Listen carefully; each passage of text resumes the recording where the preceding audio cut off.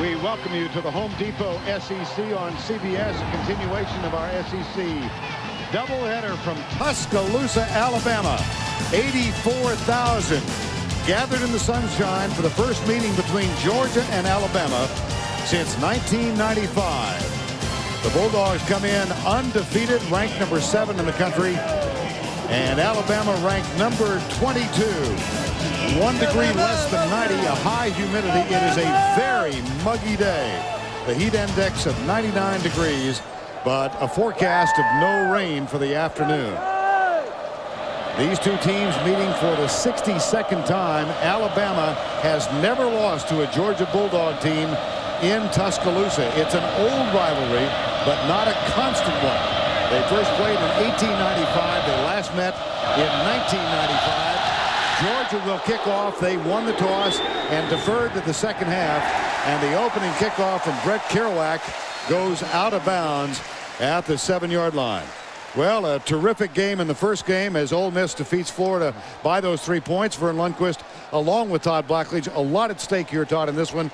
Georgia trying to prove validity, and Alabama facing these sanctions. Yeah, Georgia, so many questions. Are they good enough to win a game like this? Tough enough? They got a chance to prove everybody wrong and silence the critics today. Alabama, no bowl, no chance to go to Atlanta to play in a championship game. It's games like this that this team is clinging to, a chance to make a statement about the Alabama football team this year and the program in general. Well, there was a penalty, of course, on the kickoff. And a quick moment from you about the redshirt freshman, Brodie Croyle. Great thrower. Quick release brings a new dimension to the Alabama offense as a thrower. His second start because of the injury to Tyler Watts. It's Sean Williams. He went 80 yards on the first play from scrimmage last Saturday night in Fayetteville. He picks up a quick 7 on this one. And it is Brodie Croyle from Rainbow City, Alabama. One of the most highly recruited quarterbacks in the country. Almost signed with Mark Richt and Florida State, but he opted to go to his dad's alma mater. His dad, John Croyle, was a standout defensive end for Bear Bryant in the early 70s. Second down and 3, and Croyle under his center. Backs in the eye, 2 wide receivers to the left side.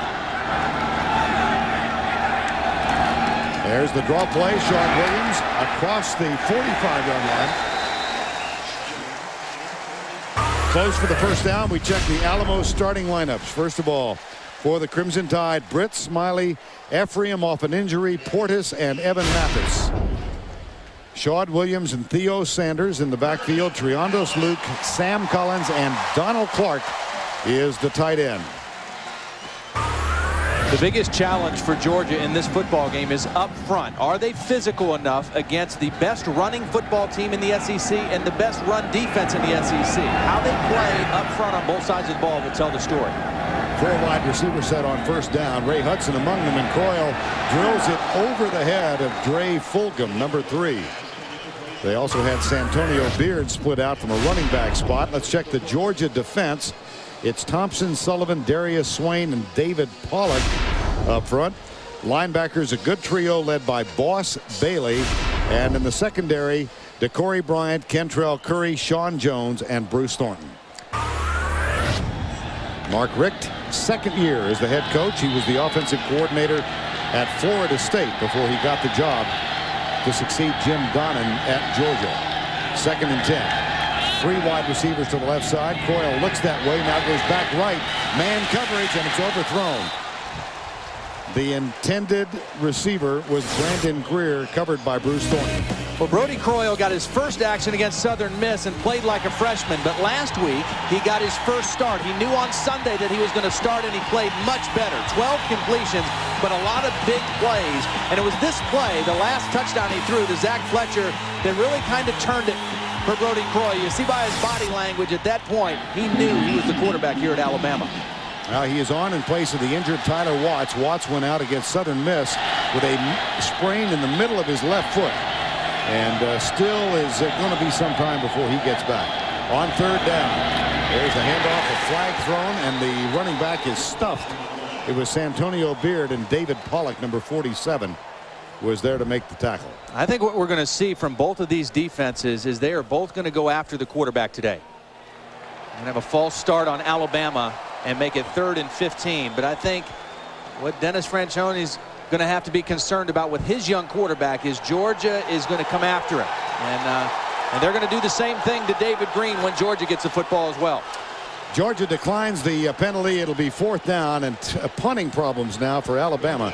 They lost their punter Lane Bearden last week to a knee injury, so Mike Ziefel is on to punt. He kicked twice last week for a 28-yard average. And he's got a different strategy. He's a low-line drive directional kicker, so they're going to try to kick away from Damian Gary and down the football.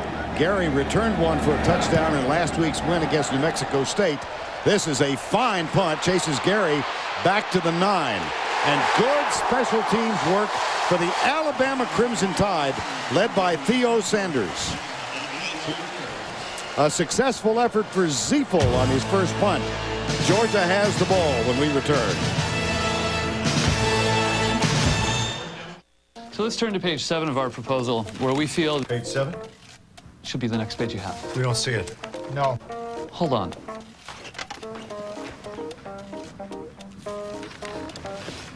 There it is. Introducing Chrysler PT Cruiser Turbo. With an all-new 215 horsepower turbocharged engine, it can get you cross-town, cross-country, anywhere in the blink of an eye. Let's move on to page 11. Page 11? And the third Little Pig's house was made of brick. Just like ours? Yeah, just like ours. Only the floors were a lot nicer, with Berber in the living room and ceramic tile in the kitchen. Great. It's autumn inspiration at the Home Depot. With no payments and no interest on flooring purchases till January 2004 with your Home Depot credit card. Plus, buy carpet and installation, get the carpet pad free. Only at the Home Depot and Expo Design Center. I'm sorry, you're asking which Sonic wrap do you want? Grilled chicken, chicken strip, Fritos chili cheese. And you were asking? I said, do you want to get married? Back to your question.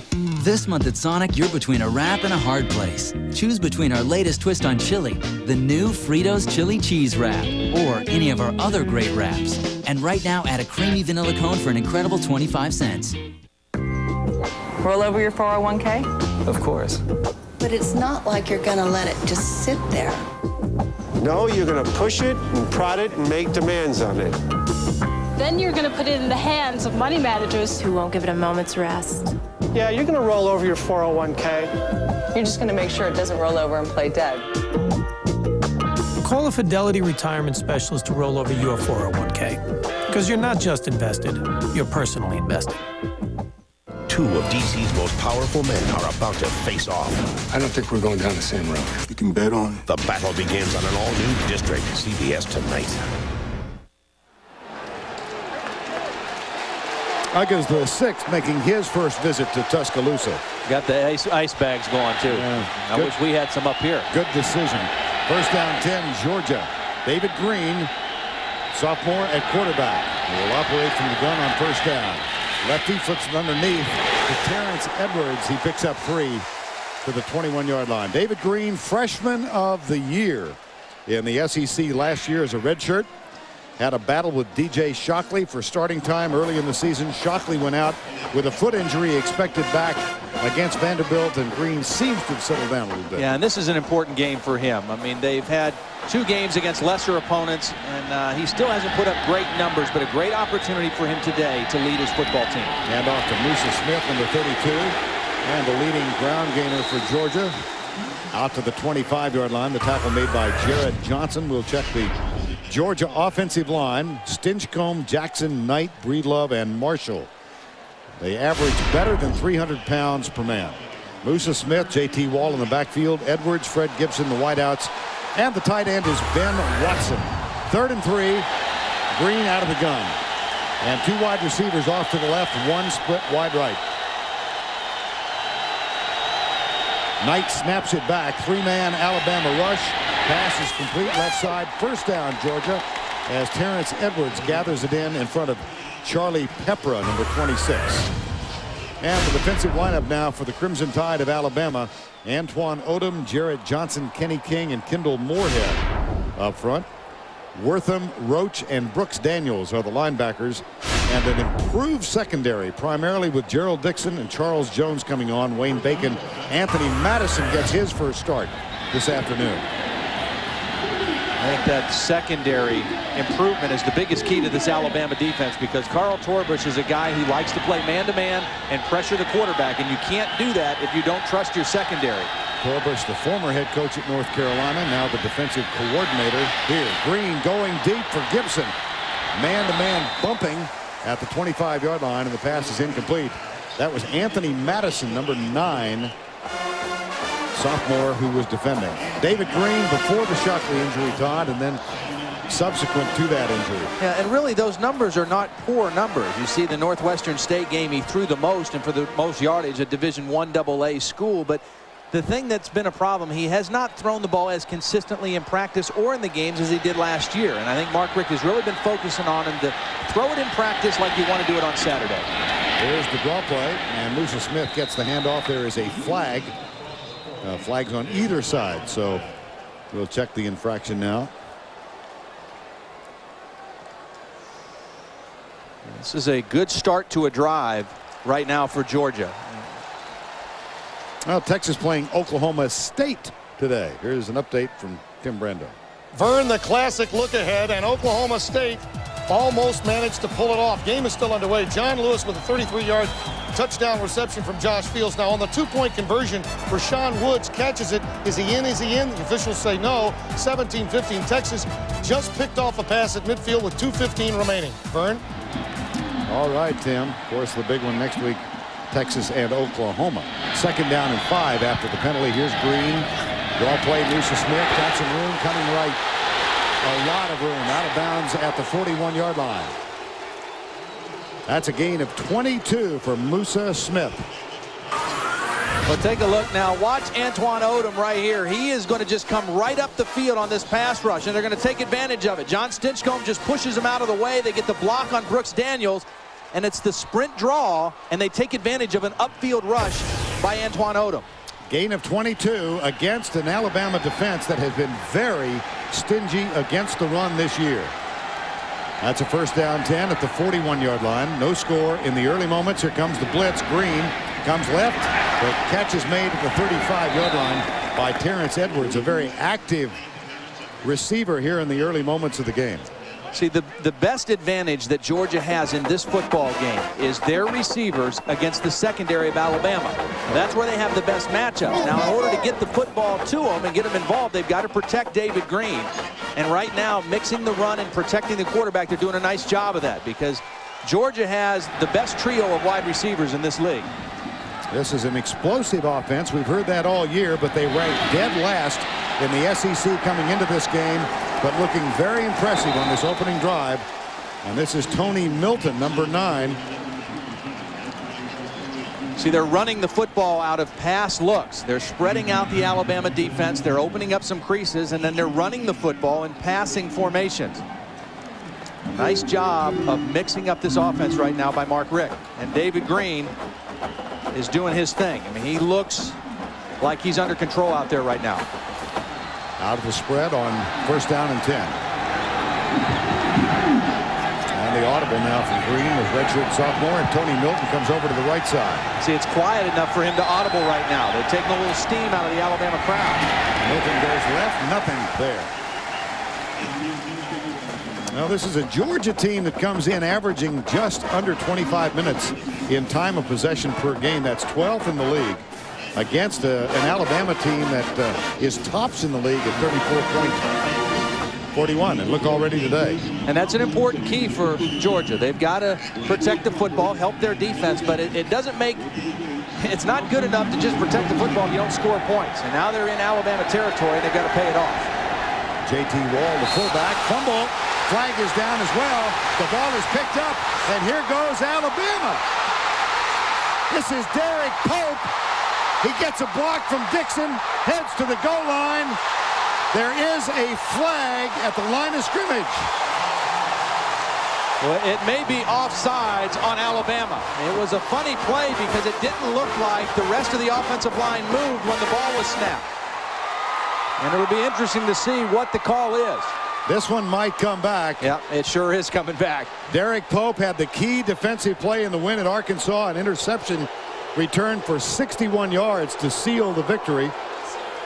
And this is a 74-yard return of a fumble that is going to be negated. Prior to the snap, had a false start, moving in the offensive line. 5-yard penalty. It's a dead ball foul on the false start. See, I think the center snapped it before anybody else went. Watch this play now. And Ian Knight, boy, that's hard to see. I don't know where the penalty was there. I really don't. And an alert play by Derek Pope to pick the ball up and run. Derek Pope had the interception last week. Now a fumble return wiped out. They might have called that on David Green. And I think it looked like he was expecting the snap a little earlier and was bobbing his head and shoulders, and they may have called it on him. Now the key is it is a dead ball foul. There's no ability by the defensive team to turn down the infraction. And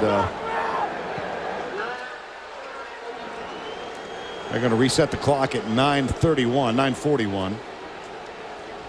So a big break for Georgia.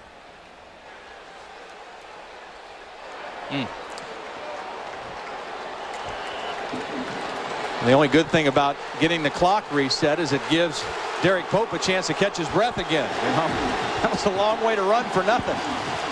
2nd and 15, a scoreless first quarter. Here's Green, pumps, goes deep in the corner, man coverage, Madison defending, and the ball is dropped, the flag is thrown. This one, I think, is going to be first down and goal at the 1-yard line. Boy, from that first shot, that looked like pretty good coverage by Anthony Madison because the ball was a little underthrown to Fred Gibson. It's an out and up. Stop and go, and Madison is still in good position, and as he catches up, the ball is underthrown. He's grabbing and pawing a little bit, but he's going for the football. I don't know if that's worthy of a pass interference call.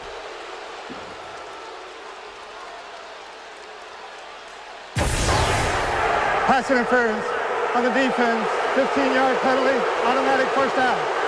And of course, for a moment, I was back in my NFL days. Just revisited that temporarily. Right. And the penalty is going to be to the 15-yard line and not first and goal. Carl Torbush has really been pleased with the development of Anthony Madison, one of the young corners, a sophomore, but he's 5'9", and Fred Gibson is 6'4". That's a good matchup for the Bulldogs.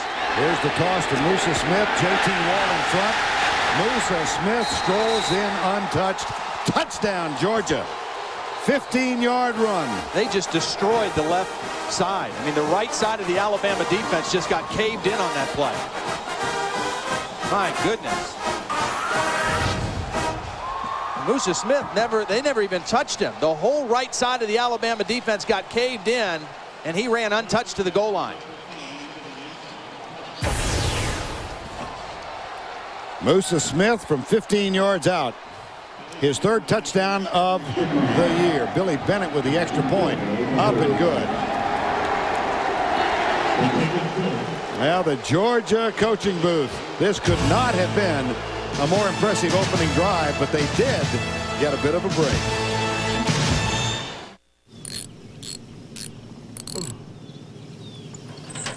Are you ready for 623 channels? It's good to do things yourself, but you ought to do your homework first. Same thing with the stock market. Check out TD Waterhouse, ranked #1 for do-it-yourself investors. Because you've got to learn before you can earn. TD Waterhouse, you're in control.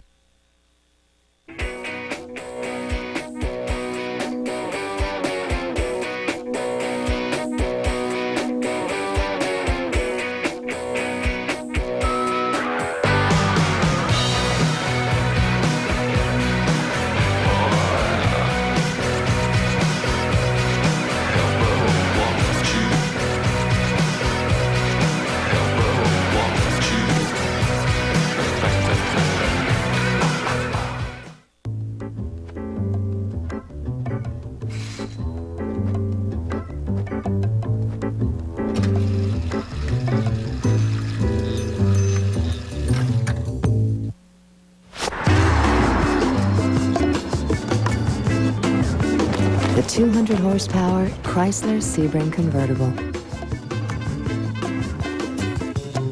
Now from Chrysler, our 7-year or 70,000-mile powertrain limited warranty, because love is a commitment. The Home Depot SEC on CBS is sponsored by the Home Depot, Fidelity Investments, Sonic, and by Chrysler.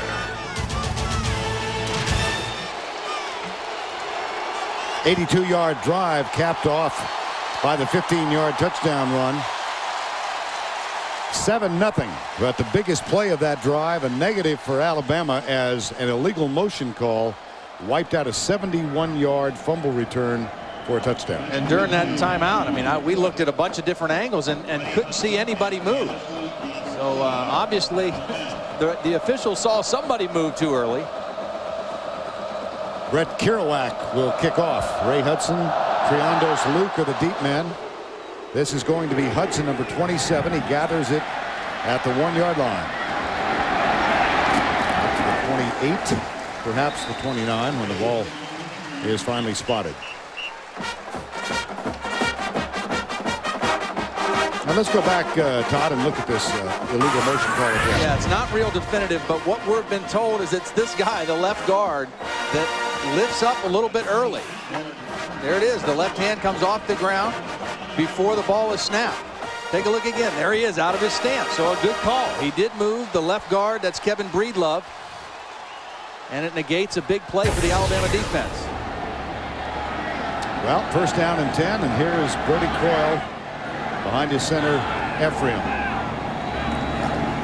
Delay draw, left side, Santonio Beard in the backfield now. Dodges one tackle, can't dodge the second, as Bruce Thornton, number 7, came up. That's a good sign for the Georgia defense, because that is the fail-safe play for the Alabama offense. They call that the turn back or the smoke draw, and they run it a bunch from all different formations. And I was talking to Brian Van Gorder, the defensive coordinator for Georgia, on the field before the game. He said, man, I'm scared to death of that play. They do such a great job with it. We really have to be ready for it. And so the first time they see it, they defend it exceptionally well. And they claim, Alabama does, that they ran it better than 25 times last week against Arkansas. Second down after the loss of 2, and Croyle goes from the gun. Here's a designed quarterback option play, and he crosses it left to Shawn Williams. Nothing there. Good defense by Georgia. Kansas State playing Colorado. We get an update from Tim Brando in New York. All right, Vern, that's one of the scant few unbeaten, untied teams as we get into October. Kansas State, but they're a different club when they're on the road. And look at Robert Hodge find Brian Calhoun for the touchdown. And the Buffaloes warming up 14-0 over number 13 K-State. Vern? All right, Tim, thank you. 3rd and 12 here. Sam Collins, Dre Fulgham break off to the right side. Croyle will go out of the spread. Georgia with 4 down. And they will blitz. Here's Croyle, finds Shawn Williams out of the backfield, breaks a tackle, breaks another. First down on 3rd and 12. A 14-yard gain. Kentrell Curry finally made the tackle. Well, Georgia did come with the blitz. They're going to bring both linebackers, and Shawn Williams is just going to kind of sneak out here, and that's what Brody Croyle is going to see. He knows he has to get rid of it quick. He gets it quick to Williams, and then 3 broken tackles by Shawn Williams, the transfer from Texas Tech, who has really stepped up in the absence of Ahmad Galloway.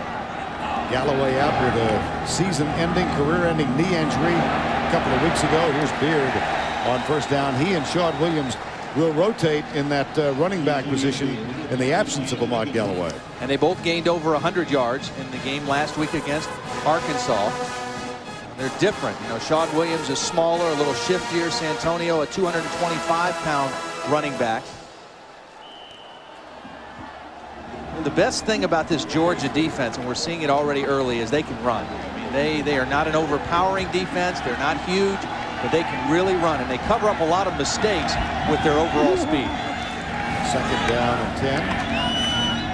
Here's Croyle dropping back with a lot of time. Nice pattern run by Dre Fulgham. And he is loose across the 40 and knocked out of bounds at the 31-yard line. Fulgham coming left and then weaving back across, and Coyle found him perfectly for 26. And that's the play action pass off of the option. They ran one option and didn't gain many yards, but it sets up this play. Now they fake the option, so the defense has to respect that. The safeties come up to defend the option, and Chris Clemens, the linebacker, out of position, and Dre Fulgham with the big catch. But the play action pass off the option, a huge weapon for this Alabama football team. 6:16 to go first quarter, and a fresh set of downs now for Alabama. And the clock is stopped. Timeout taken by one or t'other. Timeout called by Georgia. We'll be right back. So let's turn to page 7 of our proposal, where we feel... Page 7? Should be the next page you have. We don't see it. No. Hold on.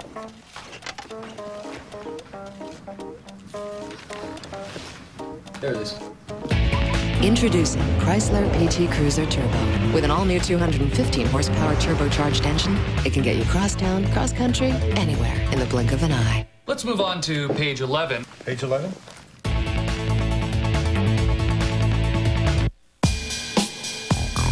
Growing in numbers,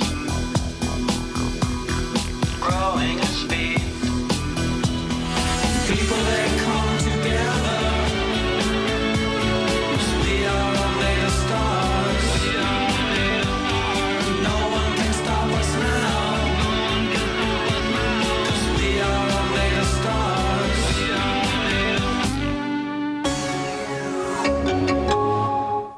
I was really hurting, so I took control fast with Advil Liquid Gels. Tylenol's no match on tough pain. Advil Liquid Gels are faster and stronger. You have the strength to get rid of pain faster. Take control. Take Advil. Miami beats Minnesota in ice hockey. North Dakota wins National Surfing Championship. Nebraska drops football for badminton. Just a reminder from Olympus Cameras, nothing's impossible.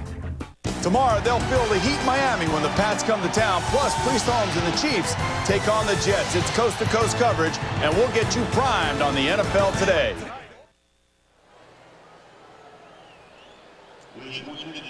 Seven 0 Georgia. Let's spend a moment with Jill Arrington. Jill? Well, Vern, this is a statement game for Alabama. Despite being on probation with no postseason play, they still have a lot to prove. Coach Francione said they're determined to not let the best team be in Atlanta for the championship game. And they're playing out of the pride of wearing that crimson jersey. And they want to have a legacy here as a special Alabama team, staying together through all of this adversity and maintaining that Alabama pride. All right, thank you, Jill. Dennis Francione in his second season here. And when the sanctions against this program were announced, no bowl games for the next 2 years, loss of 21 scholarships, not a single player left. Yeah. And juniors and seniors could be contacted by other schools. They could have left without having to sit out. They could have gone somewhere and played and gone to a bowl game, and they all decided to stay. And I think that's a real statement of the respect that they have for Dennis Francione and his staff that he has here at Alabama. Backs in the eye on first down and 10. Brandon Greer, number 81, in motion. Here's Santonio Beard searching at right guard down to the 30-yard line. Robert Gathers, number 90, made the tackle. Early impression right here is that the Georgia defense, their front seven, has come to play physically. I mean, they're answering that challenge against the running game. Now they've given up a couple plays against play action pass, but against the run right now, they're holding their own. And, again, that was the big question. There was a lot of speculation whether this team was tough enough to come in here to Tuscaloosa and win a game like this against a good running football team. And so far, they're holding their own pretty well. Second down and 9. Collins in motion goes to the right side. Here's the option play. Coyle back, looks deep. He's got a man open, overthrows him. Wide open in the end zone was Clint Johnston, number 88. Well, he overthrew him because he was under pressure from Tony Gilbert and Shedrick Wynn. If he would have just been able to drop back and come untouched, it would have been different. But take a look at the pressure. There's Wynn that forces him to step up. Gilbert's coming at his legs, and he wasn't able to just make the good solid throw to Johnston. They had him open, but the pressure they got on the quarterback forced the overthrow. And that's going to bring up a 3rd and 9. Georgia threatens to bring Blitz, and they do. Doyle, good protection off the back foot, and he fires it out to the left side, intended for Triandos Luke. And that will be incomplete. Well, a lot of noise made in these parts because of a quote from former Georgia player and Auburn coach Pat Dye on a radio show earlier this week. Pat Dye said Georgia's not man enough to whip Alabama. That's exactly what I said, and that's what I think. Well, Mark Richt immediately wanted to get a transcript of the broadcast, and so a lot of locker room material for the Georgia team. Well, he said it 3 times in the interview. He didn't just say it once. I mean, he repeated himself 3 times, and you know, you can't make too much of it, but I think that the Georgia team has answered that call so far. Mike Ziefel with the field goal attempt. It is good from 47 yards out. Ziefel for the season has now hit 6 times in 10 attempts, and he puts Alabama on the board. Receives congratulations from Lane Bearden. Growing in numbers, growing in speed. People that come together, 'cause we are all made of stars. No one can stop us now, 'cause we are all made of stars.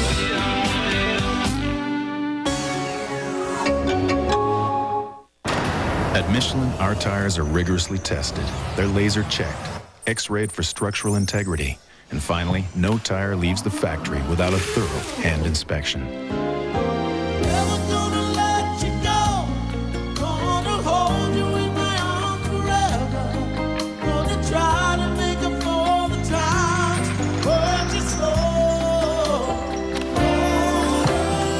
Michelin, because so much is riding on your tires. Need advice about relationships? Don't ask Becker. Ted Danson stars as Becker. Do I look thirsty? Season premiere CBS Sunday. 47-yard field goal from Mike Ziefel. And that puts Alabama on the board. 7-3, Georgia leading, 5:16 to go in the opening quarter. Interesting to see now what Alabama is going to do with this kickoff situation. Again, Lane Bearden was the kickoff man. And Dennis Franchione said, if we think with the wind and the conditions, if we can kick it out of the end zone, we're going to do that, because we don't want to give Fred Gibson a straightaway chance to return a kick on us. If we can't do that, you might look for them to do something a little different, maybe a little sky kick to one of the sides and try to get a play. But Fred Gibson, just as dangerous on kickoffs as Damian Gary is on the punt return unit for Georgia. Gibson opened this season with a 91-yard kickoff return for a touchdown against Clemson. And here is Terrence Edwards, who's also ever so dangerous. Dennis Franchione said yesterday, I just hope we can break even in the kicking game because of the absence of Lane Bearden, who does so many things so well for this team. 44-yard average as a punter, kickoff guy, holder, could fake field goals, fake punt. He was an excellent athlete. He was a wide receiver in high school, so they really miss his contributions in a game like this. This is Ziefel, who just kicked the 47-yard field goal. There's a sky kick. Right. Very short, taken by Edwards at the 15-yard line. And Edwards coming right out of one tackle, being chased out of another. He's got great speed, and he's across the 45-yard line and out of bounds at the 43 with the 43-yard kickoff return. Coming up tomorrow, single-header action for you. It's regional coverage of the NFL on CBS. New England at Miami, Oakland, Buffalo, Pittsburgh, New Orleans, Cincy at Indy. Late games include San Diego and Denver, and Kansas City at the Jets. And it all begins with the NFL Today, this quartet back in our New York studios. 1st and 10 after the 43-yard kickoff return by Edwards. And David Green loads up the left side.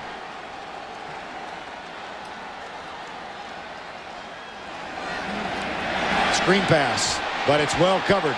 Now Green having to improvise, and he throws it away. Yeah, Musa Smith got knocked down. I mean, they were trying to set up the screen to Musa Smith, and he gets knocked down and out of the play. And David Green, knowing if he gets outside the tackle box, he can throw it out of bounds and come back and play. And we just discovered a flag at the 33-yard line. So let's see what that one is. Well, it's an ineligible man downfield. The screen you can get guys downfield as long as you throw the ball behind the line of scrimmage. But because Musa Smith got knocked down, they got the ineligible man downfield. Dennis Franchione got the penalty in his favor, but still not very pleased. There is the normally quiet Dennis Franchione. Ineligible player downfield during the pass on the offense. 5 yards, replay first down. Well, he just keeps making kind of passing by, doesn't he? He's been by him about 4 times. Has something different to say each time. Well, I like the guy. I really do. He's a impressive guy to sit down with. And has a real sense of a plan to build a program. He's done it everywhere he's been, and he's got it underway here at Alabama. And he's going after his career win number 150 today. Here's Musa Smith. He is running really effectively here in the first quarter. Inside the 40 to the 38-yard line. The tackle made by Charles Jones. You know, Musa looks real fresh, and it's interesting to me. In the first 2 games, he carried the ball 23 times against Clemson and 27 times against South Carolina, but then only 8 times against Northwestern State, only 12 times last week. So they've really been able to kind of give him some rest the last couple weeks, and he looks real energized today running the football. Second down and 7. Here's Green rolling to his left. Intercepted by Gerald Dixon, number 4. Stuck his hands up, grabbed it, and that was a line drive from David Green.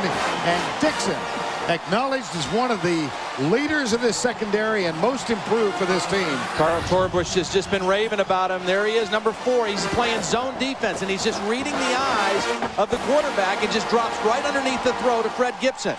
That wasn't a man-to-man responsibility. He was playing zone and dropped right under the throw. That the 4th interception this season for David Green, the sophomore Georgia quarterback. And for Dixon, his first interception of the season. Carl Torbush told us, he says he has improved more than anybody I've ever been around during the time that I've been here and worked with him. Started a lot of games, but he's playing his best football right now. There's Fulgham in motion on 1st down and 10. Coyle across the middle, got a man. Big play to his W back, Clint Johnson, which leads us to a brief discussion about the root beer offense of this team. They have an A and W, an A back and a W back. The A back is running back, slot receiver type guy. They can motion him out of the backfield. The W is like a backside tight end or a guy they can put in a fullback position, H-back type guy. And they list 13 guys on their offensive depth chart. So, they've got a lot of different positions. Draw play. There's that lead draw. Santonio Beard. Excellent pursuit defensively. That's Tony Gilbert. There's the offensive coordinator. He's leaning back on us here. There he is right there. Les Koenig. Getting more settled into his role here. Again, this is an offense. They do a lot of things, a lot of different formations. You know, they go option, they go shotgun, they go power football, and I think they've done a nice job of blending all those things together. 2nd down, 12. Johnson goes wide right. Sam Collins to the left, and this is fullback in motion. Coyle, nobody open. Dances right, throws it out of bounds. That's incomplete as David Pollock was in his face. And time now for the DuPont Virtual Playbook. Doug? I talked about the smoke draw that Alabama runs. It starts by spreading out a defense. When they get in the shotgun, they can spread the defense out, and then they have to bring either a back or a tight end over to the edge of the tackle for the turnout block. The other linemen, they're going to hinge and just block area. Whatever shows up in their space, they're going to block. Now, because the quarterback has the threat of sprinting out, these outside defenders have to play that. They have to get out wide, and that opens up a lot of creases in a defense. And Alabama, they will call that play more than any play today. 3rd and 12. Comes the blitz. Pollock, or rather, yes, it was Pollock who got there. Just as Coyle let it go. David Pollock, who has had a marvelous season in this his sophomore year. Yeah, he really has. I mean, he's a guy who just keeps cranking it up. Here he is right here. Now watch him just come off the edge. He does an inside move, a strong move right inside the tackle. He gets better and better each week. He moved from tackle to end this spring and didn't like it at first, but he's finding that he's able to use his instincts and his athleticism a lot more out there on the edge. Again, the absence of Lane Bearden brings Mike Ziefel on to punt for the second time in the ball game.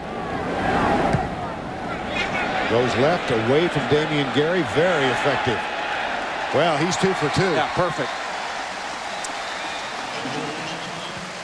Mike Ziefel. It's spelled Z-I-I-F-L-E, pronounced Ziefel. And those of us who are a bit longer of tooth than others can remember back to a well-known character in Green Acres from 64 to 72, Arnold Ziffel. Mike's going to love us. No, isn't he? I was talking to Eli Gold, the widely acclaimed broadcaster for Alabama. He said Mike Ziefel has a terrific personality, and he told him if you punt poorly, the pig is going to come up in the broadcast. There's Eli Gold. Well, he's doing his job right now. That directional kicking been very effective. First down and 10, and Green out of the gun. Musa Smith beside him. A handoff to Musa Smith. Out across the 10 to the 13-yard line. For complete play-by-play information on top 25 games, click on NCAA football at CBSSportsline.com or on America Online. Enter keyword CBS Sportsline.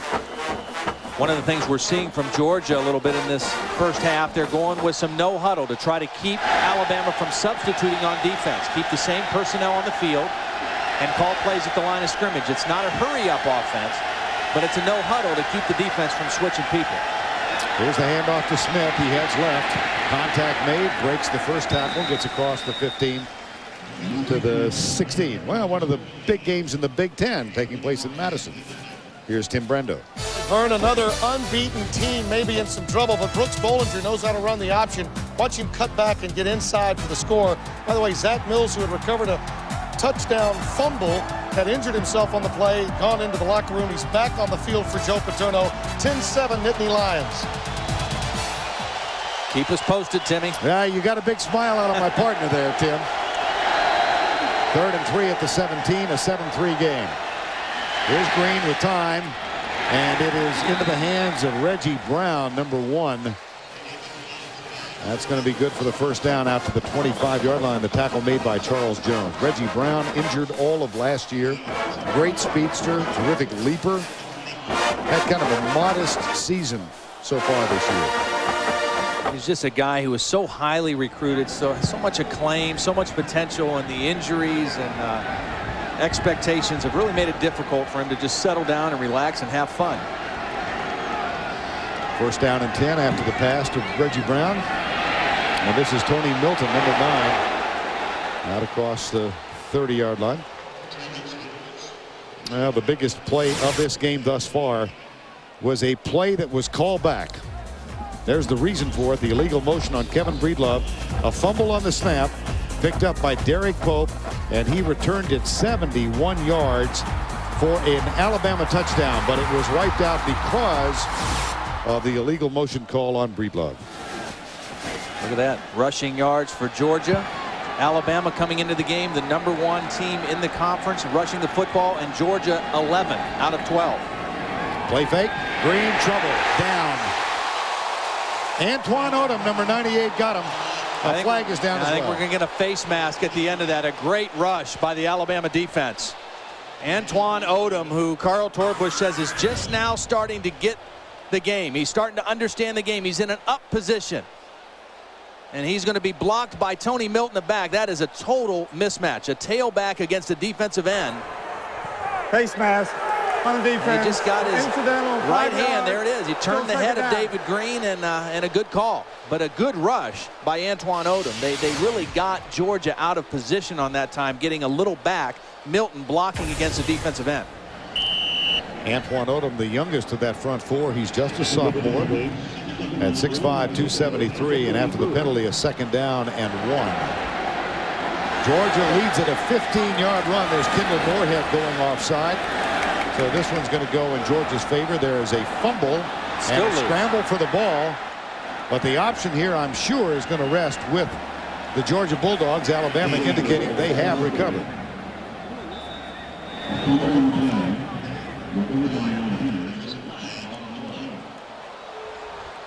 Kind of a disheartened presence of the Alabama team now. They think they knew this one was going to be called back. Offside.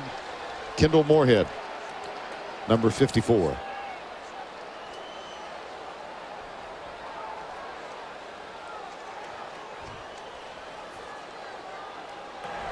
Offside on the defense. 5-yard penalty results in a first down.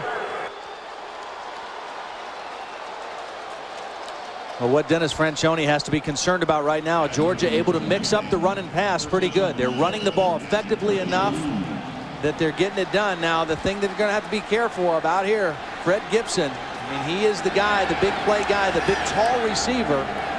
They're going to try to get him the ball down the field here pretty soon. Gibson, the sophomore, playing in only his 15th game. Here's Green flushed to his left. Interference. And unnecessary by Brooks Daniels, because I don't think Musa Smith would have had any chance to catch this football. Freddie Roach had the pressure from the middle linebacker spot.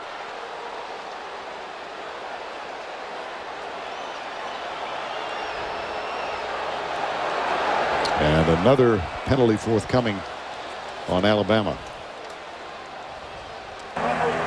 There is no foul. The pass was behind the line of scrimmage. The contact was behind the line of scrimmage. Let's take a look at Brooks Daniels on that play. Brooks Daniels, 6'2", 205. He's a rover position. Linebacker, strong safety. He's got his arms around Musa Smith.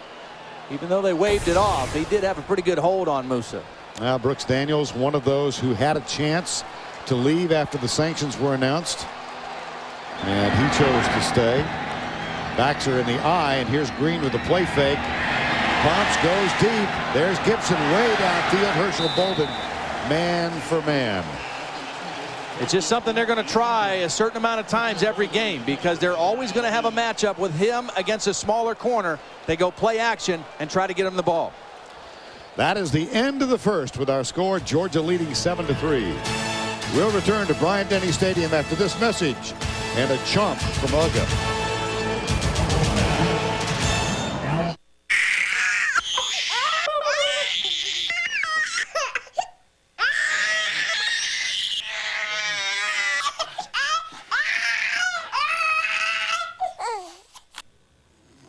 DuPont Stainmaster carpet with new Tactest fibers is so incredibly soft.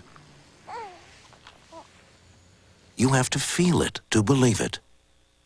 DuPont, bringing you the miracles of science for 200 years. This month at Sonic, you're between a wrap and a hard place. Choose between Sonic's latest twist on chili, our new Fritos Chili Cheese Wrap, or any of our other great wraps. They're all so good, it'll be one tough decision. Why do I rent from Enterprise? For more cargo room, more people room, or more headroom.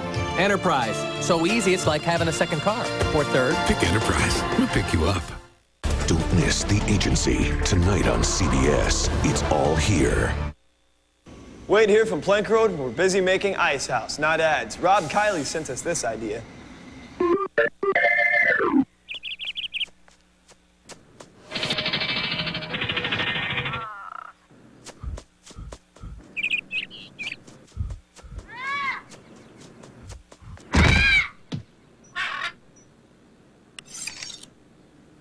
Nice headband, dork.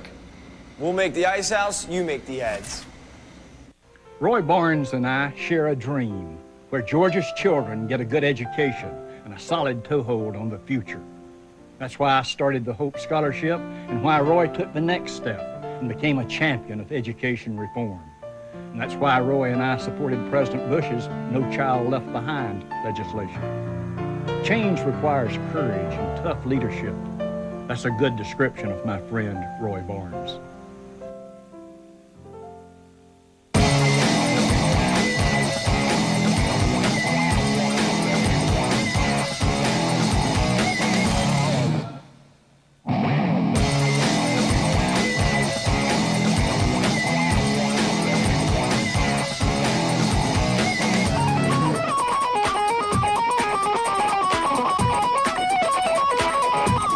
Get 0.0% APR financing for 24 months or $1,000 cash back on the 2002 Tundra.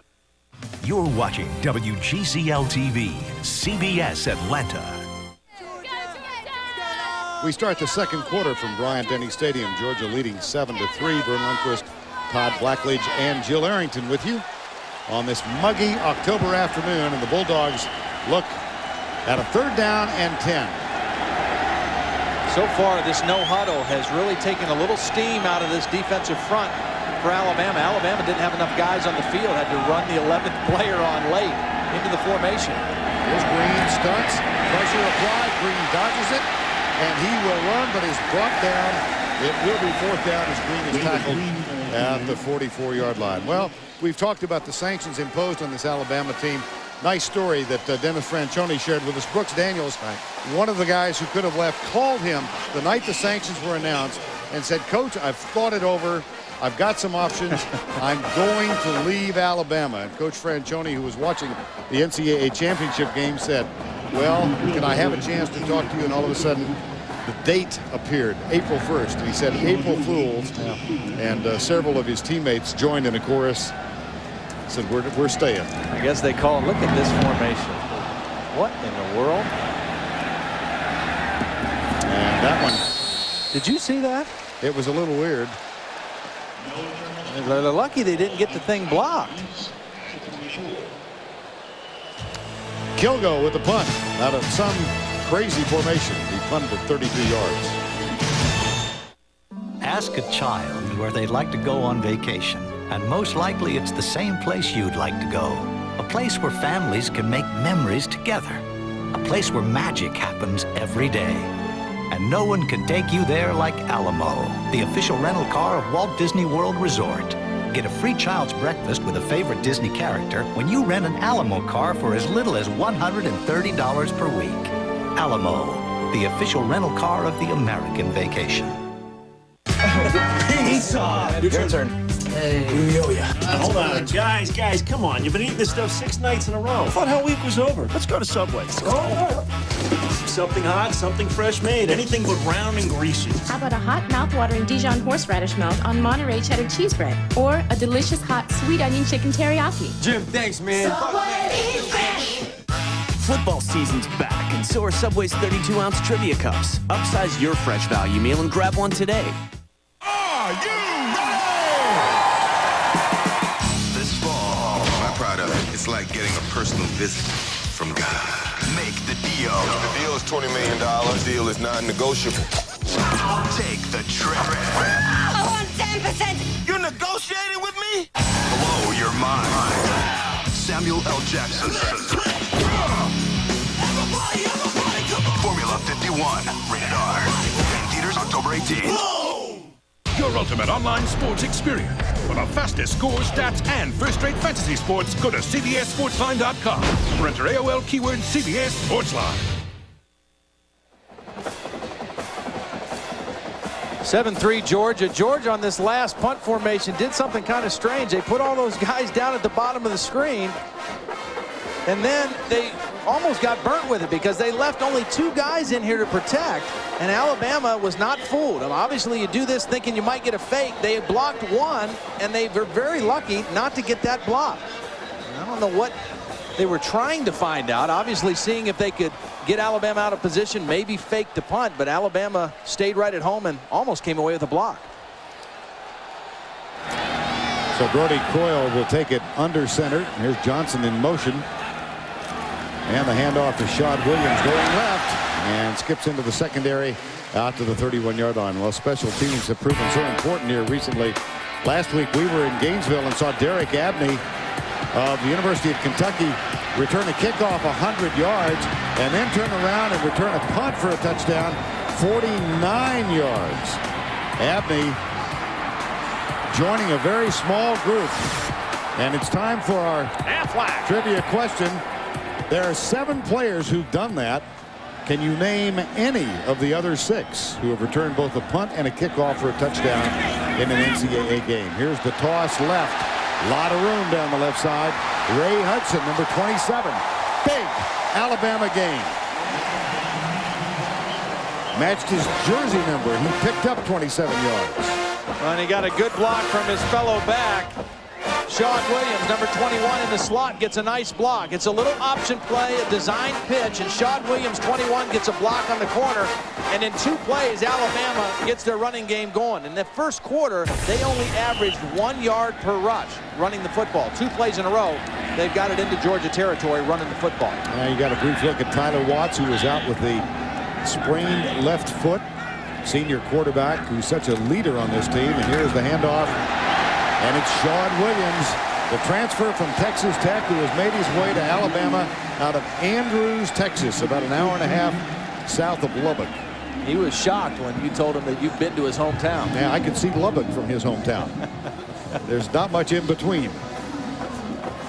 Tailback tandem of Sean Williams and Santonio Beard. And it's a nice combo because, again, Santonio's 225 pounds, is more of a power back, but he has good speed. And Sean Williams, 185-pounder, shifty, can break some tackles, can make people miss. And again, when they lost Ahmad Galloway, they were okay in terms of their depth at running back, but what they missed with him was his leadership. I mean, he was kind of the heart and soul of this team, a great person, a great leader. They were able to replace the runner, but hard to replace his presence in this football team. That's Ahmad Galloway. Remember, we talked with him last year, and what an impressive young man. Very much. He is, and his career at Alabama has been concluded. The leading rusher before his injury, the leading rusher last year with 881 yards. You see his career numbers, over 1,800 yards, and injured against Southern Mississippi, and just really a tragic way for a guy's career to end, you know, in his final season, and off to a good start. Second and short, saw the measurement. 7-3, Georgia leads. Backs in the eye. McClain is the fullback, number 31.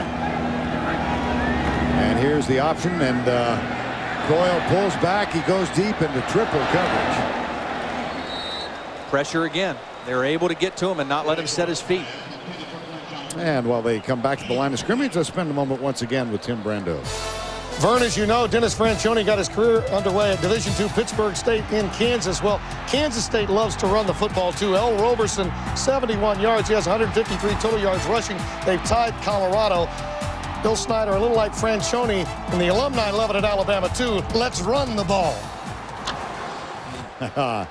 Dennis Franchione, who graduated from Pittsburgh State, played for the Gorillas, and then began his coaching career at NAIA Southwestern College. Here's the quarterback sneak, and Coyle picks it up to the 39-yard line. Dennis Franchione, 51 years of age, and what he has done on the collegiate coaching level is amazing at Southwestern, at Pittsburgh, Southwest Texas State, the Bobcats in San Marcos, at New Mexico, and at TCU. He took a 1-10 team his first year and turned them around to a 7-5 record. And that's why I think he's perfect for this situation here in Alabama now, because they're going to have to rebuild and go through some growing pains with the probation and the reduction of scholarships. And he's a guy that's not going to waver from his plan, because it's worked everywhere he's been. And he knows exactly what he wants to do tomorrow, 5 days from now, 5 weeks from now. There's the pitch to Santonio Beard on the edge. And he is chased down and tackled by Thomas Davis, number 10, freshman from Snellville, Georgia. Again, you see the speed of this Georgia defense. They're not an overpowering, dominant kind of defense up front. Jonathan Sullivan, a very strong player on the inside, but they're best because of their speed. Their linebackers can really run.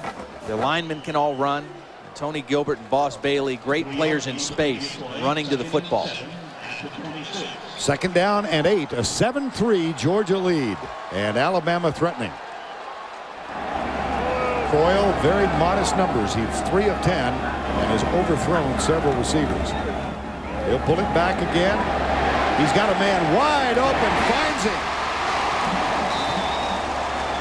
Donald Clark, number 93, the tight end, blocked and slipped out to the right side. Big gain of 13 yards. Well, what they do a nice job of is they do a nice job of just slipping this tight end out, and Brody Croyle is going to fake the option and come back, and this time he doesn't get greedy. He doesn't try to go for the big home run. He's able to see the underneath guy and get him the football. Instead of forcing it down the field, he drops it to an underneath receiver, and they get a nice play inside the 15-yard line. That's Brandon Greer wide to the left.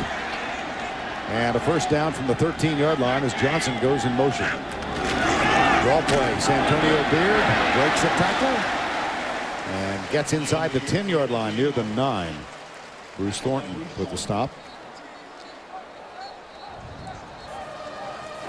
Now, pretty average numbers inside the red zone for Alabama so far. Yeah, you'd really like to score more touchdowns, and it's surprising with a team that runs the ball as well as Alabama to not get more touchdowns when you get down there. Those numbers are a little surprising to me. Triandos Luke and Brandon Greer break off to the left. I formation. And look for the Georgia defense. Thornton follows Greer. They'll hand it off to Beard, who is stuffed. Tony Gilbert in the middle. Great penetration on the inside. Georgia stacked up the box that time, expecting run. They played man-to-man on the outside. They were ready for the run, and they just had more guys in there than Alabama could block. Tony Gilbert, who was the second leading tackler on this team this year. He led the team the last 2 years. And he trailed Boss Bailey by 10 coming into this encounter. Well, he had to sit out the second half of the Clemson game with a high ankle sprain, and that put him behind Boss Bailey, and so he's playing a little bit of catch-up right now in terms of team tackles. 3rd and 7 at the 10. Collins wide left. Triandos Luke in motion. They fake it. Here's Coyle. Still has it. Drills it. Tipped and almost cut down. There is a flag down as Tony Gilbert missed it.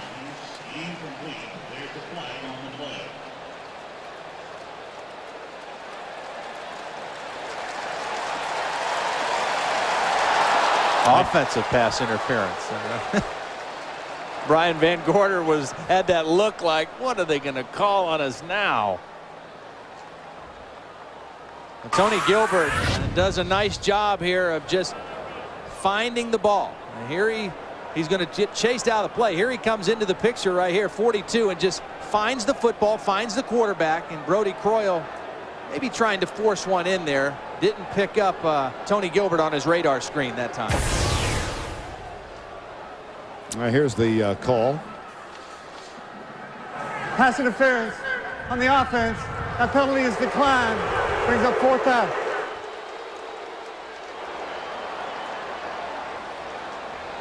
There is no indication against whom. Now again, remember Alabama with a different group in here now. Sam Collins is the holder. And Brian Bostic will try the short field goal. They're using Ziefel over 40 yards and Bostic in close. And this will be a field goal of 28 yards out of Collins' hold.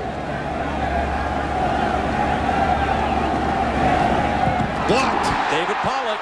And picked up by Bruce Thornton. And Thornton steps out of bounds. David Pollock again.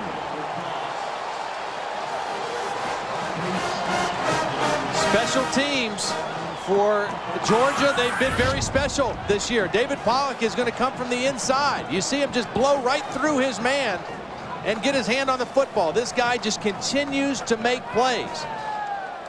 David Pollock bails his defense out again. CBS Sports coverage of the Home Depot SEC on CBS will continue after this word from your local station.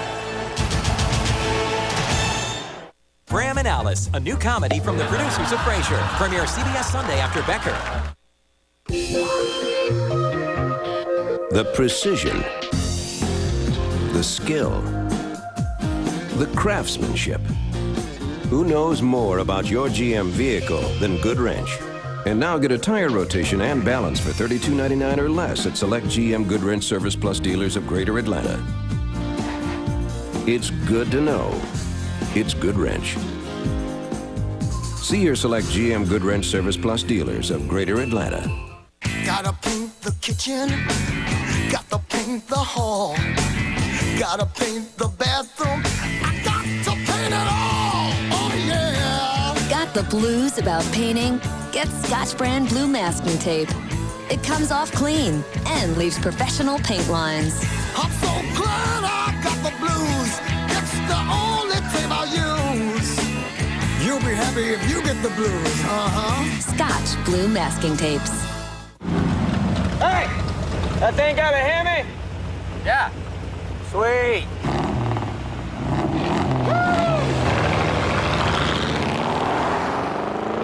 The all-new Dodge Ram Heavy Duty.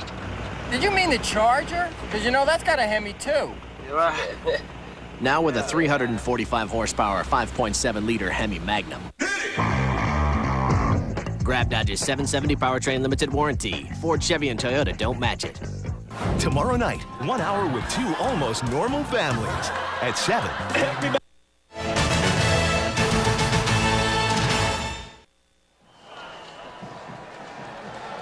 David Pollock, another big play. He made a play for the ages against South Carolina in a 13-7 win. The sophomore from Snellville, first down and 10. Georgia has the lead in the ball. The toss goes to Musa Smith with J.T. Wall in front, and Smith struggles to get to the 25-yard line. And let's take another look at the play this year of David Pollock. Well, he's a guy who has a great motor. I mean, he plays hard every play, every down, every game. And from the very first game, I mean, he's been making plays against Clemson.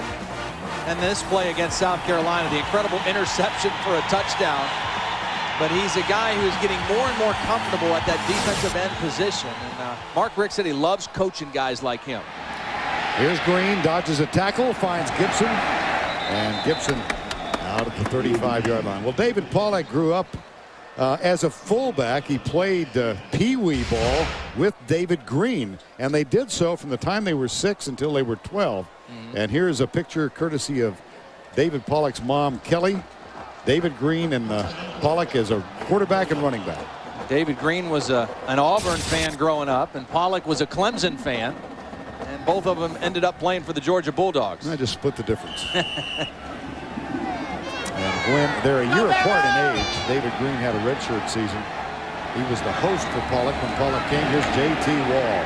Barrels all the way out to the 46-yard line. Give the big dog a bone. I mean, you got to throw the fullback a bone every now and then. You ask him to protect the quarterback, to lead for your tailback, so you got to give him a run every now and then. And that time, a nice run. They popped the fullback through.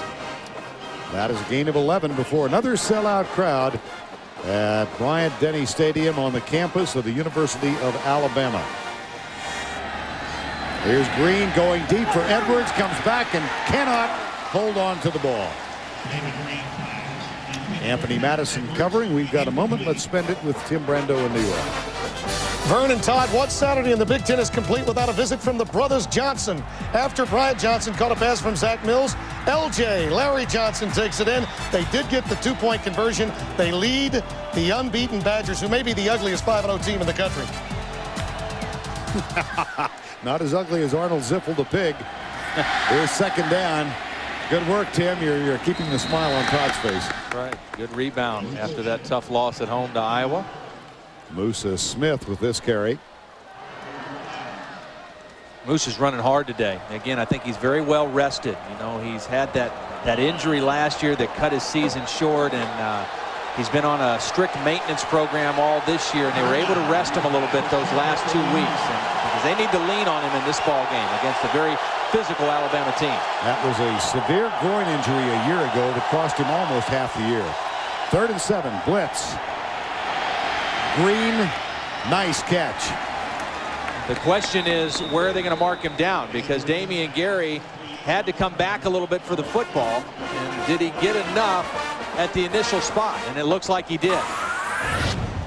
The reason Georgia is hard to defend if you can protect the quarterback is you don't know which receiver to pay the most attention to. If you double cover Fred Gibson, then you're going to leave Damian Gary alone, or Terrence Edwards. When you have 3 quality receivers, it makes it very difficult for a defense to play you.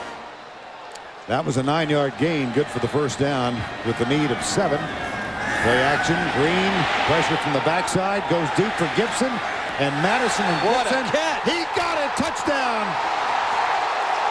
Anthony Madison was in perfect position, but the ball was underthrown by David Green, and Madison didn't find it. I mean, just a few plays ago, the same thing happened. It was an underthrow, and Madison was able to get a hand on the football and knock it away. This time, he didn't find the football, and Fred Gibson made him pay for it with a touchdown. So what Mark Richt is saying is to get the ball up earlier. Throw it to Fred. Anthony Madison never saw the football, and Georgia has a touchdown.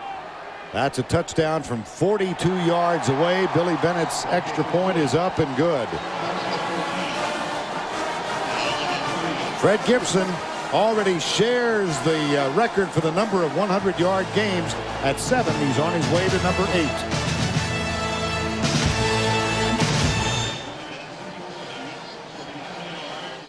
At Kia, we challenged ourselves to create the perfect midsize SUV.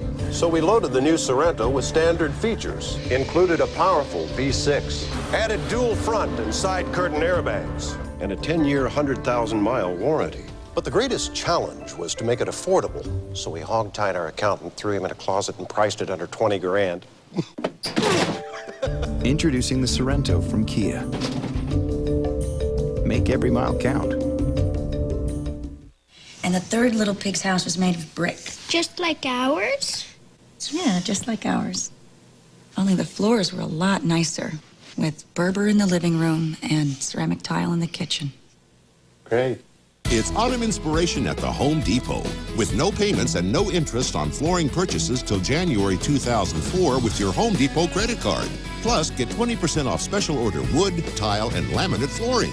Only at the Home Depot and Expo Design Center. I don't know how you do it. I put together some really impressive deals. But this thing you've pulled off, it's amazing. A big and tasty for just $1? How do you do it? What's your secret?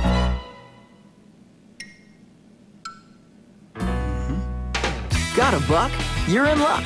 Because you can get a delicious beefy big and tasty, a McChicken sandwich, and lots of your other favorites on McDonald's Dollar Menu every day. Together, Grimace, we could own this town. Tim Brando in New York. Coming up on the Gateway Halftime Report, Spencer Tillman and I will get you caught up on all of today's action, including Chris Brown, 85 of his 128 yards in the first half against K-State right here. 2 touchdowns as another unbeaten could be going down. Now back to Georgia, Alabama. Sophomore Fred Gibson's first touchdown grab of this year. His 21st catch in all. It goes for 42 yards. It was down about the shoe tops. Great concentration. And that's what they like to do. I mean, they run the ball well enough to where they can use that play action to throw the ball deep and to throw to their big, tall receiver, Gibson. You were looking at 5'9" Anthony Madison. And before that, you've got to look at 6'4" Fred Gibson. But in that case, the size difference didn't matter. Madison was in good position, just couldn't find the football. Here's Kerouac, the sky kick, nice high.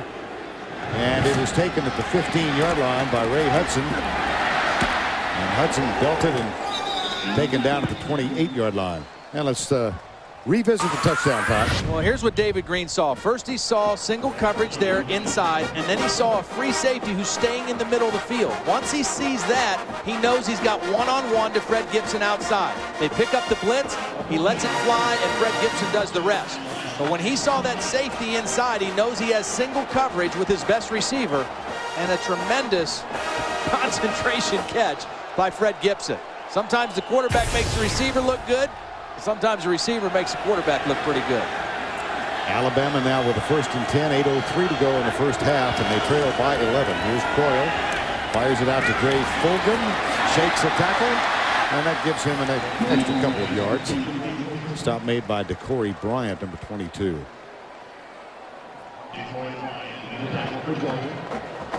There's Spencer Pennington and Tyler Watts. Others on the sideline.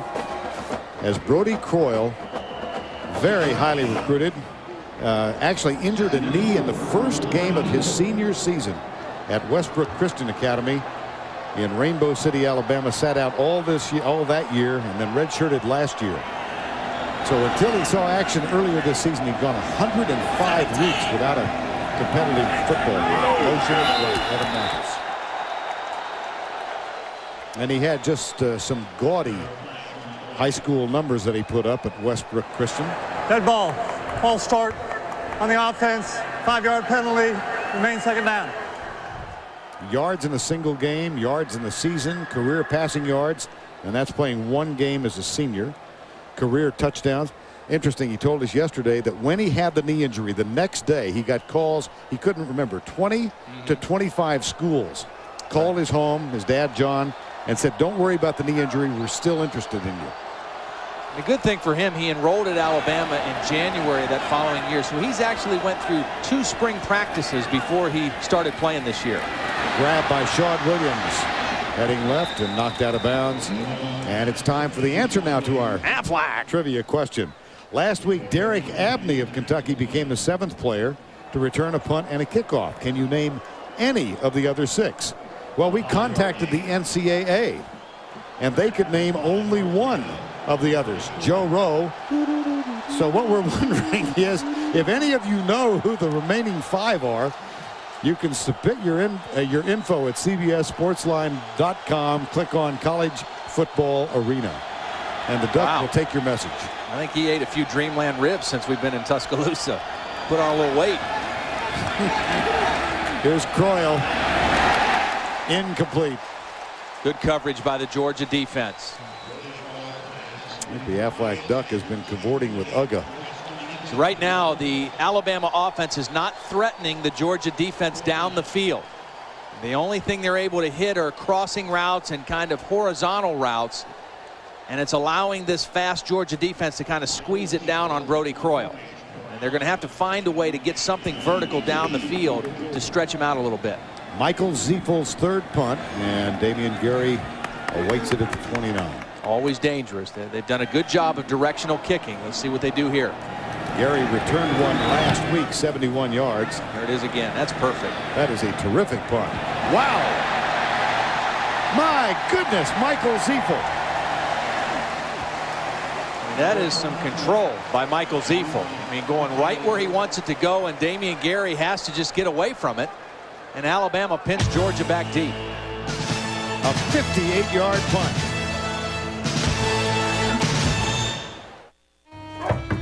Come on, Dad. How much longer? I'm almost done. What are you doing in there? Daddy's doing his business, honey. You're not the only one who needs to use it. Honey? You can't rush these things.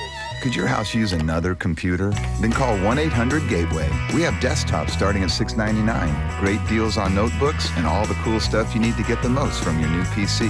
Call now and we'll custom build the perfect system for you. Gateway, a better way. I'm out of paper. Miami beats Minnesota in ice hockey. North Dakota wins National Surfing Championship. Nebraska drops football for badminton. Just a reminder from Olympus Cameras, nothing's impossible. The heat is on when mozzarella, pepper jack, cheddar, and nacho cheese sauce form a taste to die for. Don't miss the new Cheese Extreme Quesadilla. 4 cheeses. 4. You gotta be insane. If you can unlock the secrets of nature, you can find miracles. At DuPont, we've been finding them for 200 years now. Miracles that have taken us from here to there, from this to that, and from where we are to a better, brighter world. DuPont, the miracles of science. Need advice about relationships? Don't ask Becker. Ted Danson stars as Becker. Do I look thirsty? Season premiere CBS Sunday. Alabama trailing 14-3. They got the great punt from Michael Ziefel. Now significant for Carl Torbush in this Alabama defense to come to the front. Yeah, they need to step up in this drive, because this is not a great comeback type team offensively, and you don't want to do that to your young quarterback either. Musa Smith across the 10. Catch an all-new week of the Emmy Award-winning Late Show with Dave's guest, Michelle Pfeiffer, Tom Petty and the Heartbreakers, Jennifer Love Hewitt, Johnny Knoxville, Charles Barkley, and Bon Jovi. It's an all-new Dave all this week right here on CBS, America's most watched network. Biggest question coming into this ball game: was Georgia a physical enough football team? Everybody assumed they're just a finesse team with the receivers and the quarterback. Mark Richt's offense. They've been physical today on both the offense and defensive line. Play fake, pressure, got it. It came from the corner, Antoine Odom.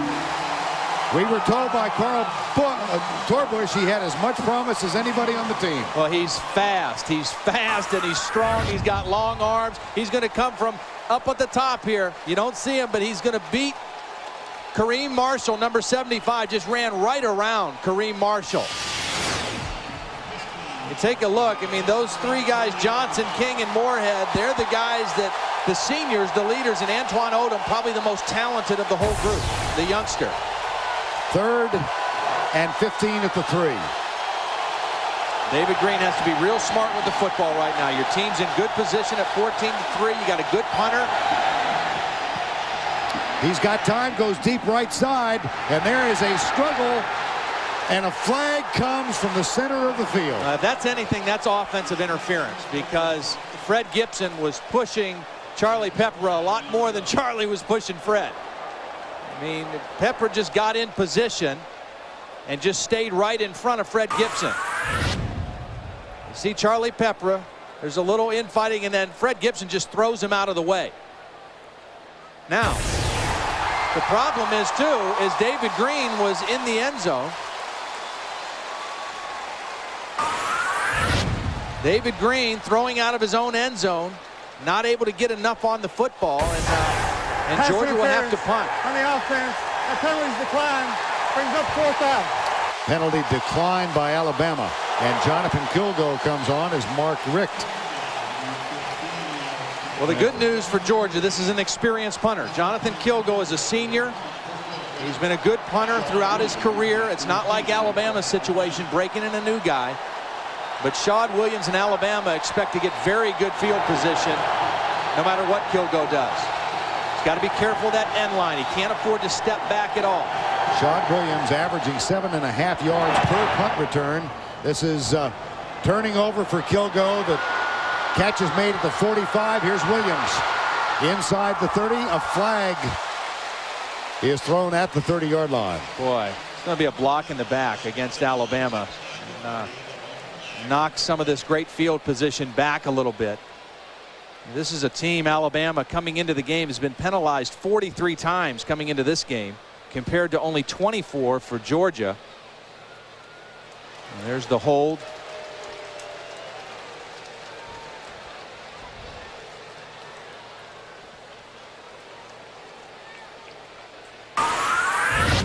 They got Chris James, number 32. He's going to come in from the left side of your screen here. There he is, number 32. Let the grab on the jersey. A good call. He grabbed Demario Minter, covering the kick for Georgia. A 17-yard return is wiped out. And the ball moved back to the 40-yard line. But just what Carl Torbush and the Alabama defense needed to do. They got the big sack from Antoine Odom. They force a punt. And they have the football in Georgia territory now with 4 minutes and 48 seconds left in the half. Coyle out of the shotgun from the 40-yard line. There's the pitch to the option man, Shad Williams. Good pursuit by Tony Gilbert, the middle linebacker. And time now for this SEC moment presented by Sonic. Let's go back to 1965. The 65 game one that both schools won't forget. Pat Hodgson caught a pass, and was he down on his knee? I think maybe so, but it was ruled a completed lateral to halfback Bob Taylor, who went on to score. The two-point conversion that followed gave the Bulldogs a win, 18-17. 2nd down and 10.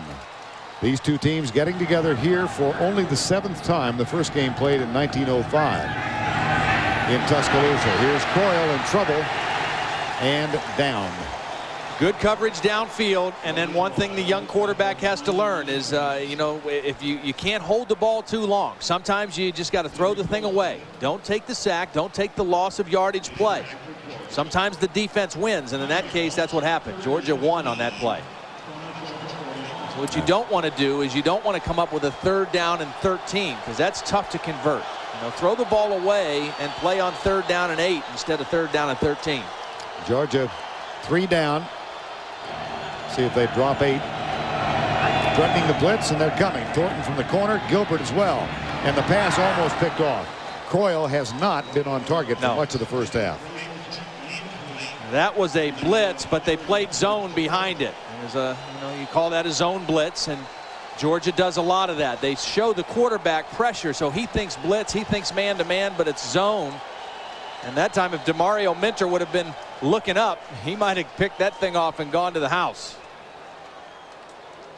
Dennis Franchione talking to his redshirt freshman quarterback, Brody Croyle. And Mike Ziefel is on to punt for the 4th time.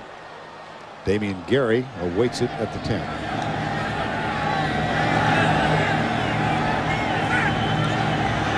High snap. Ziefel goes up.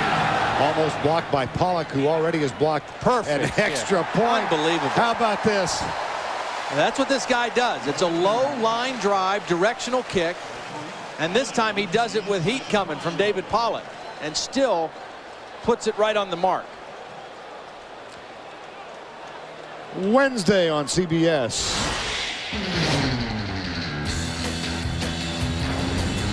An all-new Amazing Race. The teams make their way through Mexico en route to their next destination. Could Diving with Dolphins provide the clue they need? It's an all-new Amazing Race. Wednesday at 9/8 Central here on CBS, America's most watched network.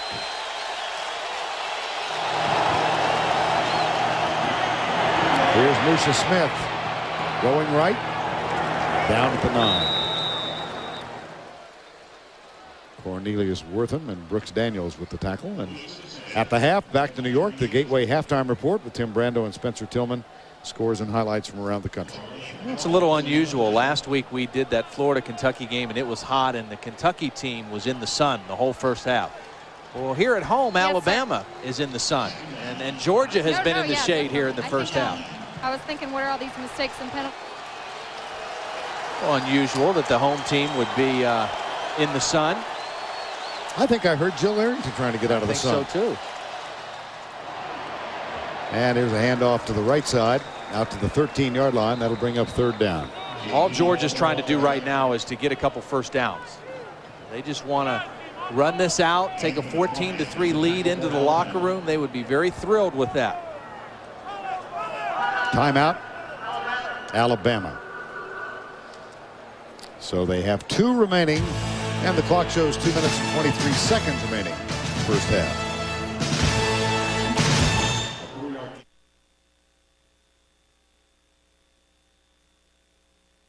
Miracles. At DuPont, we've been finding them for 200 years now. Miracles that have taken us from here to there. From this to that. And from where we are to a better, brighter world. DuPont, the miracles of science.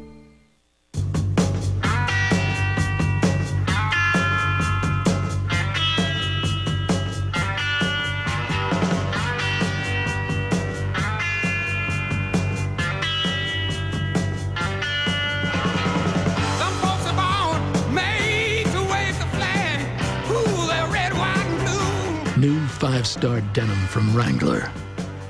Wrangler, real, comfortable jeans.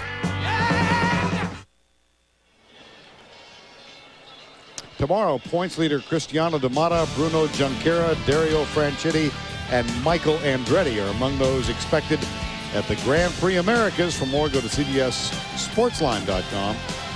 America Online keyword CBS Sportsline. Well, I'm glad you're the guy that has to read those names. That'd be tough for me. Thought I was doing figure skating again there for a minute. Here's Musha Smith. Good play, Alabama on 3rd down. That should be a 4th down forthcoming as Brooks Daniels and Charlie Pepra combined for the tackle. We've talked about the speed of the Georgia defense, seeing good lateral movement by the Alabama defense on that 3rd down play. And Alabama takes another timeout, their 2nd timeout. They want to try to capitalize on this field position. They didn't do it the last possession. They're going to see if they can with Sean Williams this time. You look. You stare. You hold your breath. Your pulse races. Is it the clarity? Is it the performance? Is it the sleek design? Flat panel high-definition television by Samsung. It's digital temptation, and everyone's invited.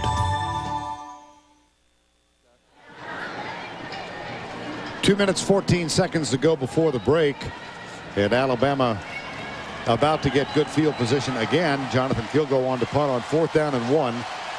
Alabama with 1 timeout left, 2:14 to go before halftime. To receive for Alabama. Shawn Williams, the transfer from Texas Tech, playing in his first season at Alabama, awaits this at his own 45-yard line.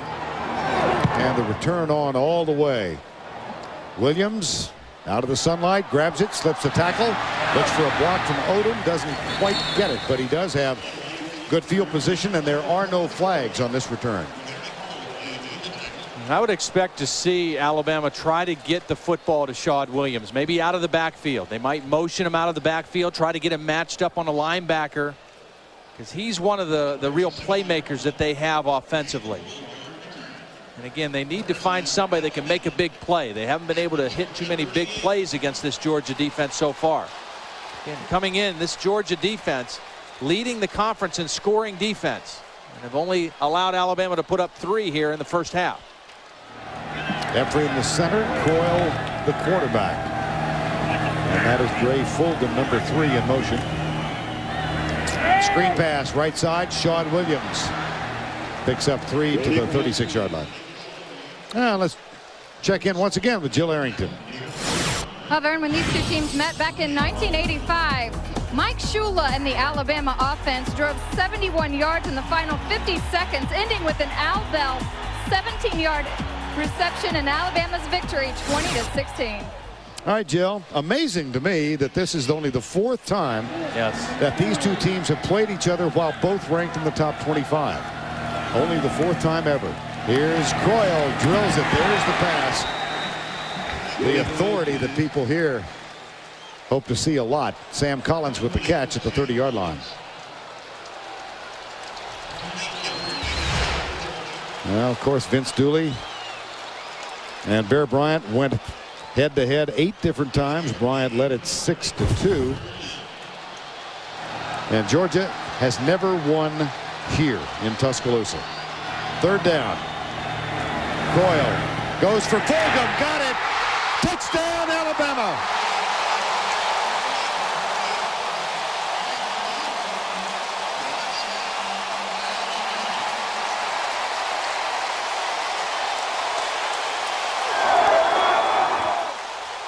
Perfect call by Les Koenig and a nice read by Brody Croyle. They got the matchup they wanted. Fulgham on the safety, Kentrell Curry.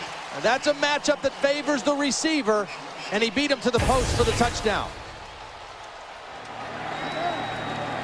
Bostic for the extra point out of Sam Collins' hold. Snap is good. Ricochet. What? No good.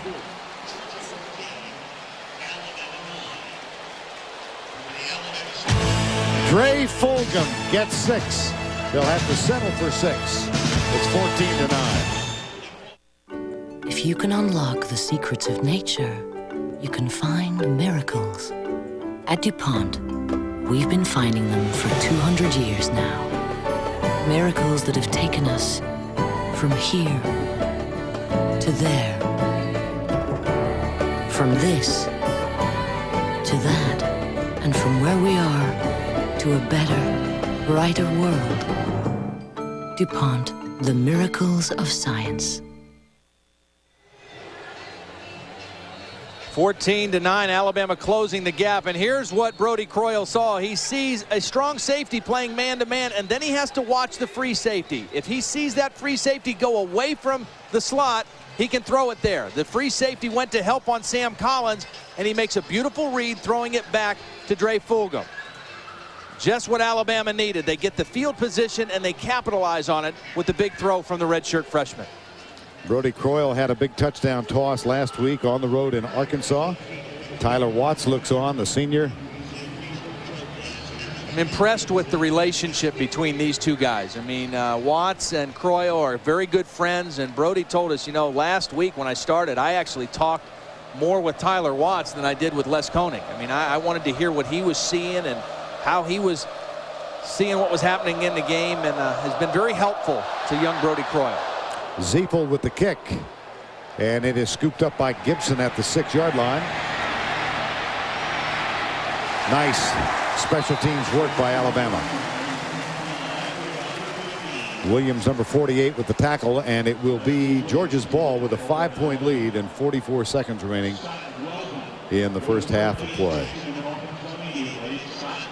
I'll be surprised if Georgia does anything but just try to get it to the locker room now. Alabama, if they wanted to, could stop the clock one more time. They've got one timeout left, but Georgia did a nice job in this first half of mixing things up and of running the ball effectively enough to keep Alabama honest. Musa Smith rumbles up the middle and out to the 29-yard line, rather. The tackle made by Charles Jones. When you're running a 2-minute offense, the first play is so critical. That's going to determine if you're going to try to run a couple more plays, if you're going to try to run the clock out. They're running again to Musa. Kenny King, number 55, with the tackle. One of the 3 seniors on that defensive line for Alabama. And they are in no hurry now to run the next play. 15 seconds to go.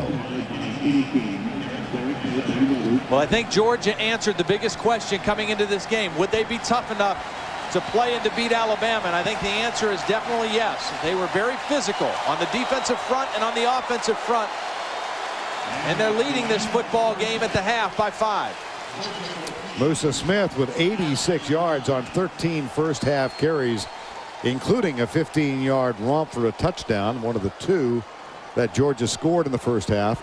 So they go to break with a 5-point lead, 14-9, and we check in with Jill Arrington. Coach Fran, how important was that score at the end of the half to keep you in this game and the play of Brody Croyle? Well, it was pretty big. It got us to 14-9 and got it to a 1-score game at least. So, and it give us a little something to build on. We haven't had a lot go our way in this first half. All right, Coach. Good luck. Thanks. Thank 14-9 the score at the break here in Tuscaloosa, and we'll spend this time back in New York with Tim Brando and Spencer Tillman. Tim? All right, Vern, thank you. Coming up on the Gateway Halftime Report, Spencer and I will have all of today's scores and highlights, including the Gators singing those Oxford blues after this word from your local station. Don't miss the new drama CSI Miami, Monday on CBS. It's all here. On the next Everybody Loves Raymond, is a secret about Ray's brother about to come out? Maybe Robert is gay. He started out straight, but I turned them.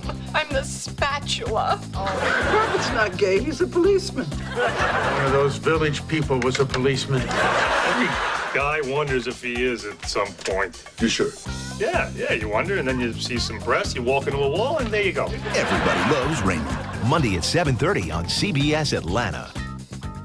Wade here from Plank Road. We're busy making Ice House, not ads. Rob Kiley sent us this idea.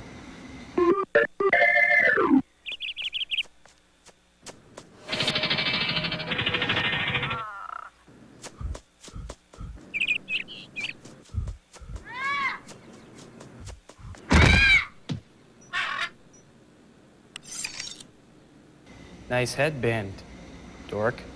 We'll make the Ice House, you make the ads. Bay of blank. Capitalist blank.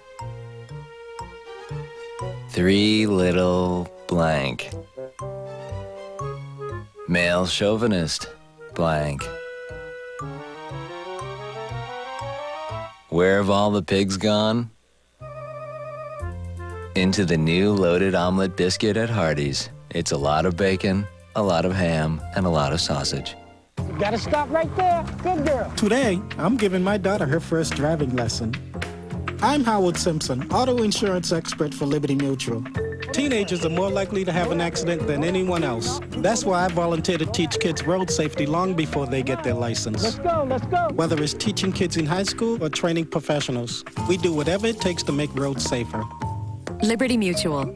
It's more than insurance. It's insurance in action. You're never too old to learn. Watch CBS Atlanta News This Morning weekdays beginning at 5.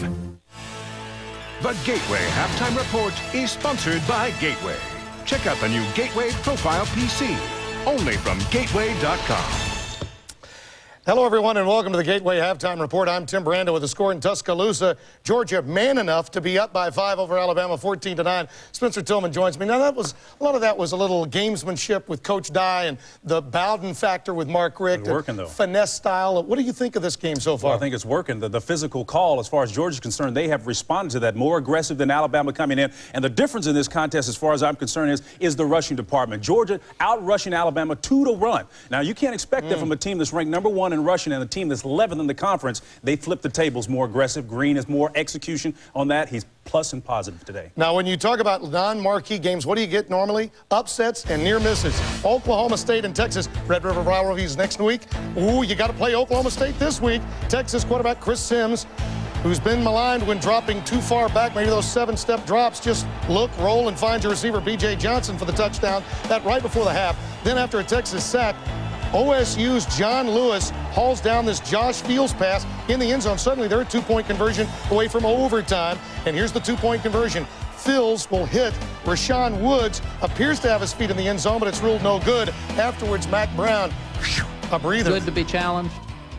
Credit Oklahoma State for their effort. Credit our guys for having enough confidence to win their 16th straight at home and be 5-0. And 5-0 for the first time since '83. When you look at the numbers in this game, though, concerning when you know you're going to go up against that vaunted Oklahoma defense next week. Mack Brown dodged a bullet. Look at the special teams. Missed field goal opportunities, 24, 27, and 37 yards did the Longhorns miss on opportunity to score there. You got to remember, Oklahoma State is the last team to beat Oklahoma and derail their chance of getting back on the national championship track last year. So they're for real. Looking ahead, perhaps, to Oklahoma, where the Longhorns today, Tim. All right, Florida and Ole Miss, a game we had earlier here on CBS. What a game. We thought it'd be a track meet. Turned out to be a defensive struggle. Rex Grossman caps off a 98-yard drive with his 18-yard touchdown toss to Carlos Perez. That makes it 14-2. Rex Grossman continued to struggle. This was really the backbreaker. The second interception for Matt Greer, big number 44, rumbles in to make it 17-14. And then after that, David Cutcliffe decided to sit on it. And I can understand why. Rex Grossman just could not figure out this Ole Miss defense. Travis Blanchard picks it off, and that pretty much seals the win. And, yeah, they were pretty happy afterwards. Andre Ware with David Cutcliffe. Great job by both sides of the ball. We didn't play great on offense, but a lot of ways to win a game. They were trying to get the goalpost out of Vaught Hemingway. I don't know if there's an exit wide enough for that to happen. Now, 16 straight games with a touchdown pass for Eli Manning. That is ended today. But you know what? When you look at the numbers, David Cutcliffe was very conservative with his offense after he got the lead, and you understand why, knowing what they did defensively. Well, he challenged his defensive unit. He called everybody in. Chuck Dreisbeck, his defensive coordinator, called him in, several of his top defensive players, and said, we've got to make plays. And they responded, and how? The corners and the linebackers, outstanding. Between them, 3 interceptions between that group right there. So they answered the clarion call on the part of David Cutcliffe and showed up big time today. Did they ever? For more scores and stats, go to the Gateway College Football Scoreboard at CBSSportsline.com or on America Online, enter keyword CBS Sportsline. Well, the Fighting Irish of Notre Dame have finally cracked into the end zone a couple of times to make it 16-7 in the third. Rashawn Powers-Neal with his first career touchdown. And on the ground now, the Irish beginning to chew up some yardage against that smallish Stanford team that gives up a lot of air yards as well. Tyrone Willingham going against his old team today. California and Washington. Well, Cal hasn't won in Seattle since '76. Right now, they're up by 5 at the break. Kansas State and Colorado, another unbeaten, untied team in some trouble today against the Buffaloes. Colorado seemingly has gotten on track with Brian Hodge at quarterback, taking over for Craig Oaks, who decided to leave the football program and the school, finding Jeremy Bloom, the mogul skier, going downhill against K-State at Folsom Field in Boulder, and they have the edge over the Kansas State team. Wisconsin and Penn State, wild game. Wisconsin got a lead. Penn State's now 15 unanswered points. B.J. Tucker picks off Zach Mills and will take it 65 yards for the go-ahead score. That would make it 14-13. But you know what happened, Spencer? Time for the Brothers Johnson comeback. From Bryant Johnson to Larry Johnson. LJ takes it in. And just a moment ago, Sean McHugh takes it in from a yard out. So the Brothers Johnson right on McHugh, making a 27-14 game. They add the extra point. Texas Tech and Texas A&M are now tied at 41. A field goal with seconds remaining, Robert Treese. So the game is going into overtime. 6 touchdown passes for A&M quarterback Dustin Long. Kevin Sumlin took over the offensive play calling just a couple of weeks ago for R.C. Slocum. Seems to have worked out. Purdue in Iowa, 31-28. The Hawkeyes in this game. Brad Banks putting on a show. Boy, it's a sweet floater here. Watch this one to Dallas Clark. This would put the Hawkeyes up in a wild one over Joe Tiller's Club, 31-28. And then Iowa's Adolphus Shelton will pick off Purdue's Brandon Kirsch, who would come in for an ineffective Kyle Orton. That would do it. And the Hawkeyes win at 31-28. Kirk Ferentz has done a marvelous job this year. 14-12 Oregon State leading UCLA. That one in the third. Corey Paws, 15 of 22 for 214. Special teams again. You betcha. Dennis Weathersby takes it 83 yards. He's a great cover corner. Now he covers 83 yards. 14-0 Beavers. And then UCLA's Marcus Reese is going to bust through the offensive line. This after UCLA had been stopped on downs. Stopped Steven Jackson to make it 14-12. Well, coming up, we'll tell you how the rest of the SEC did when the Gateway halftime report continues. You got to play a little power football. This one's for you, Pat Dye. Musa Smith, untouched for Georgia.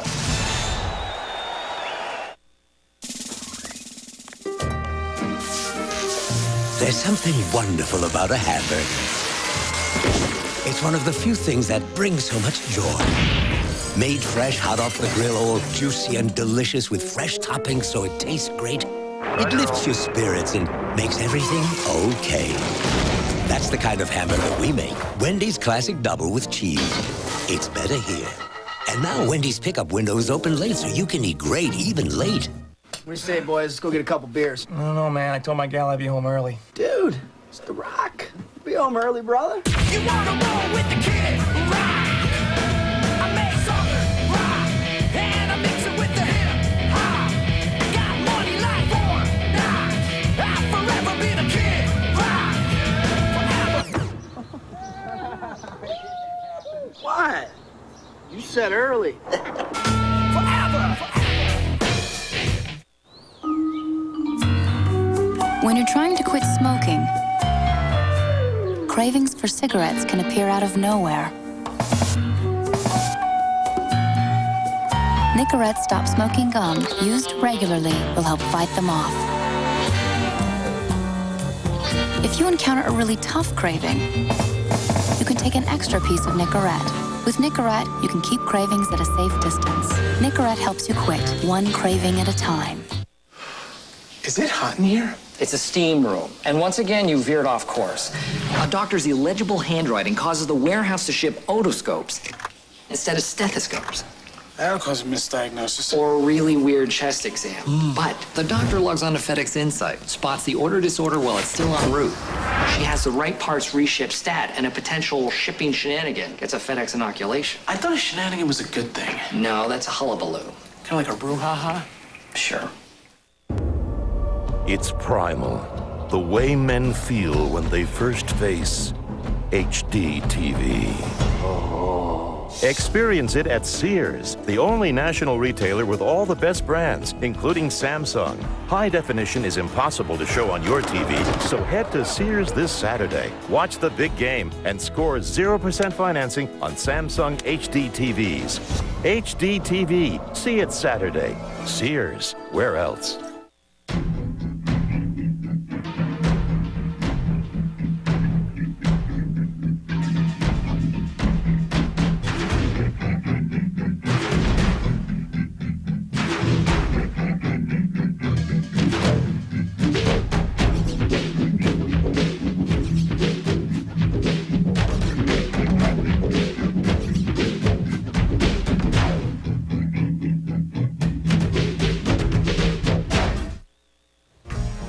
Stats, scores, names, and notes of all of our information. It's all coming from one place, the Gateway Research Center.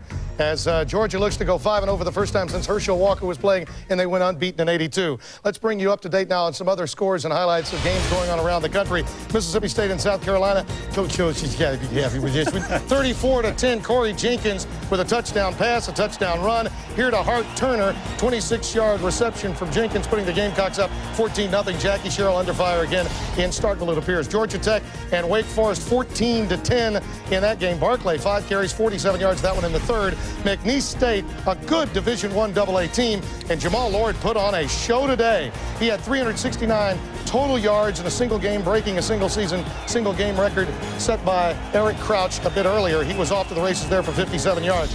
Pittsburgh and Syracuse today. Well, the Panthers do something they have not done in the Carrier Dome since 1982, and that is beat the Qs. Rod Rutherford drops back, finds Roosevelt Vines wide open. Panthers lead big, 48-3 at that point, and they look to be really strong under Walt Harris. Let's look ahead to next week. Some very big games coming up when you stop and think about it. And I think Tennessee is one of those clubs that really let one get away against Florida. Well, you can't help but be in a situation where you've got this overwhelming sense of opportunity lost. That loss to Florida really cost him. The league was wide open. And irrespective of what happens in our game today, Alabama and Georgia, is still going to be wide open. Ole Miss, Florida, that contest today, it's appetizing. It's there for the taking. A lot of one-loss teams out there. Thanks for watching the Gateway Halftime Report. Coming up, the second half of Georgia-Alabama. Enjoy the rest of the game. The Gateway Halftime Report is sponsored by Gateway. Check out the new Gateway Profile PC, only from Gateway.com. Hey, bro, bet you can't eat just one. I reject your wager. This amigo lives by his own code. Now, what would happen if I indulged in another? You see, no eclipse of the sun, no interplanetary realignment, no harmonic convergence. Introducing Lay's newest taste of America, California Cool Dill Potato Chips. No one can eat just one. Perhaps I spoke too soon. Every day, the South wakes up to billions of allergens, from cats and dogs to ragweed and dust. That's why there's Clarinex. Clarinex provides receptor protection to help block histamine. Get 24-hour non-drowsy allergy relief anywhere, anytime. Side effects are similar to sugar pill, including sore throat, dry mouth, and fatigue. Indoor allergies, outdoor allergies, wherever. Talk to your doctor about Clarinex. If you can unlock the secrets of nature, you can find miracles. At DuPont, we've been finding them for 200 years now. Miracles that have taken us from cold to warm, from then to now, and on to a safer, healthier world. DuPont, the miracles of science. Breaking news from Midas. Right now, get guaranteed lifetime brake pads or shoes for just $39.95, and you'll never have to buy brakes again for as long as you own your car. Next stop, Midas. Lifetime brakes, $39.95, only at Midas.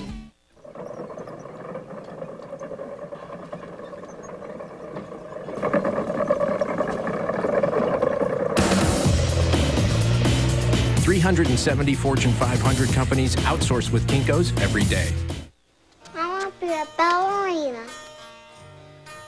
I'll be an entrepreneur. Helping young people realize their I want dreams. to be a scientist. I want to be a Supreme Court judge. It just may be the most important thing we do. Here. I want to be a writer. The University of Alabama. I want to play football for the Crimson Tide.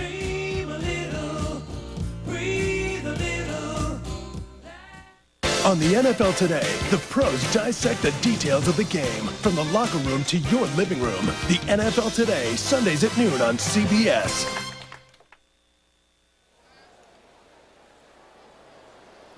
(14-9) as we get set for the start of the third quarter of play. Georgia up 14-3 at one point. Thursday on Survivor, the tension between two survivors reaches the breaking point.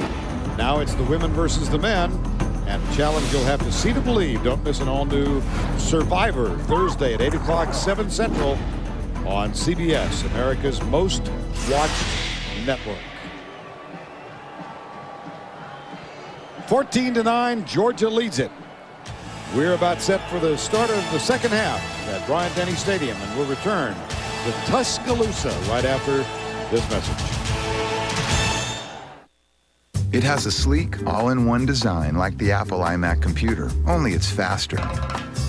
Has more storage capacity and can run thousands more software programs.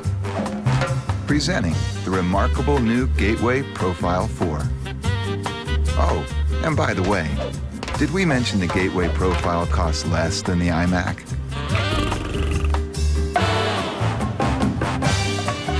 Gateway, a better way. Pizza! Your turn. Hey. Hold on. Guys, come on. You've been eating this stuff 6 nights in a row. I thought Hell Week was over. Let's go to Subway. Something hot, something fresh made. Anything but round and greasy. How about a hot, mouth-watering Dijon horseradish melt on Monterey cheddar cheese bread? Or a delicious hot sweet onion chicken teriyaki? Jim, thanks, man. Football season's back, and so are Subway's 32-ounce trivia cups. Upsize your fresh value meal and grab one today.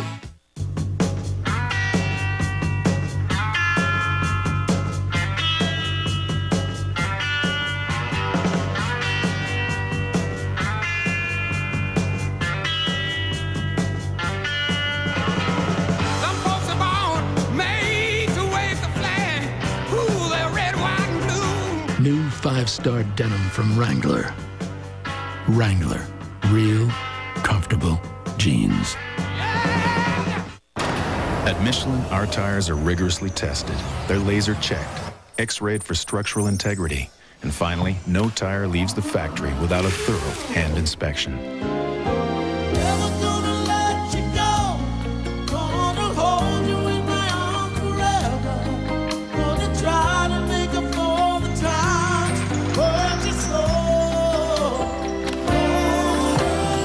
Michelin, because so much is riding on your tires.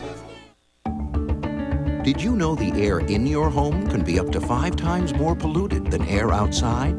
That indoor pollutants like dander can aggravate allergies and trigger asthma? What can you do? Get the Filtrete Ultra Allergen Reduction Filter. It's up to 30 times better than all other 1-inch filters at capturing airborne dust, bacteria, and pollen. And it meets Health House guidelines. If you don't take care of the air in your home, who will? Filtrete filters from 3M. As my friend Sergio from Rio says. Excuse me, did you say Sergio? From Rio. Yes. Your darkish, lightish hair? About this high? Heavy set, thin guy? You know Sergio? Yes. Come join us.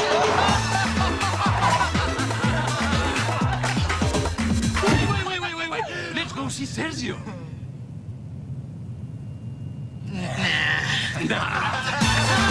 Smirnoff Ice Premium Malt Beverage. Intelligent nightlife. CBS Tonight. First, 2 of DC's most powerful men are about to face off. I don't think we're going down the same road. You can bet on it. The battle begins on an all-new district. Then, when 2 of the CIA's own are hijacked, we have a change of scenario. They're not going down without a fight. An all-new episode of The Agency following an all-new district. CBS Tonight. Better get the coats. 14-9, Georgia leads it. They jumped out by a 7-0 count, saw it fall to 7-3, then extended the lead 14-3, and then just prior to the half, Alabama struck, missed the extra point, and we stand at 14-9. Georgia had won the toss to open this thing and deferred the option till the second half, so Fred Gibson is back, one of 2 men deep, to return the kickoff of Mike Ziefel. Sky kick, shorter than he wanted, I'm sure. And it is taken by Edwards just before it goes out of bounds. Not the best decision. And just a moment ago, Jill Arrington caught up with Georgia coach Mark Richt. Coach Richt, everyone said this was a statement game coming into today. What did your team prove in the first half? Well, I think we proved we got a chance to play with these guys. I don't know if anybody gave us a chance, but right now, we've done some good things, but we've missed a few simple assignments that have killed us. And I think the worst thing that happened in the half was not to get the 3rd and 1 that killed us and give them a chance to get the ball again, or it might be 14-3 right now. All right, Coach, thank you. All right, Jill, thank you. And the Bulldogs have a first down at the 25-yard line. David Green, his backs are in the eye. There's a fake toss, and Green goes to his left. And is driven out of bounds by Cornelius Wortham, number 16. Let's take you back through the first half. This was the play that wasn't. The penalty on Kevin Breedlove negated this fumble recovery by Alabama, and And then Georgia, the great touchdown catch by Fred Gibson. And then right before the half, Brody Croyle able to hit Dre Fulgham to draw within 5. And it is 2nd down and 5 right now. 14-9. Georgia again backs in the eye. There's a fumble. Scramble for the ball, and it's picked up by Herschel Bolden of the Alabama Crimson Tide. And just like that, the senior gives Alabama great field position. This ball was never cleanly exchanged between the center Ian Knight and David Green. Now watch, the ball's going to get on the ground and get kicked around. That's why David Green couldn't recover it, because it got kicked out from away from the center and all the way to the sideline before Herschel Bolden able to recover it. Go see Sergio.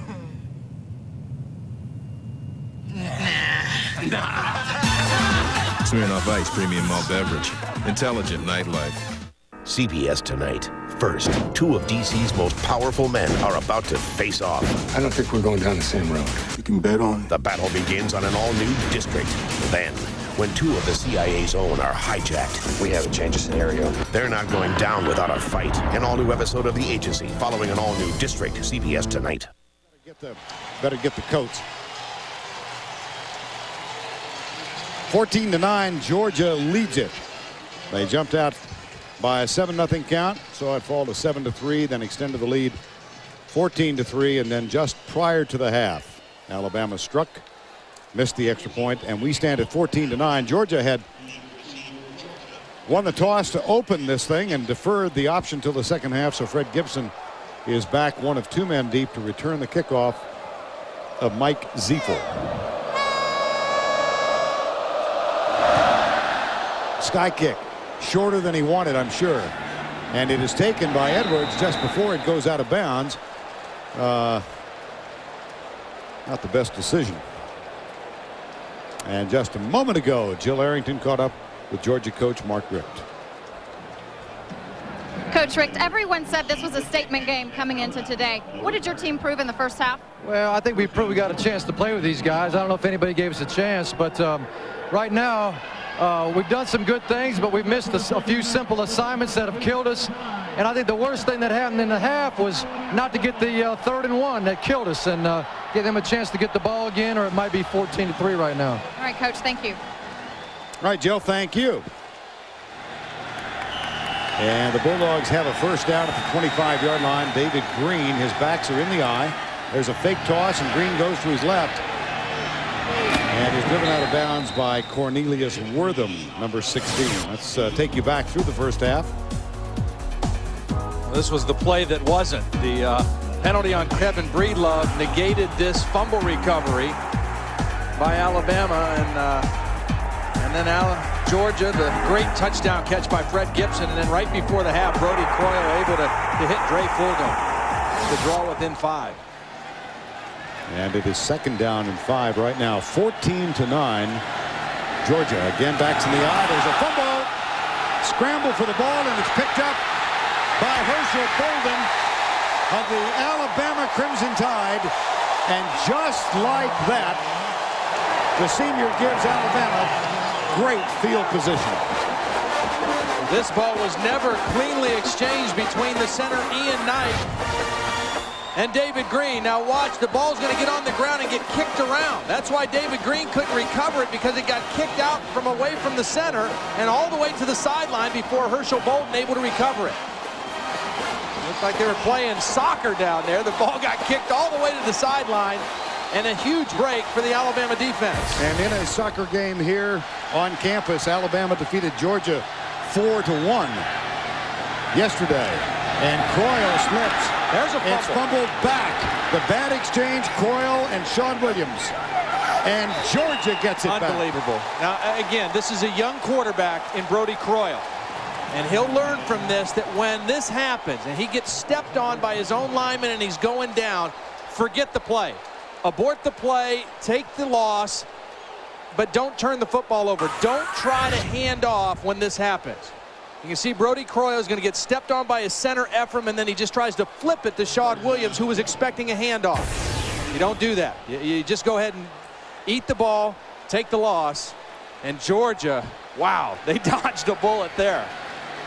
Back-to-back exchange of fumbles. 1st and 10 Bulldogs at the 21. And Green gets to start with a fresh set of downs. Quick setup. Fires it out to his left, and that's Edwards out to the 35-yard line. And a 1st down and 10 for the Georgia Bulldogs. Well, I guess we must talk about, Todd, the Pat Dye factor in all of this. The former Georgia player and Auburn coach who challenged his alma mater to play tough in this one. Yeah, I guess his alma mater is not going to expect a contribution this year because they got one, because this team answered that challenge physically. How do you know? They ran for 108 yards in the first half, and they held Alabama, the best running team in this conference, to 57 yards. So they did what they needed to do up front. Here's the draw play. Musa Smith in the secondary and all the way across the 50 to the 45 of Alabama. You know, you say those numbers, 108 yards rushing in the first half. You say, well, that's not that huge. Ian Knight, the center, with a nice block on the inside on Ahmad Childress. He just did a nice job of opening things up. But this is a team coming into the game that was 11th in the conference and 95th in the country running the football. Only 112 yards per game. There's the toss, almost a face mask. It is a face mask. There's a flag down. I remember talking with Mark Richt before we did the South Carolina game, and he said he really wasn't that happy with Musa Smith. He wanted more out of him. And he told us this week he's getting that additional effort from him. Well, I think we're seeing that. And again, we made the point that he should be pretty well rested. They were able to limit his carries the last 2 games. And he's been fresh the whole night. And they've been able to ride him and lean on him in this ball game. An incidental face mask on the defense, 5 yards from the previous spot. Replay 1st down. Now let's check the halftime numbers that Todd alluded to. Again, the rushing yards, that's the biggest thing. The averaging 112 yards per game. They get 108 in the first half, and they hold Alabama to 57. Tony Milton, number 9, going around the left side. And we've got a moment. Let's go back to New York and check in with Tim Brando. That wild and wacky Pac-10, a little like the SEC, isn't it, Vern? Derek Anderson of Oregon State is intercepted by Ricky Manning of UCLA. He'll bring it back 33 yards. Bob Toledo's team now up by 12, 26-14. Back to Vernon Todd. All right, Tim, thank you. 14-9 here, and after the penalty, 1st down, Georgia. Fred Gibson, single coverage down at the bottom. There's Green. Looks left. And that's Michael Johnson, number 25, with the catch and a pickup of 12 yards. And what's happened in this game, I mean, the whole first half and now again in this drive, is Georgia has been able, for the most part, to keep the Alabama defense off balance. They've been able to mix enough passing in there to go with the running game, and they've not allowed that defensive front that has been so good for Alabama to control the football game. There's J.T. Wall, the fullback, with a rare carry. And look at him struggle down to the 11-yard line. And that's a gain of 9 for the 260-pound senior. That's his 3rd carry in the ball game. And so they're mixing up everything, giving it to Musa, giving it to the fullback. And so far, again, the leaders of this defense, Kenny King, Jarrett Johnson on the inside, very quiet. On 2nd down and 1. Ball moved near the 10-yard line. See if they got enough. And David Green seems much more comfortable. He sure does. Today. I mean, you can see it in his eyes. I mean, he looks like he's competing, like he's very sure of himself. He knows what they wanted to do game plan wise coming in. And he is just, again, those numbers are not huge, but he's managing the football game. He's getting them into good running plays. I recall that Mark Richt just told Jill Arrington he really was sorry they didn't convert a 3rd and 1 that allowed Alabama to get on the board. Here is an equally significant 3rd and 1. Yeah, you want a touchdown instead of a field goal here if you can help it. Wall got the 1st down at the 9-yard line. And we saw Musa Smith coming off in a bit of pain. Let's get an update from Jill Arrington. Well, Vern, Musa Smith's experiencing a little cramping in that right leg. He's stretching and drinking some fluids, and he should be back in the game. All right, Jill, thank you. 105 yards already for the tailback from Georgia. And Alabama with only 52, and this is an Alabama team that averages better than 240 yards per game on the ground. Georgia, we talked about that balance and keeping Alabama off balance. They've averaged over 8 yards on first down. That is outstanding football. Tony Milton goes left, spins, hit, stopped after a gain of 1. Tony Milton. See, when you're effective on first down with both your running and your passing game, and you get a lot of third down and shorter situations, we just saw him convert 3rd and 1, it really gives you an advantage as an offense. And at least for the moment, Musa Smith. I would bet that he's maybe going in and maybe going to get an IV to get some fluids in him a little bit faster. Again, a very humid day here in Tuscaloosa. Gibson, bottom of the screen. Here's Green, and his receiver slipped and fell at the goal line. Terrence Edwards. And no flags. Another big 3rd down play for the Alabama defense. Again, they're down 5. That's okay. They don't want to get too far behind with and put the young quarterback Brody Croyle in too tough of a situation here. It's only his 2nd start. J.T. Wall is a late addition to the Georgia huddle. 12 seconds on the play clock. And they break with 8 seconds to go. Yeah, they may have to call timeout here. 2, 1. I don't know if he got it called in time. He did not. That's really inexcusable. That is inexcusable. I mean, David Green's got to know that they have very little chance to get this one off.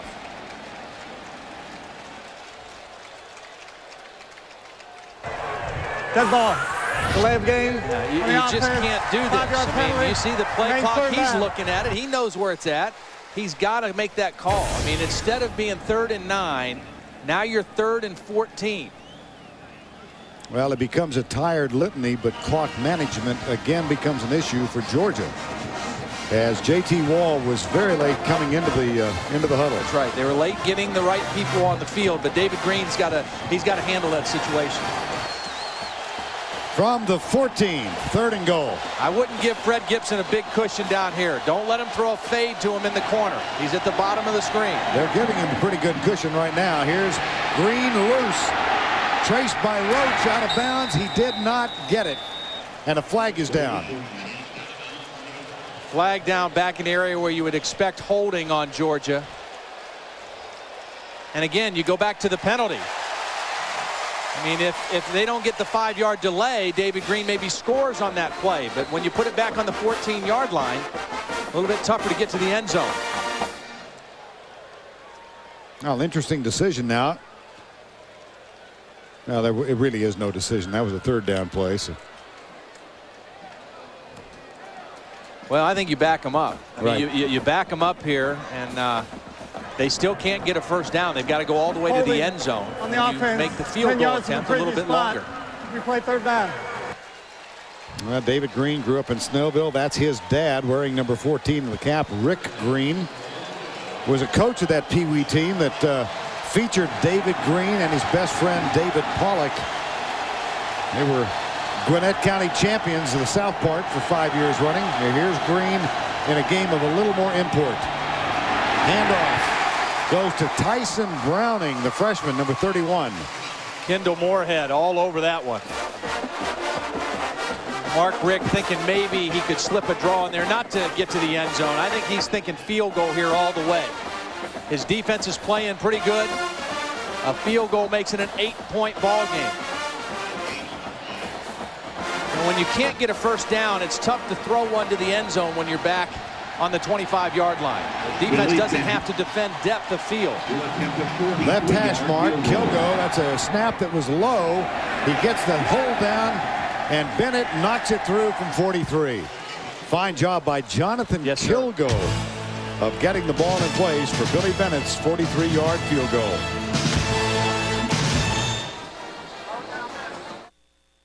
Hey, hand me that there, wrench? Yeah. What do you think? I got that insurance or something? What? puts money in your wallet in case you're like, flat on your back? What? Never heard of it. Well, you can get it at work. Get what?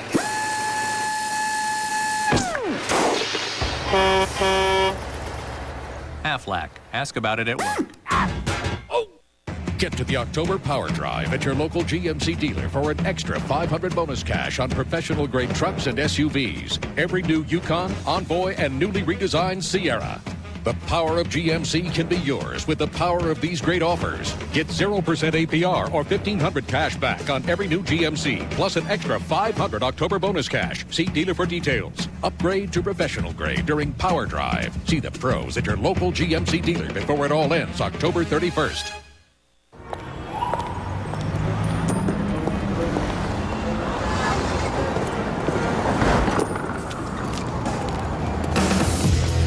$370 Fortune 500 companies outsource with Kinko's every day.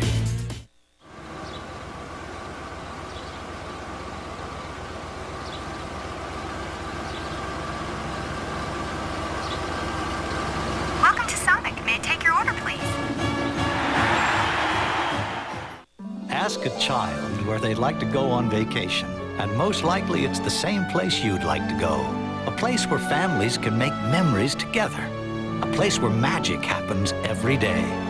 And no one can take you there like Alamo, the official rental car of Walt Disney World Resort. Get a free child's breakfast with a favorite Disney character when you rent an Alamo car for as little as $130 per week. Alamo, the official rental car of the American vacation. After Raymond, meet America's favorite new dad. Just finding my keys. Why don't you try the pants you had on yesterday? Oh, good idea. Hang on. Nope, not there. The smash hit comedy still standing Monday. His crowd of better than 83,000 silenced for the moment by the turn of events. A fumble recovered by Herschel Bolden seemed to have given Alabama terrific field position inside the 15. But the subsequent first down play resulted in a fumble from Brody Croyle to Sean Williams. Recovery by Georgia. They drove nearly the length of the field and got 3 points. Triandos Luke, one of two men deep, awaiting the kick from Brett Kerouac. Here's Ray Hudson, the second. 17-9, Georgia trying to win in Tuscaloosa for the first time ever. Nice kick, Hudson, all the way through the end zone. And that will come out to the 20. We'll spend a moment back in New York. Once again, here's Tim Brenda. All right, Vern. Brooks Bollinger goes to work again, this time to Brandon Williams, an 8-yard reception to make it 28-20. Wisconsin's inside the 30 again at Penn State, trailing by 8. And Texas A&M does lose to Texas Tech. The difference of the game, the last 2 touchdowns by A&M, they missed their extra points, including overtime. And Dustin Long, 7 touchdown passes for the Aggies. Vern? My. Special teams. I mean, this first month of the season, or I guess it's a month and a half since we started mid-August this year, but special teams, so many breakdowns and plays in the special teams that have decided football games. On first down, play action, Brody Croyle chased by Pollock, delivers it a little low but catchable, and the catch made up at the 27-yard line. DeCorey Bryant is injured. It's a tough throw by Brody Croyle with a guy like David Pollock bearing down on you, moving away from him and throwing to receiver on the move. That's a pretty good throw. It brings up 2nd and 3. Bryant's going to be okay. 2nd down 3 at the 27-yard line. Johnson and Collins break off to the right. Triandos Luke and Dre Fulgham split off to the left.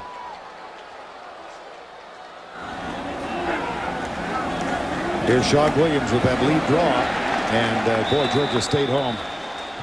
Got that one diagnosed. Tony Gilbert in the middle, number 42. Gilbert, one of the leaders of this defense, made a great sacrifice for his team this summer. Long known for his coiffure, dreadlocks. Steve Hummer in the Atlanta Journal said when he decided to cut his hair, he faced an issue of to dread or not to dread. And according to Steve Hummer, Tony Gilbert finally decided dread not. He's an excellent football player. Hair or no hair. I mean, he, coming out of high school, they didn't think he was big enough or fast enough, and he's proved that wrong. Here's Coyle. He got Sean Williams to the 30-yard line. That should be enough for a first down. Sean Williams, who coming out of Andrews High School out in West Texas, was recruited by Dennis Franchione. Mark Tummerdahl, the special teams coach, actually was his recruiter for TCU when Dennis was there. Well, he opted to go to Texas Tech, where he ran for, in one game against Colorado, 230 yards as a freshman. But they changed coaches, went to a passing offense. He let it be known that he wanted to leave Texas Tech, and his grant was given, and he came to Alabama. Tech wouldn't release him to any Big 12 school or a school in the state of Texas, but Alabama they had no problem with. And he told us yesterday that he fell in love with the place as soon as he got off the plane, and he committed and told Coach Fran he was coming here before he left to go home. I mean, he loved it here in Alabama. There's Jonathan Sullivan with that last tackle, and Sean Williams is back on the field. He had to sit out, of course, the transfer season last year, and Dennis Franchione said he kind of got lost in the shuffle, and they were at practice. He was working with the scout team like week 10 of the season, and Coach Fran went up and said, "Sean, are you doing okay? You happy here?" And he said, "Absolutely. I love playing here." Coyle shovels it to Sean Williams, and that is not ruled down as Coyle adroitly found Williams, and they got something out of nothing. Well, you can't say enough about the front people for Georgia in this football game. They have held their own against the run. They're pressuring Brody Croyle, David Pollock, Jonathan Sullivan, Darius Swain in there, and they force Brody Croyle into an improv situation, and the youngster makes a nice play, just avoiding the sack and getting rid of the football. 3rd and 6.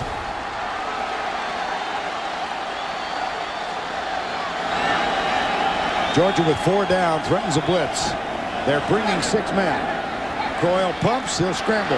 Gets a block from Evan Mathis, and then a nice open field drop by Bruce Thornton. Cuts him down. You know, you can't emphasize enough how being in a system more than 1 year can make a big difference. Brian Van Gorder, the defensive coordinator for Georgia, last year was his first year, a new system, new coach, new philosophy, and they are so much better this year, the second year in this system. And they have just been very sound in the football game today. Sound against the run, sound against the pass. Michael Ziefel has had a standout afternoon punting in place of the injured Lane Bearden. This one low, returnable. Got careless with that one. Yes, he did. There's Damian Gary one-on-one. Flag is down. Gary is down. The penalty down too. We're going to have an illegal block by Georgia on the play. But he's done Zeifel's done a nice job of putting that right by the sideline, and that time he kicked it too close to the middle of the field and gave Damian Gary a chance. That's a 33-yard punt, 11 on the return. Gary ever so dangerous. We mentioned he had a punt return for a TD last week, and averaging better than 17.5 yards per return. And the amazing thing too is this season already he's had returns of, on the receiving team, 10 yards from the spot of the foul, first down. He's had returns of 26, 42, and 80 yards called back by penalties. So I mean, he is really dangerous back there. Midway through the 3rd quarter, Bryant-Denny Stadium in Tuscaloosa, Georgia by 8.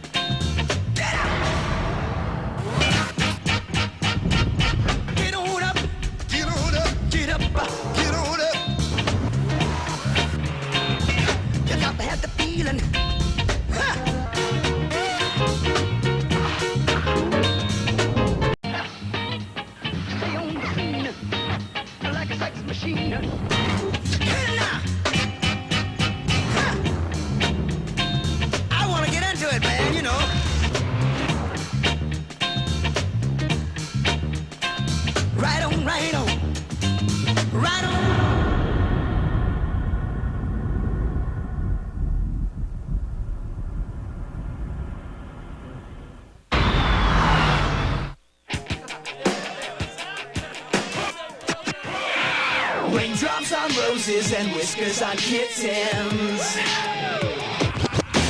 Bright copper kettles and warm wooden mittens.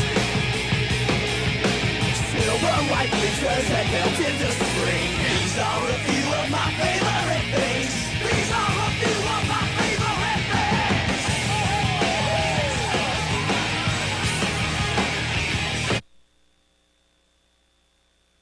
The Home Depot SEC on CBS is sponsored by Pontiac, Gateway, Aflac, and by Coors Light. Now, Uga seems agitated, just slightly so. Uga the 6th. Oh, dear. Average yards on first down, almost 8 for Georgia. And that's big because that means you're playing downhill or ahead of the chains, however you want to say it. It means you keep the defense off balance. Here's Green. Kendall Moore got there, number 54. And let's spend a moment down on the sidelines with Jill Arrington. Jill? Well, Vern, it's very hot and humid out here, and we said Musa Smith is experiencing some cramps. They have taken him into the locker room for an IV. And Tony Milton, he's banged up. It looks like they're checking his head for a head injury. All right, thank you, Jill. Loss of 3, second down and 13. Well, that makes them very thin. And not only thin, but they're going with a young guy in Tyson Browning. Here's Green out of the backfield. Left side. Caught by Damian Gary, number 18. That's a gain of 10. And let's get a much anticipated update on Penn, Kansas State. All right, Vern, Kansas State does get into the end zone. Darren Sproles, a 3-yard jaunt. Colorado just can't stand prosperity. Late in the third, 35-28 Buffaloes. All right, Tim, thank you. You know, we talk about Georgia, a team that a lot of people maybe not giving enough respect.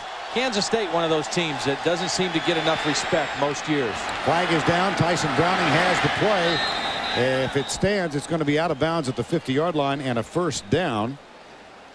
Redshirt freshman has come back from a bit of misfortune on his first collegiate carry ever in the game against South Carolina, when on a 1st and goal he fumbled. This was a well-executed play, other than the fact that they had a false start. It was a hot release by Tyson Browning, meaning he didn't have to stay in and block anybody, and nobody picked him up from Alabama, assuming he was going to stay in and block and help protect David Green. But it was a free release for him, and it would have been a nice play. Illegal formation on the offense. Only 6 men on the line of scrimmage. 5-yard penalty. Replay the down. Boy, a well-designed play, a well-executed play goes for naught because they don't get enough guys up on the line. And now an even tougher 3rd down and 8 play.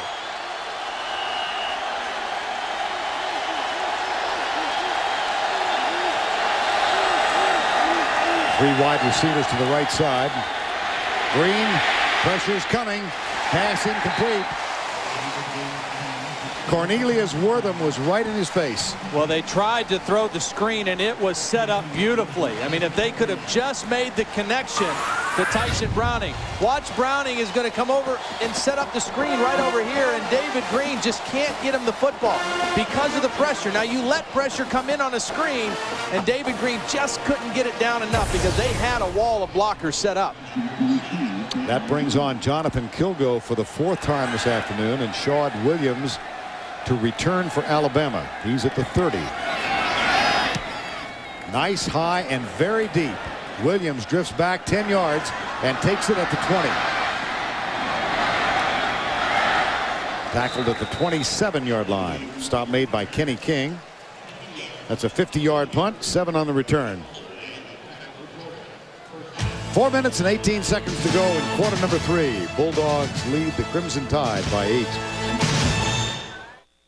I'm sorry, you're asking which Sonic wrap do you want? Grilled chicken, chicken strip, Fritos chili cheese. And you were asking? I said, do you want to get married? Back to your question. This month at Sonic, you're between a wrap and a hard place. Choose between our latest twist on chili, the new Fritos Chili Cheese Wrap, or any of our other great wraps. And right now, add a creamy vanilla cone for an incredible 25 cents. Yeah, hi. I'm having a problem with my PC. No, it's not us. Call the makers. Wait. What? Hello? Yeah, my PC isn't, yeah. I tell them no calls. Wait. Not us. But, wait, I have a... Wait. Boiler room. Boiler room? Tired of getting the runaround? Then come to your local Gateway store, where our friendly staff is ready to help you. We offer in-store training and service, plus all the cool stuff you need to make sure you get the most from your PC. Gateway, a better way. Get to the October Power Drive at your local GMC dealer for an extra $500 bonus cash on professional-grade trucks and SUVs. Every new Yukon, Envoy, and newly redesigned Sierra.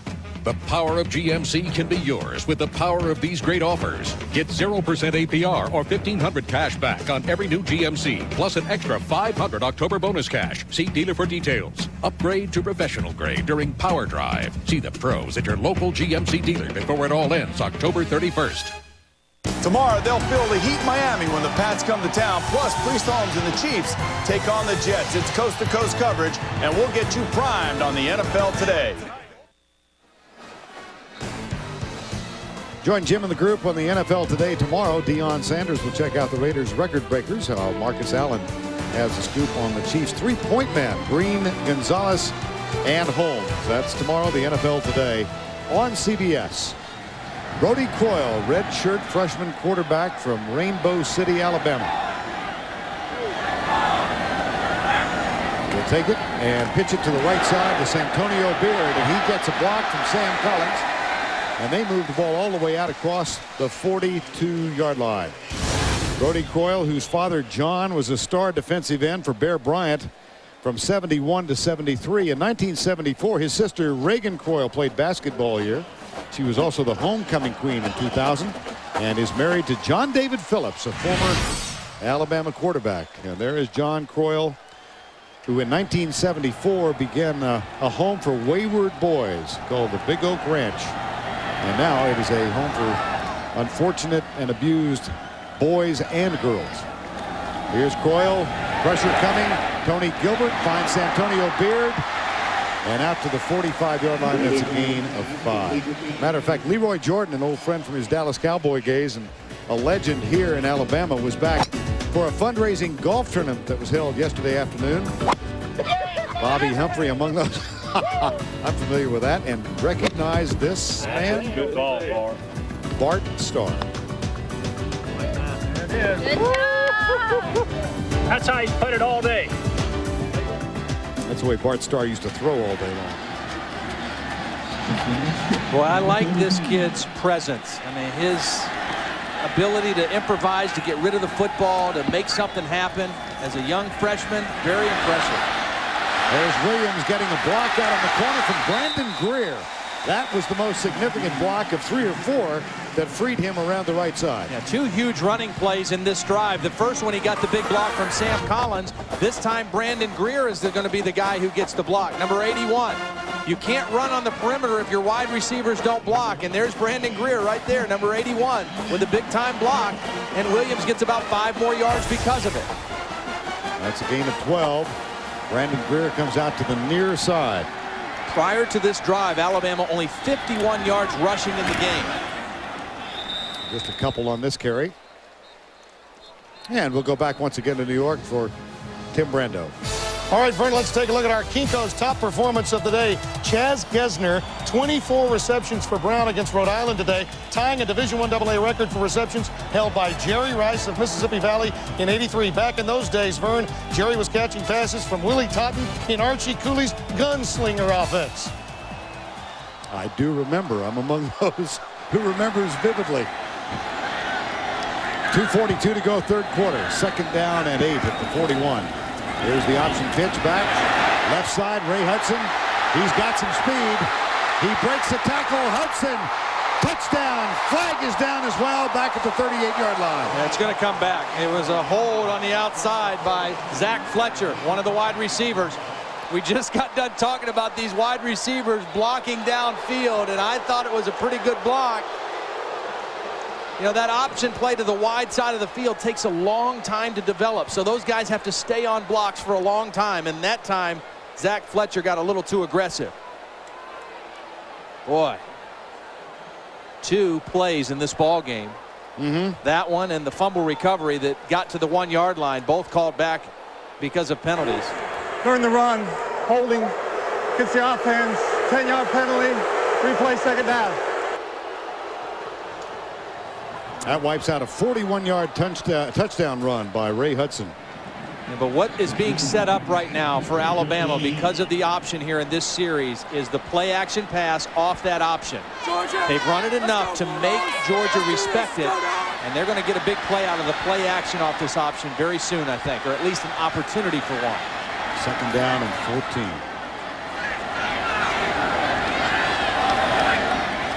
There's the option again. Santonio Beard. Colgan does not get the block on the corner.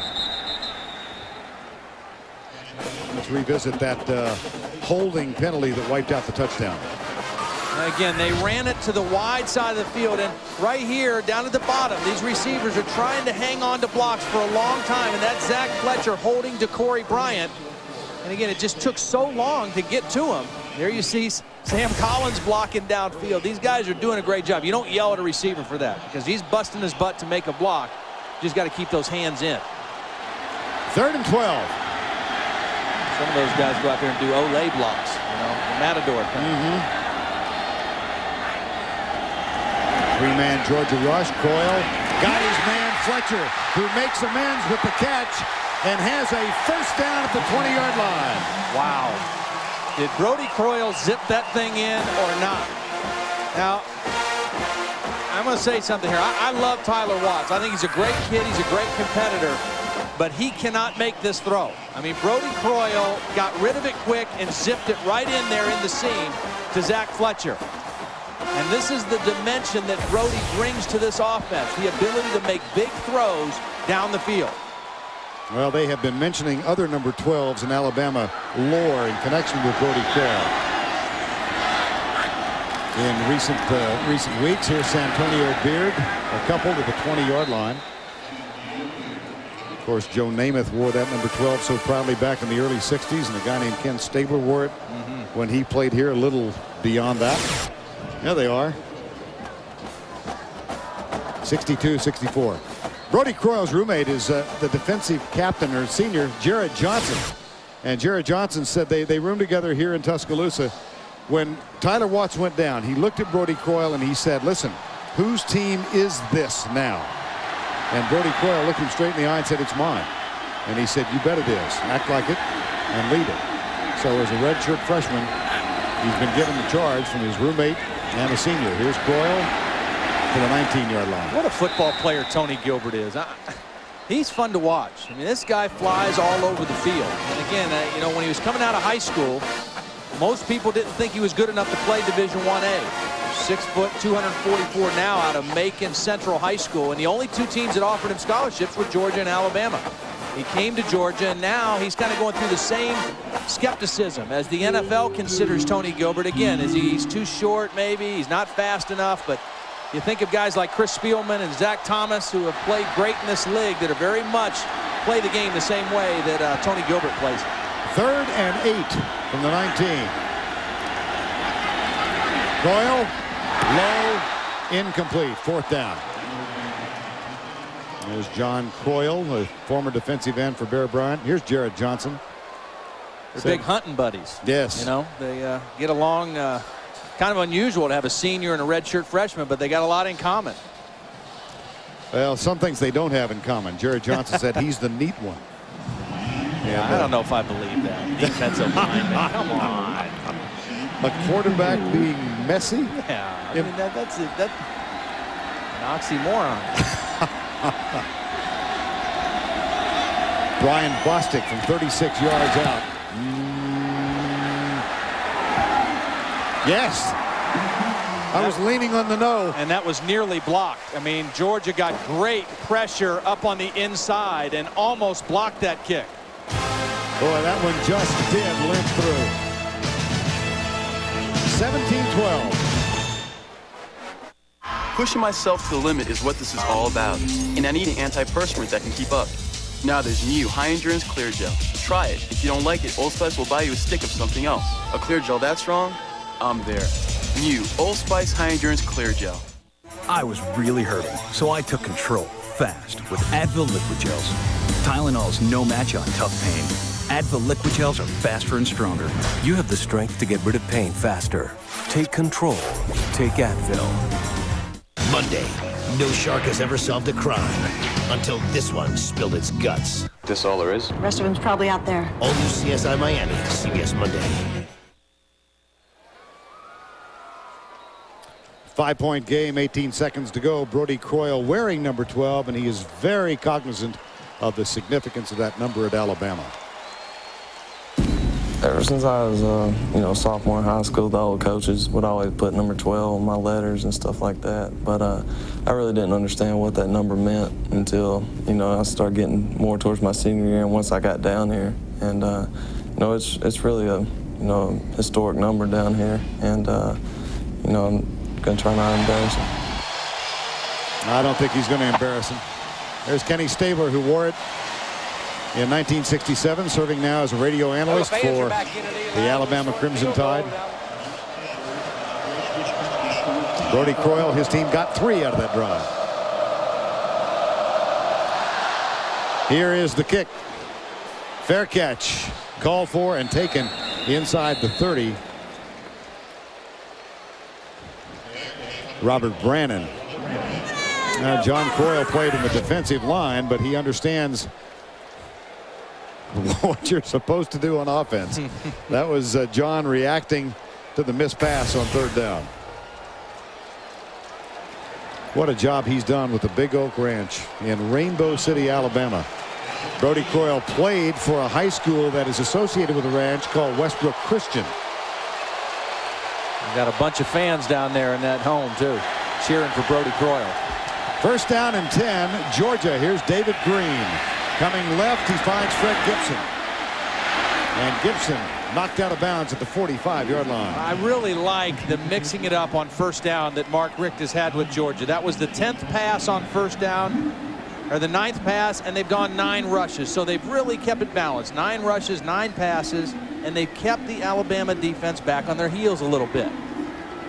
1st down, such a critical down. As you take a look at our quarterback numbers in the game, both pass defenses are not allowing the big play on defense. But David Green on 1st down has been pretty effective. That's the end of the 3rd quarter with our score. Georgia 17, Alabama 12. Will return to Bryant-Denny Stadium right after this message and this word from your local station.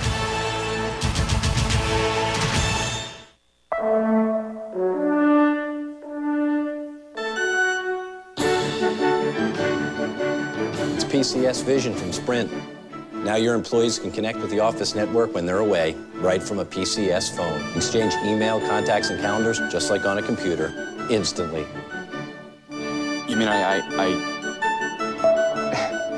couldn't have said it better myself. Introducing PCS Vision from Sprint. See the power behind the PCS Clear Wireless Workplace. This carefree bachelor has a new woman in his life, his long-lost daughter. I just know you're going to be a wonderful father. Graham and Alice premiere Sunday after Becker.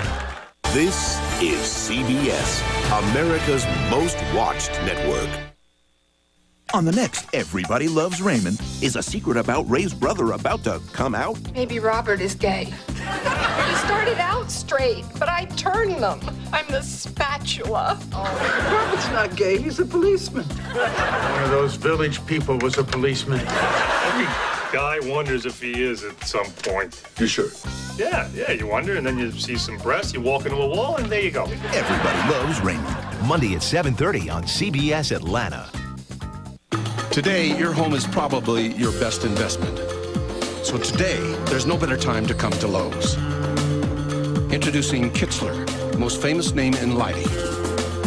Lowe's has 10,000 different kinds of lights, including Stifel and Tech. And no one ever beats Lowe's prices, because Lowe's has low prices every day, guaranteed. That's our promise. Lowe's, improving home improvement. Yo, Murph, gotta see this. A that's been abandoned. What's a thing like that doing out here? A mystery that's been forgotten. It's a Porsche. A presence that's been awakened. This Halloween, I think I saw something I couldn't possibly have seen. the line between this world and the next will be crossed. We're all trapped here. Ghost Ship, rated R, starts Friday, October 25th. Saxby Chambliss needs to be in the United States Senate. He's been in the Oval Office to give me sound, solid advice. He's somebody who goes to Washington and tries to figure out how to make things better. We've heard from folks all over Georgia who say they need leadership and a voice in the United States Senate, which we are not getting today from our senior senator. We're going to send some common sense Georgia leadership and Georgia values to the United States Senate. And that's what Saxby Chambliss is going to do. You're watching WGCL-TV, CBS Atlanta. We welcome you back to Bryant-Denny Stadium on the campus of the University of Alabama in Tuscaloosa. Vern Lundquist, Todd Blackledge, Jill Arrington. This one of the great settings in college football, and a game to match this afternoon. 17-12 as we start the fourth quarter play. Play action, Green, right side, Gibson. He's with Herschel Bolden out there, and one-on-one. Big huge play. Cushion, yeah, and a huge cushion. Bolden given a little bit too much respect to Gibson on that. Todd, we've talked a little bit about the heat. It was 89 degrees with 63% humidity. It's been debilitating down on the field. Yeah, and we've seen some guys go off with cramps, and I really think in this last 15 minutes, whichever team's strength and conditioning program really kicks in is going to tell the winner. It's going to be the last one standing in this football game. A physical 15 minutes left, and Musa Smith has to be a big guy for Georgia. Musa Smith back on the field after fighting cramps. And we check in once again with Tim Brando in New York. Well, Vern, you know we certainly were going to have to show you the #1 team according to the New York Times, right? Shane Walton with a pickoff en route to a 31-7 win for the Irish today over Stanford. Next week they'll take on Pittsburgh. How about that? The Irish #1 and USC #2 according to the New York Times. Yeah, that computer poll, Tim, and I remember I think they had Texas ranked 29th in the country, something like that. Here's Green. Comes to the near side. It is incomplete.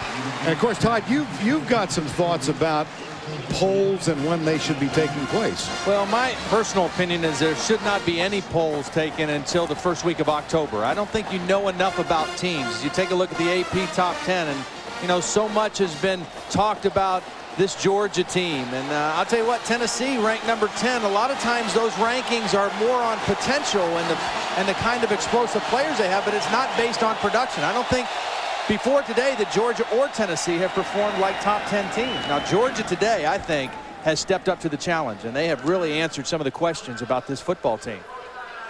Alabama has taken a timeout. Stops the clock with 14:03 to go.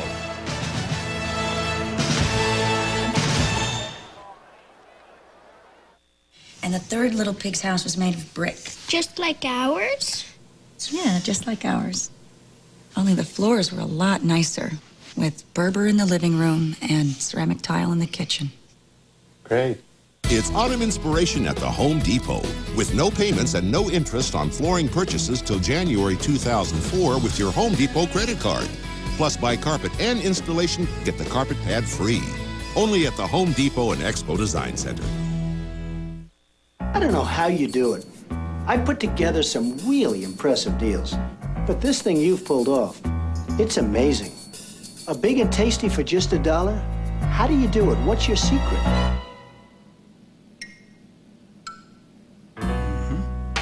Got a buck? You're in luck. Because you can get a delicious beefy big and tasty, a McChicken sandwich, and lots of your other favorites on McDonald's Dollar Menu every day. Together, Grimace, we could own this town. Ask a child where they'd like to go on vacation, and most likely it's the same place you'd like to go.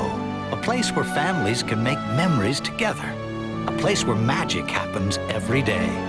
And no one can take you there like Alamo, the official rental car of Walt Disney World Resort. Get a free child's breakfast with a favorite Disney character when you rent an Alamo car for as little as $130 per week. Alamo, the official rental car of the American vacation. Tonight on The Agency, when two of the CIA's own are hijacked. We haven't changed the scenario. They're not going down without a fight. A new episode of The Agency, CBS Tonight. Georgia band made the trip over from Athens. This team back at home against Tennessee next week at Sanford Stadium, and we'll be there for that one. A third down right now as Georgia clings to a 5-point lead with 14:03 to go. Musa Smith and J.T. Wall on either side of David Green, who will take this from the shotgun formation. 3rd and 10, 3 men down. Here they come for Alabama. Here comes a delayed blitz. Green has Damian Gary open inside the 25. What a catch. Oh, and Damian Gary just made a bonehead move. You know, they get dog bones to put on their helmets for good plays. This was a bonehead move by Damian Gary. He makes a huge catch, reaches behind him, makes a great catch on a long 3rd down play, and then he gets up and he celebrates too much and he gets a penalty. You know, I mean, you don't need to do this. Oh, man. Now look at the other side of it. He'll fulfill a lifelong dream of being on a highlight show. I mean, I'm all in favor of letting guys enjoy the game and celebrate with their teammates and have fun. But I mean, when you take it too far on a play like that, I mean, you just hurt your team. And there is a player down on the play. Taunting, unsportsmanlike conduct. Herschel Bolden is the injured player. See, now if he just does this, they probably let it go. But he takes 2 steps, 3 steps, 4 steps, and it's just unnecessary. I mean, again, let the guys have fun. You don't have to police that too stringently, but Now Herschel Bolden, they'll take great care with him. Yes. Well, this has been a closely fought game. There was a big play earlier in the ball game. It was the 5-star play of the game presented by Wrangler, and here's the call from Larry Munson. Up on the corner, and Green comes back. They're coming up behind him. He doesn't see him. He throws a long pass to Fred Gibson, who caught the ball. He fell down, but he caught it on his back. Fred Gibson, a sensational catch down on the goal line with Madison the corner with him. Caught a one-handed ball lying on his whatchamacallit, and Fred Gibson scored sliding in the end zone.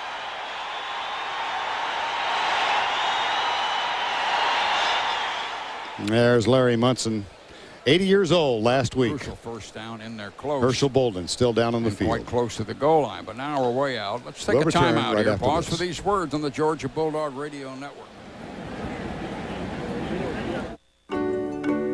If you can unlock the secrets of nature, you can find miracles. At DuPont, we've been finding them for 200 years now. Miracles that protect us from fire and bullets and injuries. Miracles that will take us to a healthier, safer world. DuPont, the miracles of science. Miami beats Minnesota in ice hockey. North Dakota wins National Surfing Championship. Nebraska drops football for badminton. Just a reminder from Olympus Cameras, nothing's impossible. Introducing the Cheese Extreme Quesadilla. See mozzarella, pepper jack, cheddar, and nacho cheese sauce form a taste to die for. Don't miss the new Cheese Extreme Quesadilla. So good. Makes you want to be bad? Smart move, Dave. Consolidated with Dell PowerEdge servers. Highly available, highly scalable. Intel Xeon processors. Cuts costs across the board. So you're not gonna miss those old servers, right? Oh, Tony. What did you do with the old servers? Nothing. It's our drinking fountain, isn't it? You mean Hydra? Find out how you can cut costs across your enterprise. Easy as Dell. Call or go online today.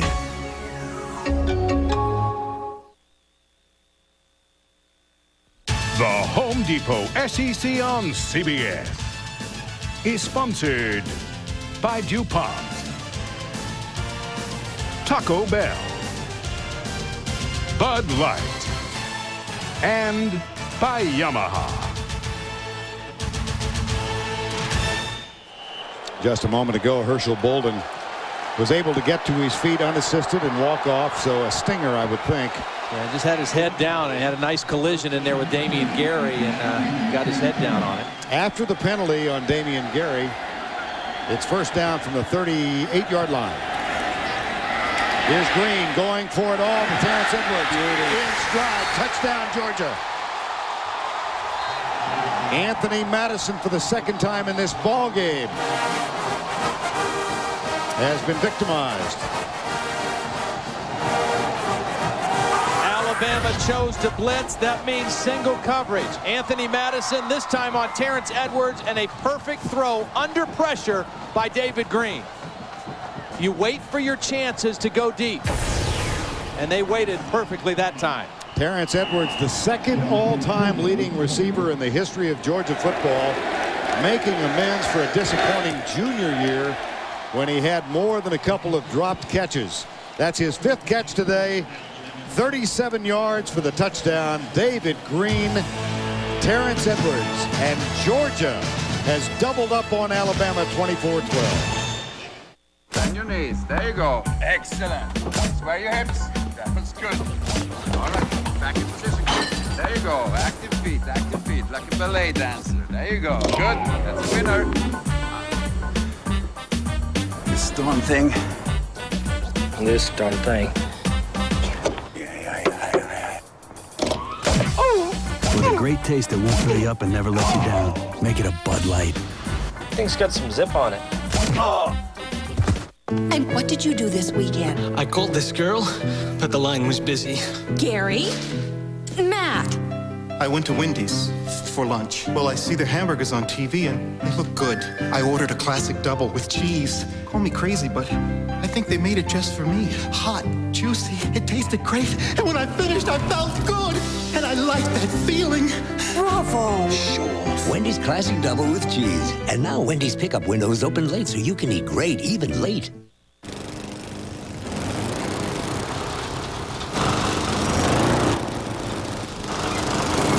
Looking for some real thrills?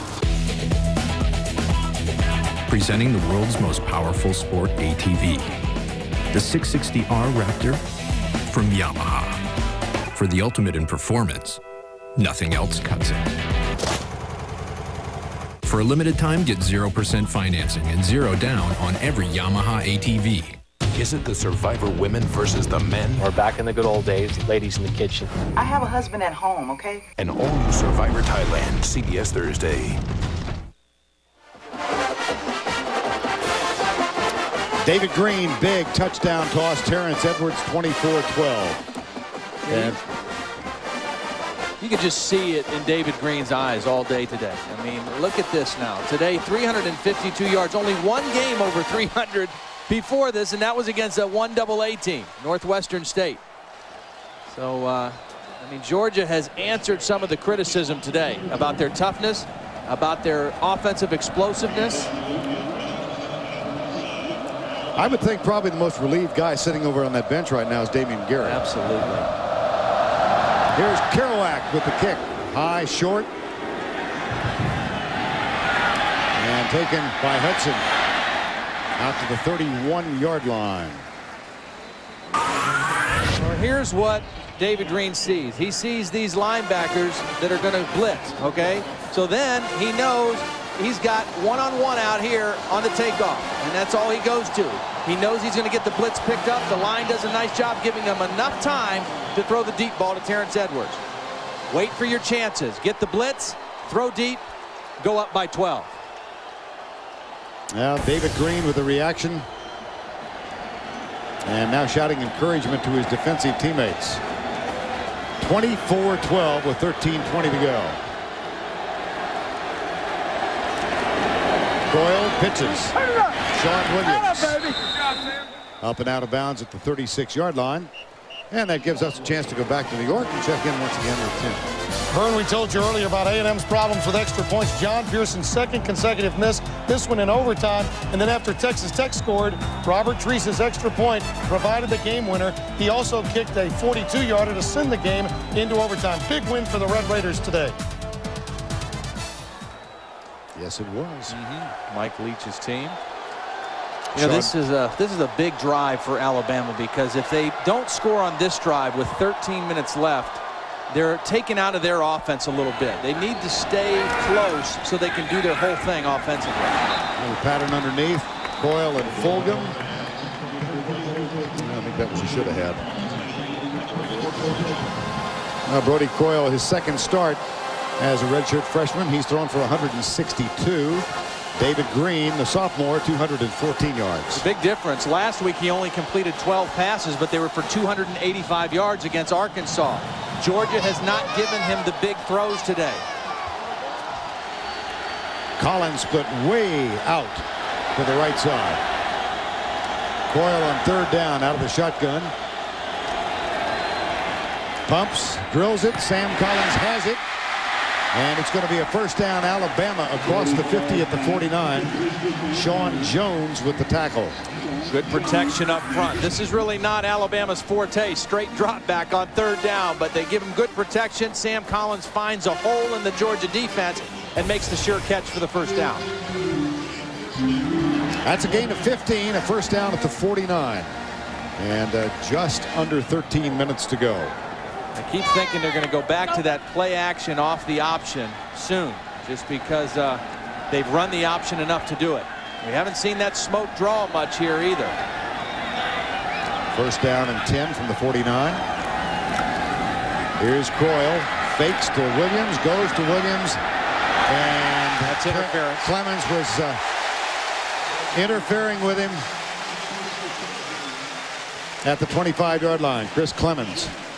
Well, this is a tough task for Chris Clemens. He's 6'3", 240 pounds, out there on Shad Williams, out in space, and has no idea where the football is. And so all Shad has to do is just kind of slow down and let Clemens run into him and draw the penalty.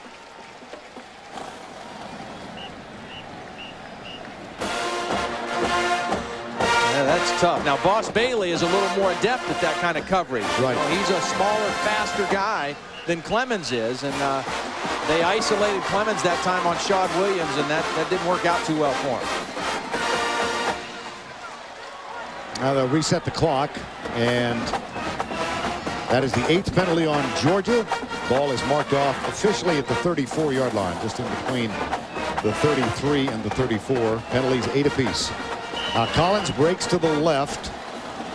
Backs will be in the eye. McClain is the fullback, and Santonio Beard is the tailback. Play action. Coyle, a lot of time, but good pressure coming from the backside. Now he is chased down by Jonathan Sullivan.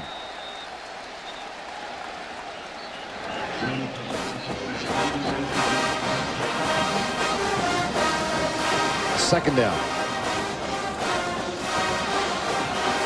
Good coverage downfield, and you watch the relentlessness of this guy in here, Jonathan Sullivan. Now, he just gets blocked. He's double teamed. He's out of the play. He keeps fighting. He finds the quarterback, and then watch him take off and run. Once he spots Brody Croyle.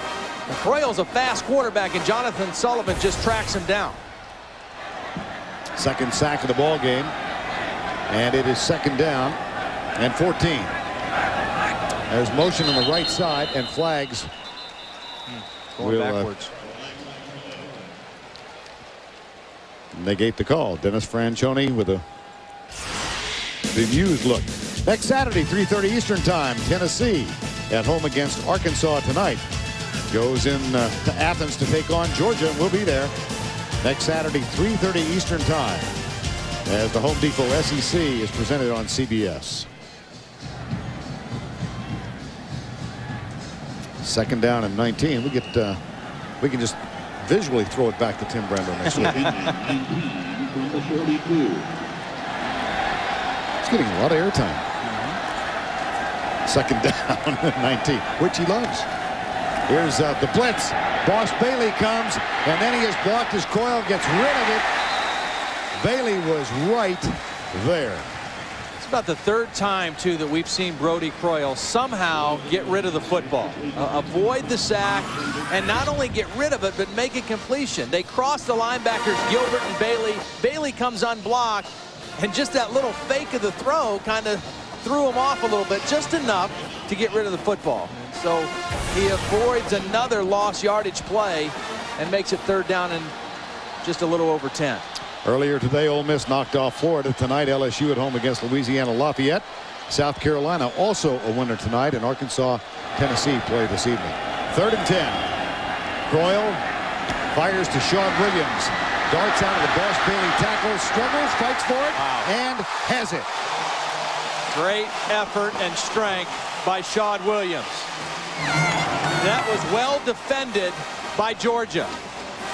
They made Brody Croyle throw underneath, and they had their best player, Boss Bailey, in position to stop it short of the first down.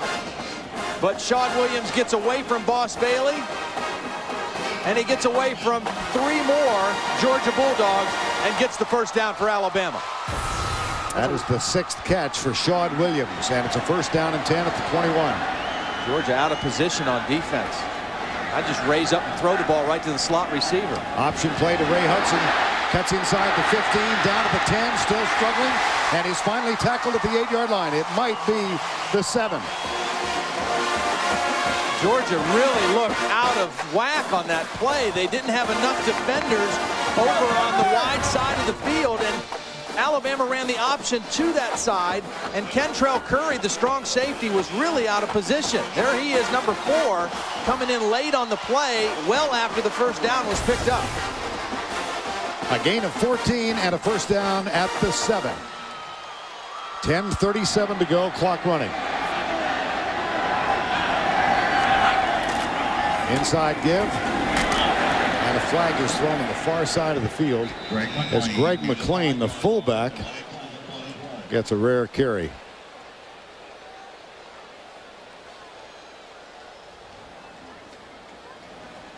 Again, conditioning, strength and conditioning. The end of a very hot afternoon. Georgia's defense, you see the hands on the hips a little bit, the heads down. Drive like this takes a lot more out of a defense than it does offensive linemen. Offensive linemen, you know, they're not rushing the passer. Rushing the passer takes a lot more out of a defense than it does an offensive lineman. And right now, a little bit of fatigue setting in on the Georgia defense. Offside against Georgia. Red zone, no touchdowns today. 3 times inside the 20. That's Fulgham in motion. They hand it off to Hudson. Isolation play to the right side. He's down to the 1-yard line. It's Sean Williams, not Hudson. 21. Sean Williams, tackled by And it will be second down. 9:58 remaining in this one. 24-12.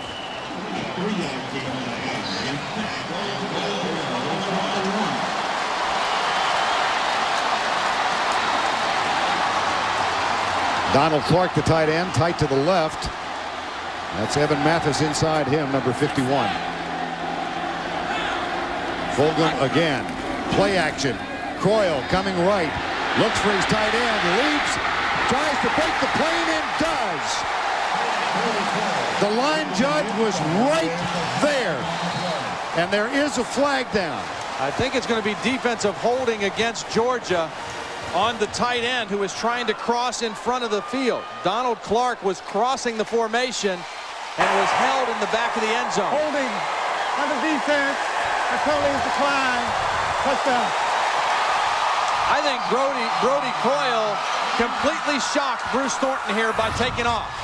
I mean, how many quarterbacks do this? Elevate from the 4-yard line and then get the football across the plane.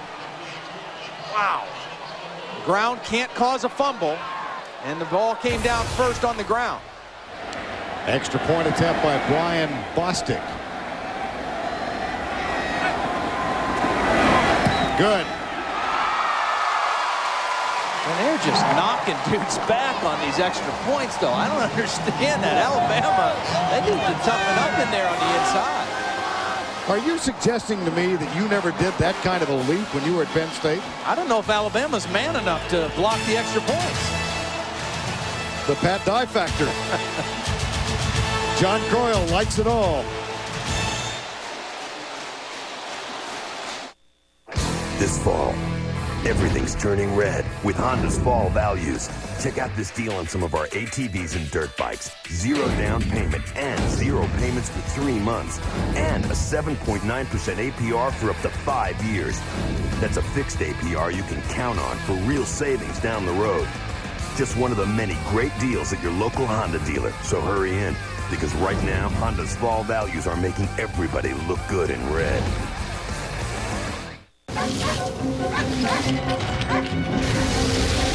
Sweater for Ann M, $80 online. Dog dish for Toto, $20 online. Fabulous shoes, $150 online. Knowing you're safe when you shop online. Priceless. With MasterCard Zero Liability, you're protected from unauthorized purchases. There are some things money can't buy. For everything else, there's MasterCard.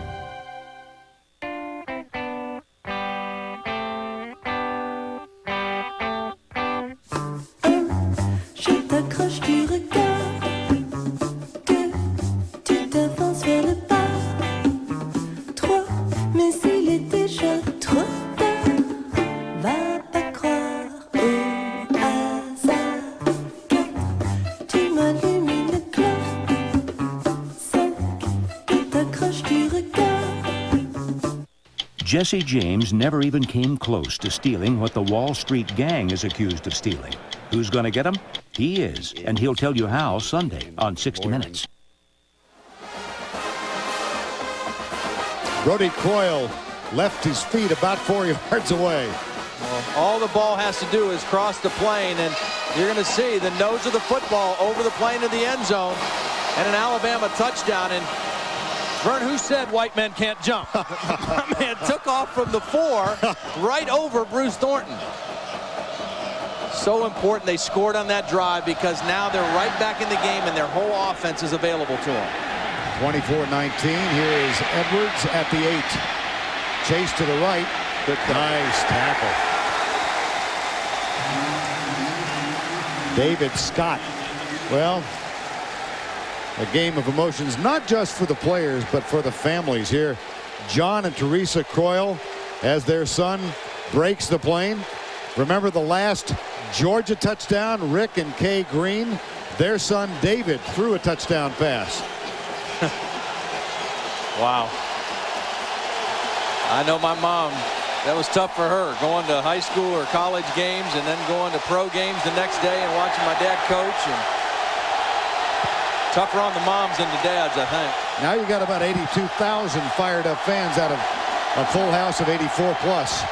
Here's Green, takes off, gets to the 30, cut down.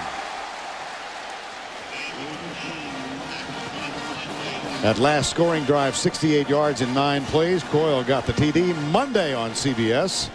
See why CSI Miami is the most watched news show of the season, and why the Houston Chronicle says it packs heat. Don't miss an all-new episode of CSI Miami. Monday at 10 o'clock, 9 Central here on CBS, America's most watched network. 2nd and 6 from the 30. Left side, Gibson almost dropped it. Picked off, intercepted by Charlie Peprah. And Peprah goes in, and Alabama has the lead.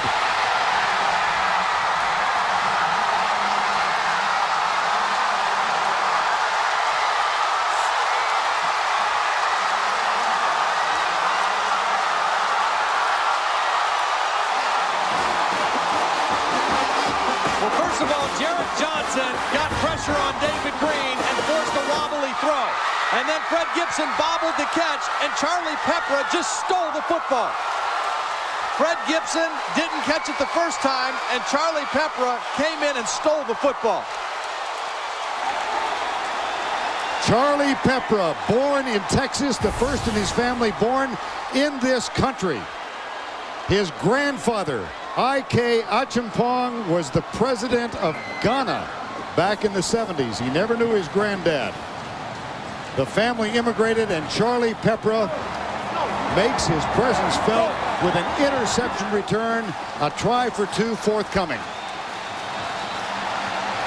You can't fault David Green. I mean, he made the throw under pressure, and he put the ball where he needed to put it. But Fred Gibson just wasn't able to corral the football, and now Alabama going for 2. 3 wide to the right side. Collins split off to the left.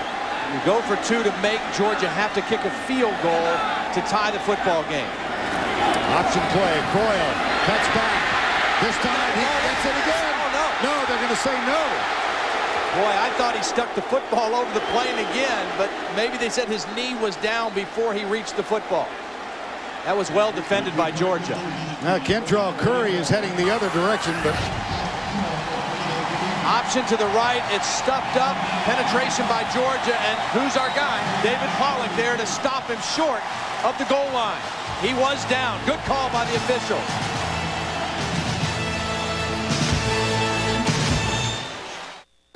Well, you're out. Life called. Life called. And guess what? You're late.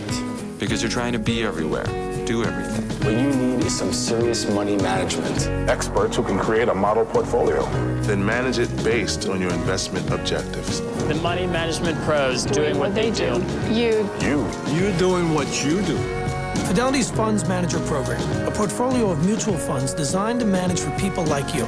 Call Fidelity, because you're not just invested, you're personally invested. Time now for our Fidelity Investment scoring repack. Here's Musa Smith with the first score for Georgia. That was followed by a 47-yard field goal. Mike Ziefel and David Green. What a great catch this was by Fred Gibson. Held on to that ball. A touchdown toss to Dre Fulgham just before the half made it 14-9. A field goal just did get inside. Made it 17-9, then 17-12 as Ziefel answered. And here was Terrence Edwards. Perfectly thrown pass from 37 yards out. Extends Georgia's lead. Croyle with the most athletic play of the ball game. Diving in, breaking the plane.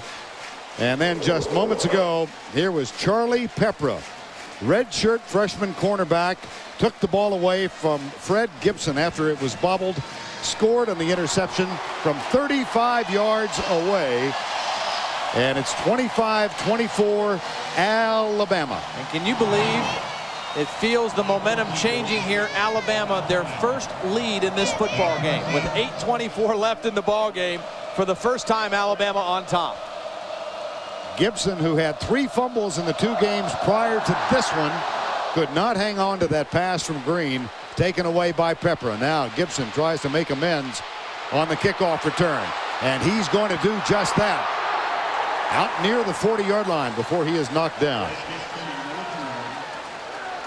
Well, earlier we heard Larry Munson call a touchdown on the radio for Georgia. How about Eli Gold of Alabama, that last interception by Charlie Pepra. 2nd and 6 from the 30. Green throws near side, bobbled, stolen by Alabama's Pepra. Charlie Pepra steals it out of the hands. He'll run it back to the near side. Touchdown Alabama! Touchdown Alabama! A 32-yard swipe and the run back for a touchdown. Well, he's a good friend and a grand man. Eli Gold to go. First down and 10. Musa Smith. Just think about how significant emotionally that touchdown was by Brody Croyle. It was huge. Here's the lineup tonight on CBS. All new, touched by an angel, followed by the district, and finally the agency. That's tonight's lineup on CBS. The biggest reason that touchdown was so big at that time is it meant that Alabama didn't have to get into a catch-up or a hurry-up mode on offense. They could stay within their game. Good coverage downfield by Alabama. And let's go down and spend a moment with Jill Arrington. Well, Vern, talk about this Alabama team personality. Coach Fran told us that they have fun practicing, they have fun playing. Todd, you saw that energy on the practice field. The coach said the offensive and defensive line sets the tempos in the games. They aren't playing with a chip on their shoulder. They're just playing for the enjoyment of being a team and getting on that field and playing some football to leave a good legacy as a special Alabama team.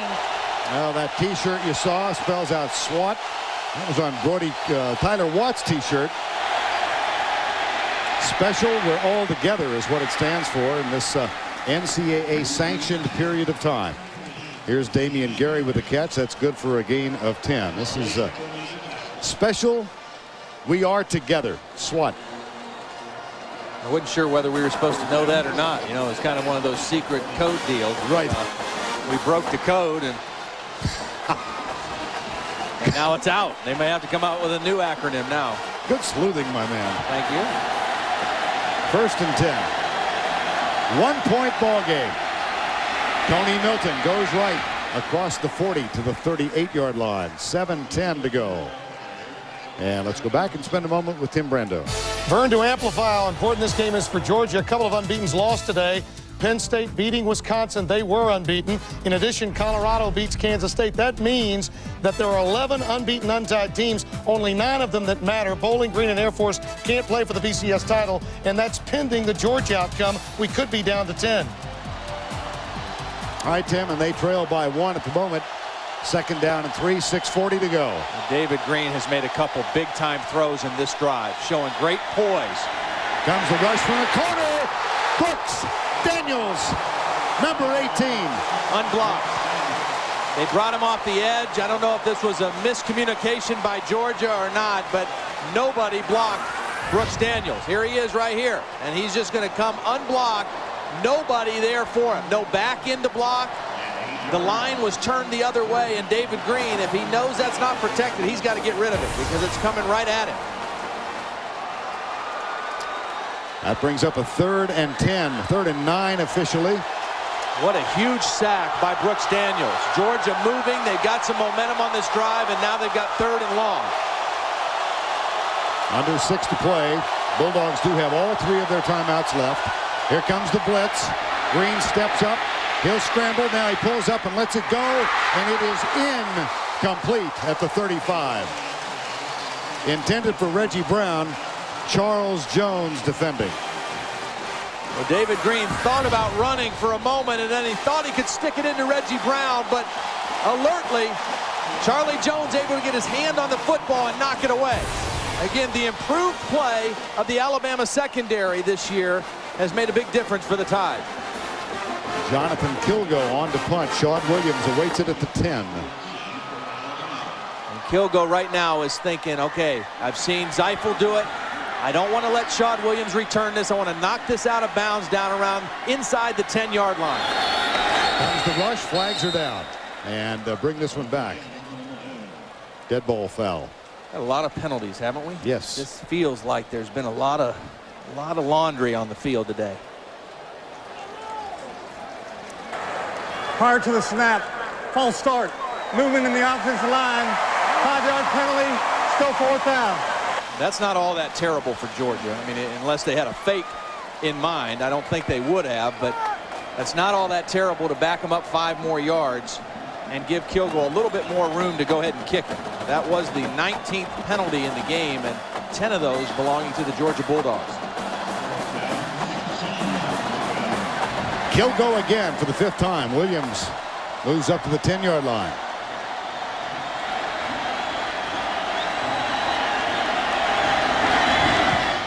He heads left.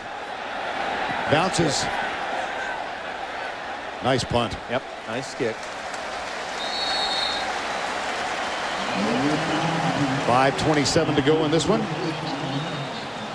And time for today's Home Depot Scholar Athlete.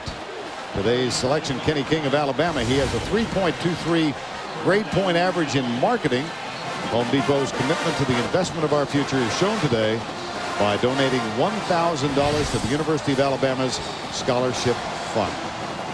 Now the big question right now for Dennis Franchione and Les Koenig, how much pressure do we put on our redshirt freshman quarterback, Brody Croyle? Because we don't want to just try to kill the clock here and sit on it and give Georgia the ball back in good position. Ideally, you'd like to move the football and not be totally conservative, but do you do that with a young quarterback? And off to Santonio Beard. And Boss Bailey is there to make the tackle. Let's take you back to 1994. In the 94 game, a second-half explosion by the Alabama defense and offense, led by Jay Barker. The Tide narrowly came away with a 29-28 victory, thanks to Michael Proctor's 32-yard field goal with just over a minute left in that game. It wound up 29-28, extending an undefeated string for Alabama at home in Tuscaloosa against Georgia. Jay Barker threw for 276 yards, all in the second half. 2nd down play. Here's Croyle. Dances up, heads right, tackled and dropped. Stop is made by David Pollock. Still 4:38 to go and a third down. David Pollock, the beneficiary of his bookend, Will Thompson, because Thompson is the guy that flushed Brodie Croyle out of the pocket, and Pollock gets the tackle. 3rd and 15.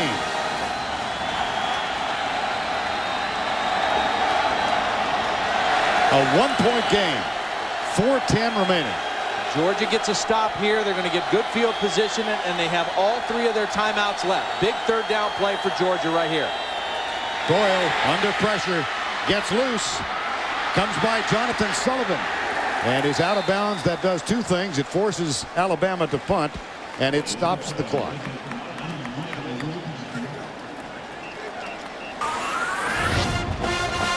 This is what Brodie Croyle sees. He sees Tony Gilbert coming on a blitz. He's been after him all day. He gets away from him, and you know, the Alabama coaches told us that even though Tyler Watts is known as a runner, that Brodie Croyle is actually a little faster than Tyler Watts. He showed a little speed on that play. Now let's go back to one of the points we made at the onset of the day. Special teams, kicking game. Lane Bearden out. Ziefel has done a great job, but Damian Gary is oh so dangerous, and he waits at the 50-yard line. The snap is back for Ziefel, and this one not terribly effective. Got away from him, went to the middle of the field. Here's Gary inside the 35 to the 33-yard line. I think that ball went off the side of his foot. He was trying to kick it left, and I think that ball went off the side of his foot and ended up in the middle of the field, right where he didn't want it.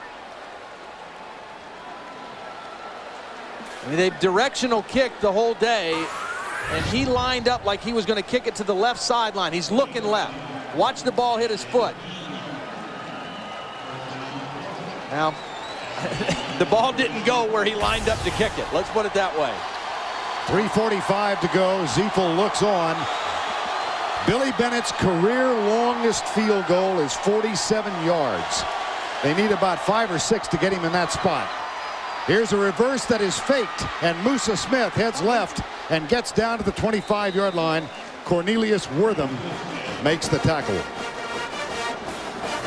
Time now for our CBS Sportsline stat of the game. The Crimson Tide's second half defense, 2 sacks, 1 interception. Charlie Pepper returned it for a touchdown, and a total of 172 yards allowed. Get complete game stats at CBSSportsline.com or on America Online. Enter keyword CBS Sportsline. Billy Bennett won a game earlier this year, a clutch 43-yard field goal against Clemson. He struggled in the offseason, but has hit 4 of 5 so far this year, including that kick against Clemson. Here's the toss to Smith. J.T. Wall with the block, and Smith to the 24-yard line. If you're Mark Richt, particularly if you get a first down right here, I think you're thinking touchdown. I mean, you got confidence in Billy Bennett, but a touchdown is even better, because then that means Alabama has to score a touchdown to win the football game. So I think right now that Georgia and Mark Richt is thinking, hey, I've got 3 timeouts. My quarterback's been in big ball games before. He's led us into victory on the road in close games. And David Pollock has come in as a blocking back, the defensive end. This is not an unusual formation. They'll go with the power eye now on 3rd and 1. He was recruited to Georgia originally as a fullback. Musa Smith. Got it. That will give them time and a fresh series of downs. Now this Georgia team is undefeated on the road under Mark Richt. And they have come from behind to win 4 games in all. Tennessee last year on the road, and then 3 at home. Kentucky, Georgia Tech, Clemson this year. I guess you have to qualify that a little bit. They're undefeated in an opposing team's home stadium, because they did lose to Florida and Jacksonville last year. But that's even more impressive, to go into places, someone else's home stadium, and beat them. That's why I keep you around. Clarification. Toss left. Smith inside the 20.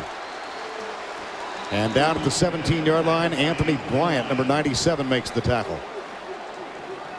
Right now they're running, and they're kind of gashing the Alabama defense. And Now would be a nice time if Mark Richt is so inclined to take a shot at the end zone. And you tell your quarterback, if we do that, if it's not there, throw the thing away. Let's not lose the opportunity to kick the game-winning field goal. All 3 timeouts left. 2nd down and 6. I formation, Wall, the blocking back. Musa Smith, the tailback. They'll give it to Musa Smith. He keeps it in the center of the field, and that brings up a 3rd down with 49 seconds to go.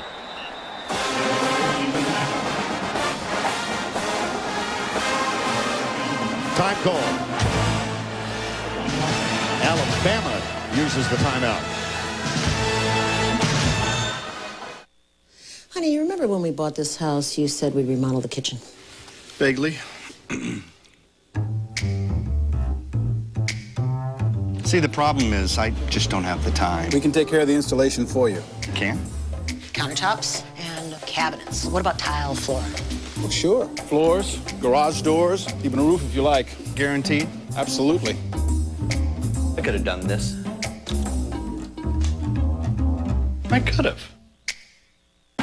Miami beats Minnesota in ice hockey.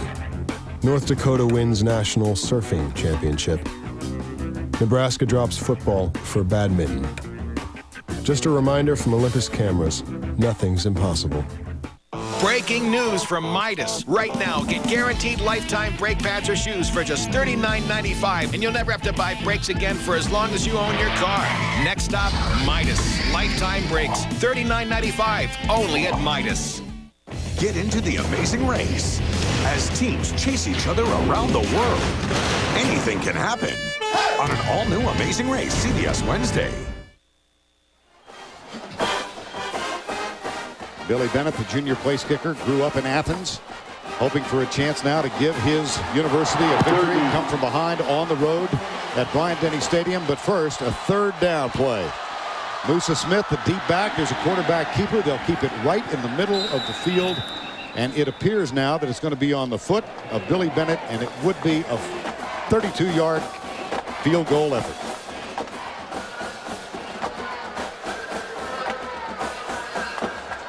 But first, a timeout. Alabama, for them, uses their last timeout. 42 seconds to go. Field goal forthcoming.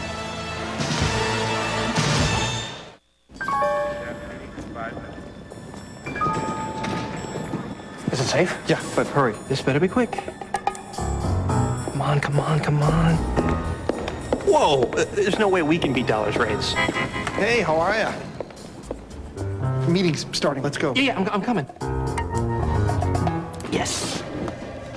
Dollar.com? Yeah, from now on. I can't afford us. When it's your money you're spending, log on for our lowest rates at Dollar.com. 42 seconds to go. Georgia's on the road. They trail by 1.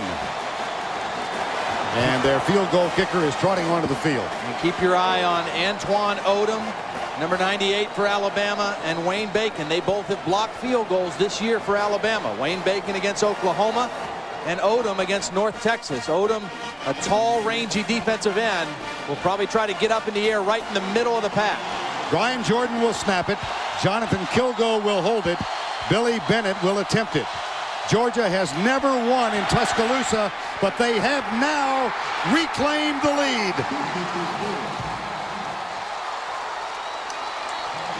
Rock solid there, boy. That ball got up quickly. No chance of it being blocked.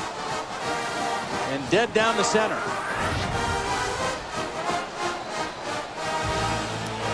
Billy Bennett from 32 yards away.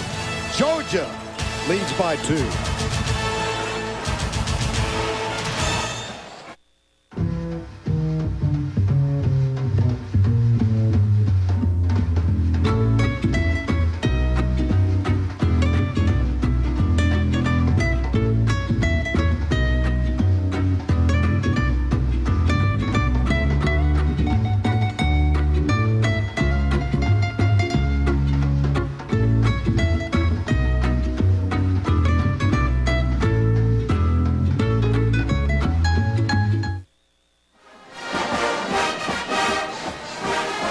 Bennett knocks it home from 32 yards away with authority. And it gives Georgia a 2-point edge.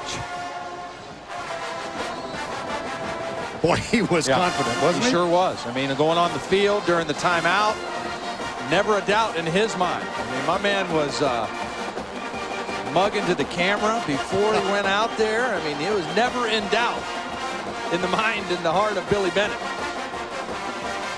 You got to remember, too, Alabama, they're going to look back on this game if, in fact, they go down here, and remember that they had some breakdowns and some chances for points. They had a blocked field goal. They missed an extra point. Then they had to go for 2 on an extra point and missed that, and they had a touchdown called back.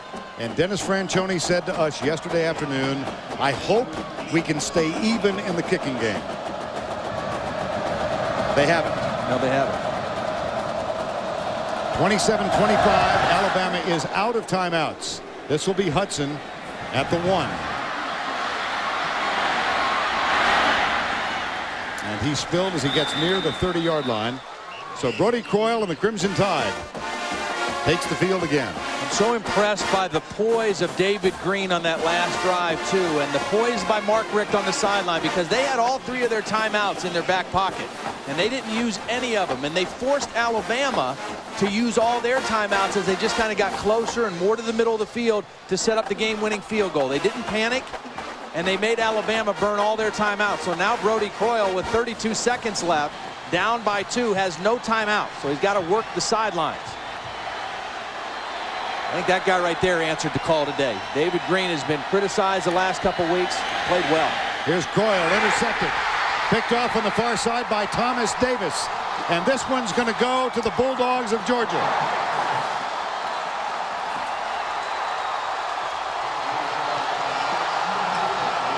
Croyle drilled it to the wrong man.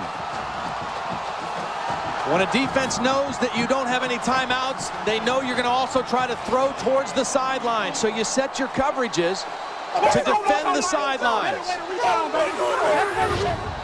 And you're going to watch as Brody Croyle goes back. They're going to give you stuff in the middle of the field, and they're going to squeeze on the outside. And Thomas Davis there for the pick. I would guess a little victory formation right now for the Georgia Bulldogs. And you can't say enough about this Georgia football team and the way they responded. I mean, people were really questioning them and questioning whether they deserved to be ranked as highly as they were. And today was a great opportunity to shut people up. And you know what? They did. And they got another chance to do it next week at home against Tennessee. David Green, the Georgia Bulldogs. The only remaining unbeaten team in the Southeastern Conference. And they go to 5-0. There's his dad, Rick, and his mom, Kay. And the Georgia Bulldogs are 5-0 for the first time since 1982, which, not so coincidentally, was the last time they won an SEC championship. Some guy named Herschel Walker was around. Pretty fair player. Billy Bennett, field goal from 32 yards away. David Green, our player of the game. 15 of 27, 224 yards. Great presence. Yes. In the last quarter of play. And let's go down on the field. Jill Arrington is with Mark Richt. Coach Rick, congratulations. This is the first time Georgia's ever beaten Alabama in Tuscaloosa. Yeah. What statement does this say to the conference about the toughness of your team? I don't know. I think the one thing about this team since I've been here is they won't quit. And that's the one thing I told them throughout the week. One thing I know you won't do is quit. And they didn't. I'm just so proud of every one of them. Great team effort, and just very thankful. Through all the ups and downs and the momentum swings throughout the game, are you pleased with the consistency of your offense? Well, it was pretty good. It was so much better today. We still had a couple picks, and that hurt us. But other than that, we did pretty good. All right, Coach, congratulations. Vern, back to you. All right, thank you, Jill. And I can only assume that somewhere in this state, Pat Dye was watching. He inadvertently or vertently became a part of the story in this game. The Georgia Bulldogs come from behind. They win it by 2. First victory ever in Tuscaloosa. For Jill Arrington, Todd Blackledge, and our entire CBS crew, I'm Vern Lundquist. Tim Brando along with scores and highlights after this. Football Football requires various skills and talents. It's a team game that represents diversity at its best. NCAA football. Diverse backgrounds working together for a common cause. NCAA football. It's about cooperation. It's about teamwork. NCAA football. The effort just doesn't click when you're moving in different directions. There's only one way to do things. Together. NCAA football. A lifetime of opportunity.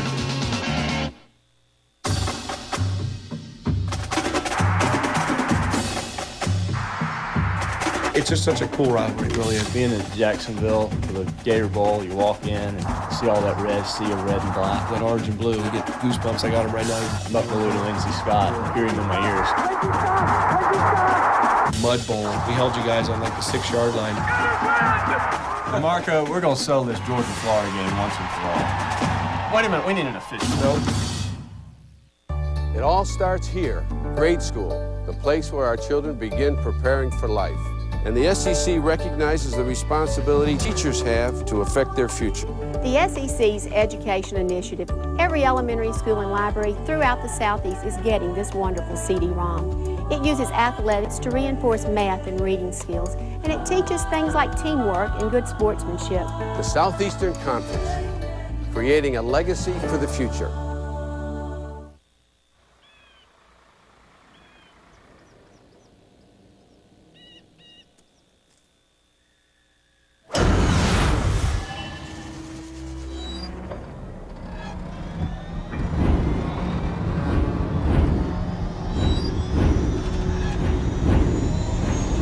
Ex-cop Mike Olshansky has helped lots of battered women. Go to the shelter. He'll kill me. But this time, he could get in over his head. He's a cop. An all-new Hack, CBS Friday.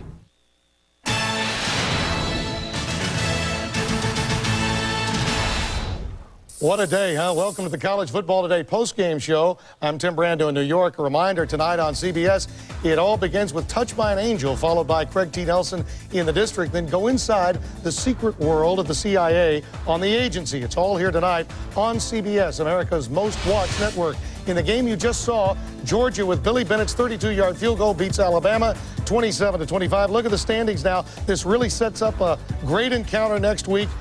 Georgia and Tennessee here on CBS. And, of course, Ole Miss 2-0 for the first time since Archie Manning was quarterback back in 1970. So a really resourceful win today for Georgia. Quality win, character win. First of all, I come away with a very physical Georgia team. That's something that Pat and I talked about. They didn't have. They proved that today.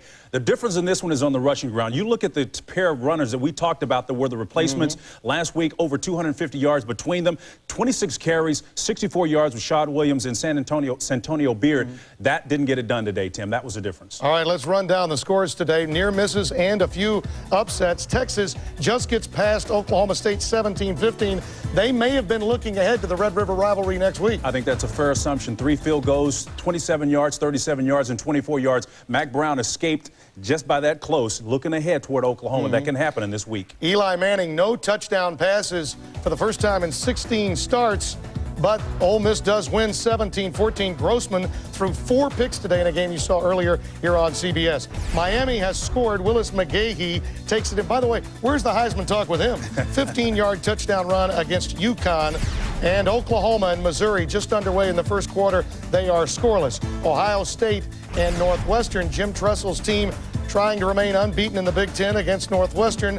No score early on. Stanford, Notre Dame finds a way to score yet again using defense and special teams. Shane Walton, another interception return for a touchdown. We've talked so much about how this team, Tyrone Willingham, has taken this ball club, doesn't have the classic personnel to run his West Coast style offense. They've been manufacturing runs on the defensive side of the ball. Special teams is coming up, and the beat goes on this week. Outstanding matchup. I'm looking forward to that Pittsburgh game coming up. Yeah, Walt Harris's team has really played well. Now, California and Washington. Now, this was a game, when you think about it, Cal has not won in Seattle since 76, 34-27. The Bears get the win for the first time since that time. Kansas State loses to Colorado 35-31. We're down to 11 unbeatens and only 9 in BCS conferences. Washington State and Southern California Trojans have the lead 7-0 in the first. Be sure to join us next Saturday for a high-powered SEC matchup. Number 10 Tennessee against number 7 Georgia. It all starts at 3 o'clock Eastern with the Olympus College Football today. And the football action does continue tomorrow with the NFL on CBS. It's regional action. Many of you will see New England take on Miami, and it all begins at noon Eastern with the NFL today. So, from my partner Spencer Tillman, Tim Brando saying have a great weekend, everybody. We'll see you next week for another outstanding week of the SEC on CBS.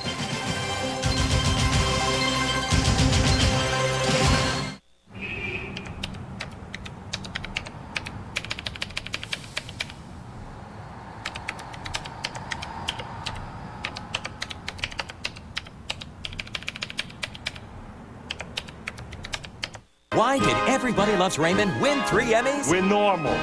Comparatively normal. It's gotta be the love. An all-new Raymond CBS Monday.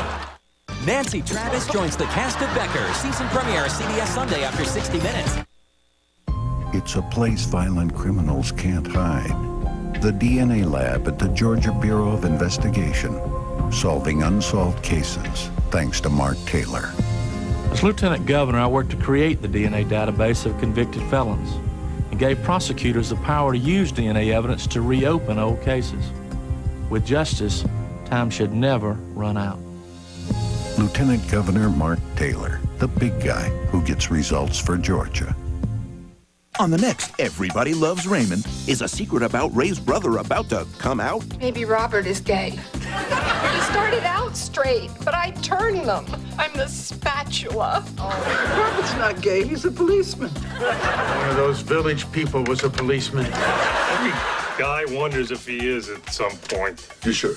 Yeah, you wonder, and then you see some breasts, you walk into a wall, and there you go. Everybody Loves Raymond. Monday at 7:30 on CBS Atlanta. Hey! That thing got a Hemi? Yeah. Sweet.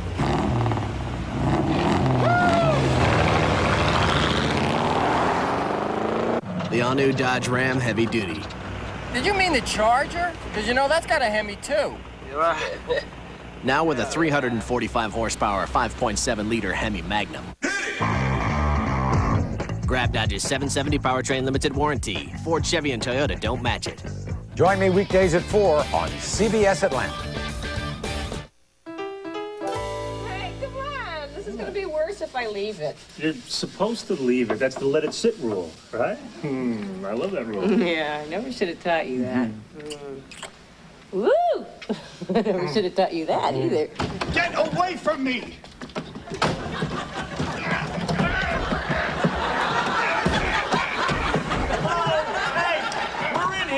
Occupied. What is going on? Big shot cop here wants to give me a ticket. I don't want to. I have to. End of the month, he's got a quote. You hit my patrol car. I'm your father. I don't care if I killed the guy. You're supposed to look the other way. Right? Dad, whatever you do, I want to look the other way. I can't look the other way anymore. You drive like a maniac. Frank, how did you hit Robert's patrol car? My partner comes to pick me up, and Dad backs out of the driveway without looking. The car Now, both these teams need a good start. Last week, Alabama hit Arkansas in the mouth on the first play with a touchdown run. Arkansas really had trouble responding. Rutgers against Tennessee in the opening kickoff took it all the way back. So both these teams are looking for something positive in the first quarter. Philip Fulmer, 10th season. You see that percentage. That is excellent, obviously. 82.4. Won the national championship in 1998. And across the way, Coach Nutt, his 5th season as the head man at Arkansas. And you see his number, 62.7% career. 68 wins, 41 losses. The two teams come out on the field for the opening kickoff, and this crowd is really up and cranked for this one tonight. We are extremely happy that Lily went elsewhere. No rain since about noon today. Some rain last night, some rain early this morning, but not nearly enough to cause any kind of footing problems or handling problems on this dry surface here at Neyland Stadium tonight. Arkansas won the toss. They have deferred. Tennessee will receive, and you can see they are attired in their white togs with the orange jerseys. Arkansas all white. David Carlton prepares to kick it off. Corey Larkins back in a deep single safety. Here's the kick, and this is very long, but it's off to the left side and will go out of the end zone, and they will scrimmage from the 20-yard line. Casey Clausen gets the start. His hometown, Northridge, California, 6'4", 215 pounds. He is a junior. Very high percentage thrower.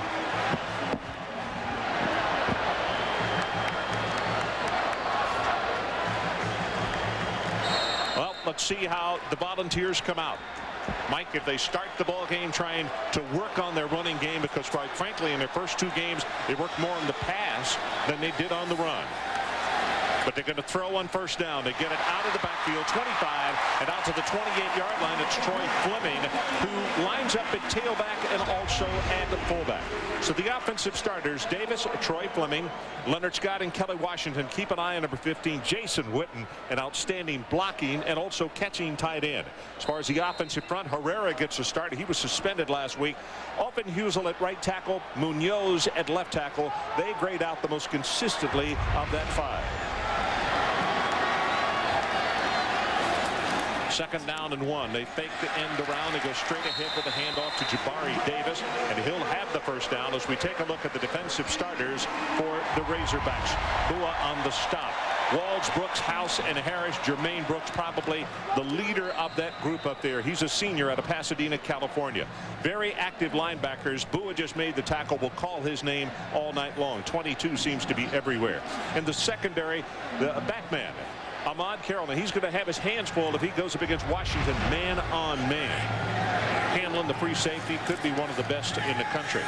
Clausen with a play action, sends it to the near sideline, and that ball is dropped in and out of the hands of Tony Brown, the sophomore out of Lauderdale Lakes, Florida. Looks like Tennessee early choosing to throw on first down to soften up this run defense of Arkansas. Pretty good play fake by Casey Clausen, trying to get the ball to the outside to Tony Brown, who's had a sprained ankle. Now they say he's nearly 100% tonight. Good size in him at 6'2", 181. As we said, Lauderdale Lakes, Florida. Number 6 in the NCAA is Casey Clausen with that percentage. They go with the draw play straight ahead. Fleming going to be tackled just before he gets to the 40-yard line. Defensively, it's Jamar Gallion, a junior out of Chesterfield, Virginia, by way of Butler Community College. This is the offensive set that Tennessee used against Rutgers last week in the second half, and really dominated play with the draw and also throwing the ball to Kelly Washington on the single receiver side.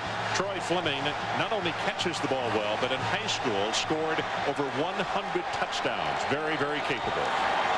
Third down. They need to take the ball to the 42.5-yard line. Payson rolls as it completed. Clausen will have it for the first down to Tony Brown as he makes a sure catch this time. And now, depending on the spot and on the near sideline, they're booing the linesman. They don't think the spot was as far up as it should have been. Now they're going to have to take a timeout and bring the chains all the way across the field. I don't think he's got it where he marked it at. Let's see if he passes our yellow line, which he does. So he should have the first down. Well, let's see where he was marked by the linesman and see if the crowd was really on top of it, because they did boo at the time, and you can, there's no signal. It is just inches short.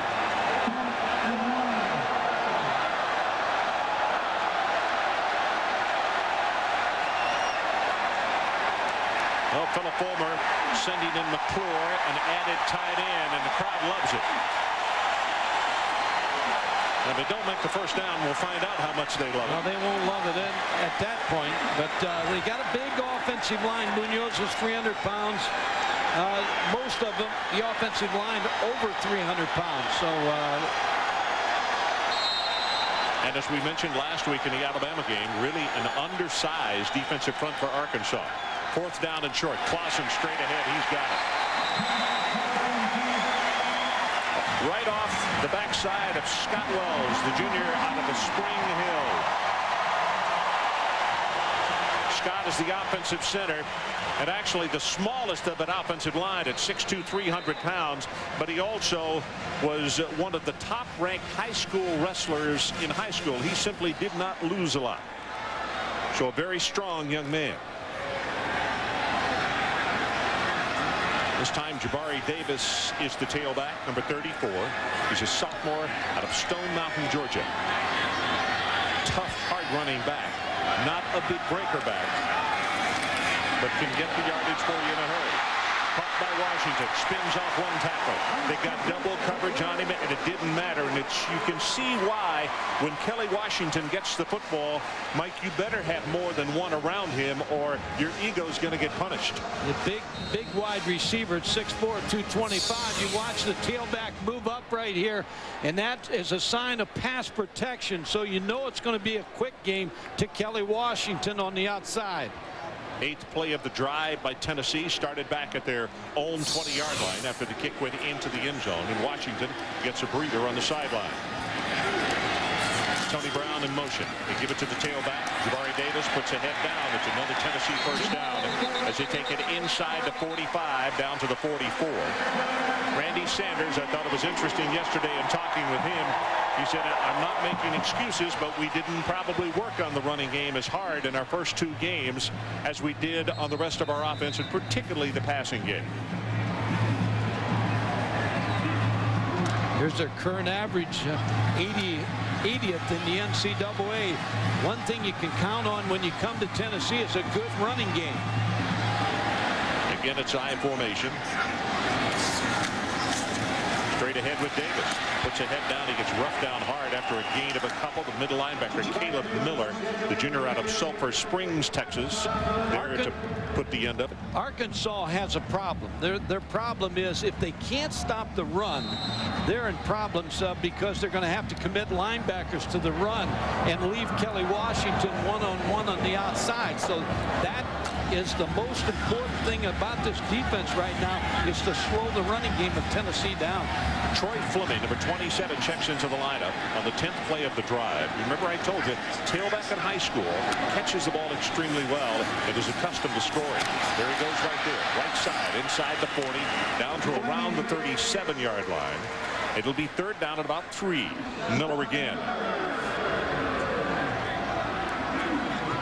And now Fleming puts a finger up. He wants to go to the bench for a moment.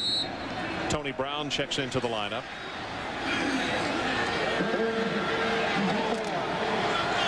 Keldrick Williams, number 28, a freshman from Montgomery, Alabama, checks into tailback. 3rd down, they need to take the ball to the 34-yard line. Movement by Arkansas. I don't know if there was contact or not, but you can see the finger pointing. Yeah, I never liked this play because the quarterback always goes down a knee. I'd rather see the quarterback try to get the first down. He didn't pick up the offside, and that's the penalty when you don't move forward. You got a 4th down situation. So he went to a knee.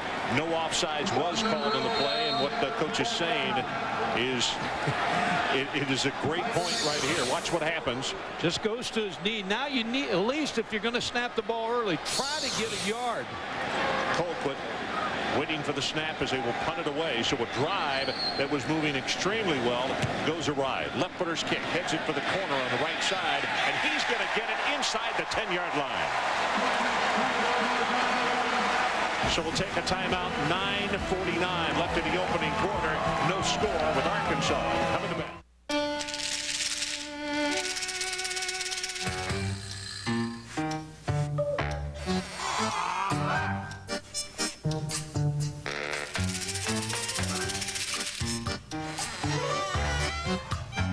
Rejuvenate your 75,000-mile engine with Pennzoil High Mileage Vehicle, the new motor oil specially formulated for the needs of your older, wiser vehicle. Pennzoil, we're driving protection.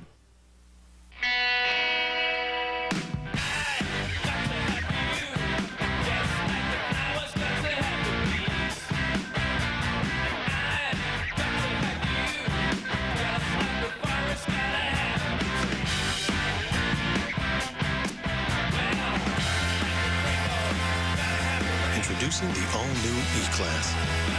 You may never want to leave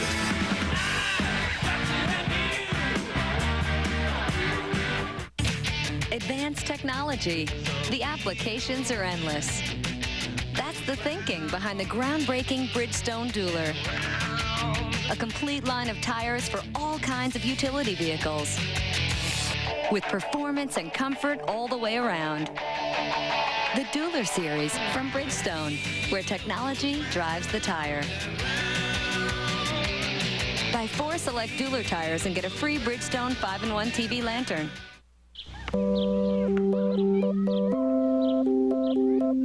For men, every morning it's the same routine.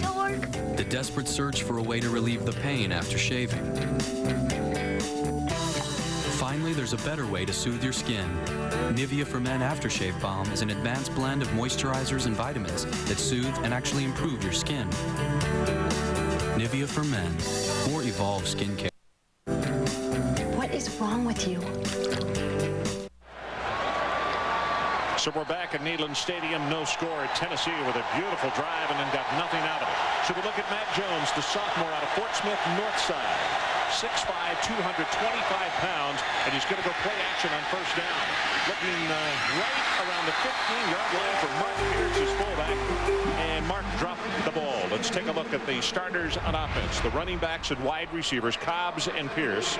Wilson and Smith, the 2 wide receivers. Peters, very large, more of a blocker than he is a pass receiver. And up front at the offensive line, Dowdy, well, some question marks about his job last week. Andrews grades out the highest on that offensive line, the youngster out of Camden, Arkansas. Second down and 10. They go with Cobbs. First run of the night for him. Gets by 1 tackle. Cannot get by 2, 3, 4, and 5. As gang tackling by the fellows wearing the orange jerseys. And it's Keon Whiteside, the weak side linebacker. Up front, Amari Hand, Veal, Dickerson. Veal playing on an injured leg. Hand is probably the best up there. The linebackers extremely active. Got to keep them healthy, though. Whiteside just made the stop. In the secondary, the best cover of the group was Jabari Greer. Woody Miles very fine on the other side as well. Third down, they need to take it out to the 17.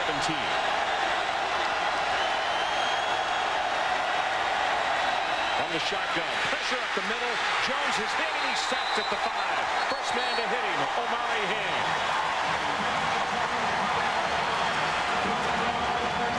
I believe this play was going to be a quarterback draw by Matt Jones, but all of a sudden Amari Hand, nobody blocks him. And he's able to get into the backfield clean and make that tackle. Set up for the quarterback draw.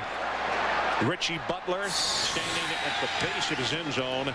Not a real long kick. A wobbly spiral is going to bounce at the 50 and now takes a huge Arkansas roll and goes down to the 43-yard line. Rashad Baker, the deep man, and Tennessee will take it over with very good field position. So we'll take a break. 8:20 left, opening quarter. No score. Tennessee about to come on offense for the second time tonight. Nice wrench work, Chief.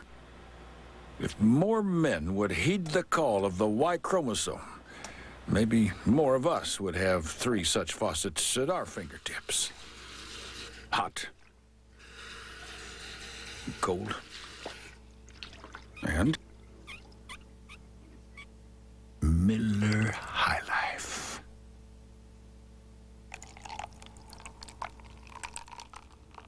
Kirk, you can take the helmet off. Whenever you're ready. Mind if I stand? Yo. I'll get it. You guys getting this or what? Send in your 1-minute audition tape to the Discover card. Gets you on Game Day Challenge. If you win, you'll appear on College Game Day and go to the BCS National Championship. Visit your local Best Buy for details.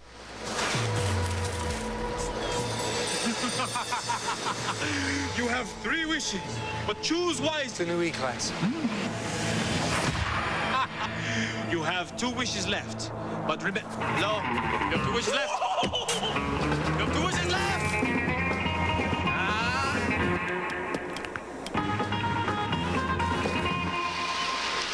It's everything you could wish for. Introducing the all-new E-Class. Start your Sunday with the NFL Countdown team, now joined by Coach Bill Parcells. Then they're in trouble. And get weekly insights from John Madden, 11 a.m. on ESPN. ESPN's College Football Saturday Night, presented by the United States Postal Service. Brought to you by Miller High Life. To live simply, proudly, boldly, manly. This is the High Life. And by Discover Card. Want to appear on game day this New Year's Day? Visit discovercard.com for details. Boy, what a beautiful sight if you enjoy college football. 107,000 here at Neyland Stadium tonight, filled to capacity. Mike, look who's in the ball game. Number 11, James Banks. He's listed as the number 3 quarterback, but he's at wide receiver, top of your screen. They really like him. They say he makes things happen, and they're going to go on top looking for Baker. Down the far sideline, and it's caught by the inside receiver. That's Kelly Washington. And a flag has been thrown at the 15. Washington's catch good for 45 yards. Well thrown ball by Casey Clausen. And that's again where Kelly Washington uses his body so well at 6'4". Against Ahmad Carroll, Batman as he's known. Pass interference against the defense. It's declined. First down. You know, Mike, it was hard to tell exactly who he was throwing to. They both were so close together. Kelly Washington uses his body, just screens off Ahmad Carroll enough. Watch him pull up here a little bit. Use his body and make that catch. Big play by Tennessee. Peyton comes into the ball game at wide receiver. He is a freshman, number 17. Kelly Washington now with 2 catches for 54 yards on the night. 2 tight ends in the ball game, Witten and McClure. On the 12, they go with the run, and Greer straight ahead inside the 10. And let's check with Reese Davis for the first time tonight. How's Miami doing? Number 1 team in the land is rolling, Ron. Getting ready for Florida State's arrival. Willis McGahee, he has scored twice on the night, including this 15-yard run. And the Hurricanes are all over UConn 28-0. A day of streaks ending across college football. Baylor ends his 29-game conference losing streak in the Big 12, and Wyoming's 12-game loser overall is history as well. All righty, Reese, our situation, no score, but Tennessee threatening on a 2nd down, and they need about 7 to 8 yards for the first. Play action, looking for Washington in the end zone, and he got held up. That was a good job defensively as he got banged by Batman. Ahmad Carroll was right there to hit him at the line of scrimmage, play a little bump, and then he couldn't run. Yeah, bump and run, and Ahmad Carroll said this week when we talked to him on the phone, Kelly Washington does a lot of talking. He said he won't be talking after the first quarter, but all of a sudden Kelly Washington's off to a great start.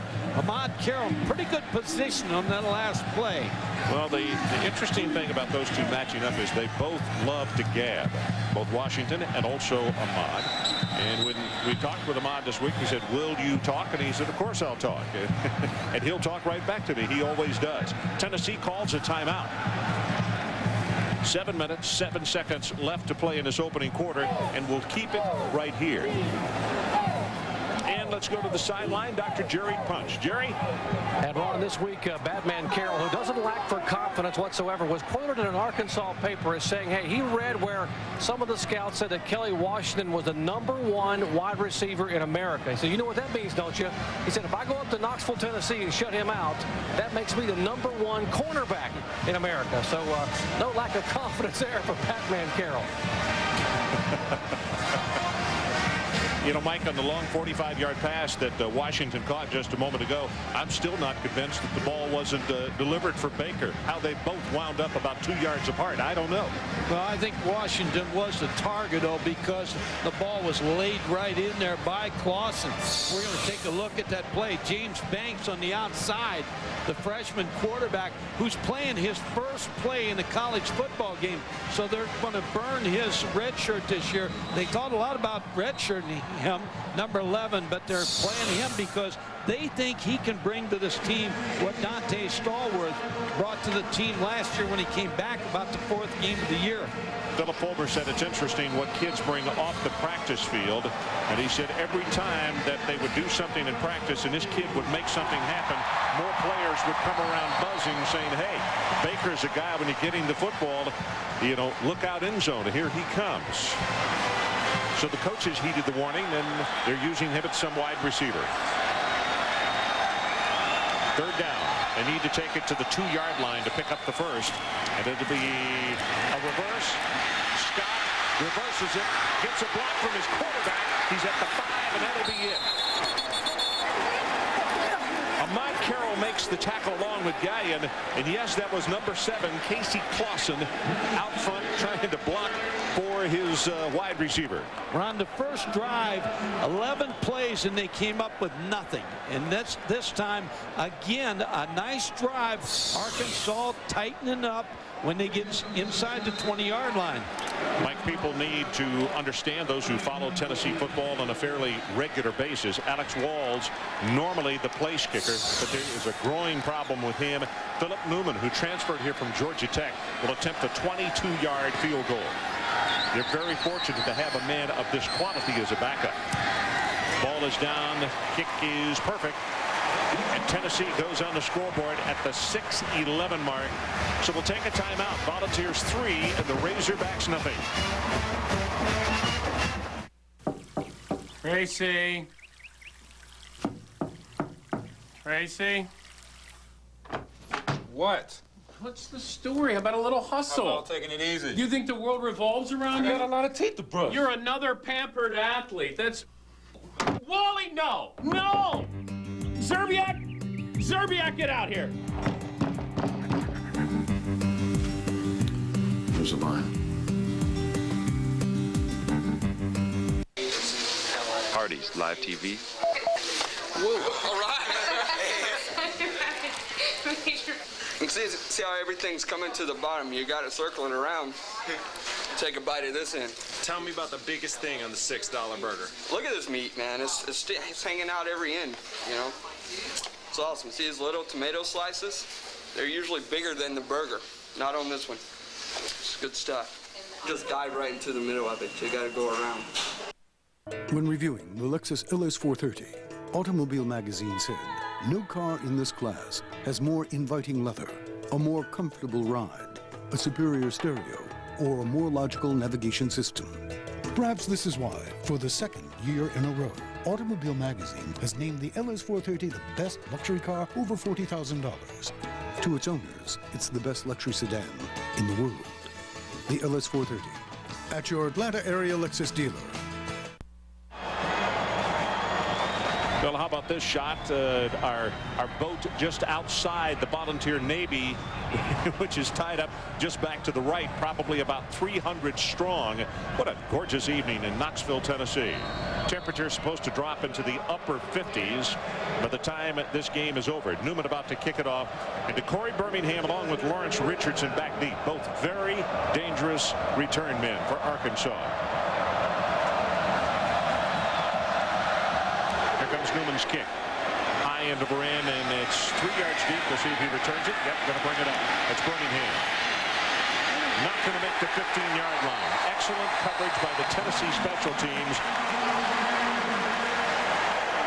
It's Sunday Night Football on ESPN at 8:30 Eastern. Coverage begins with NFL Primetime, presented by Miller Lite at 7:30 Eastern.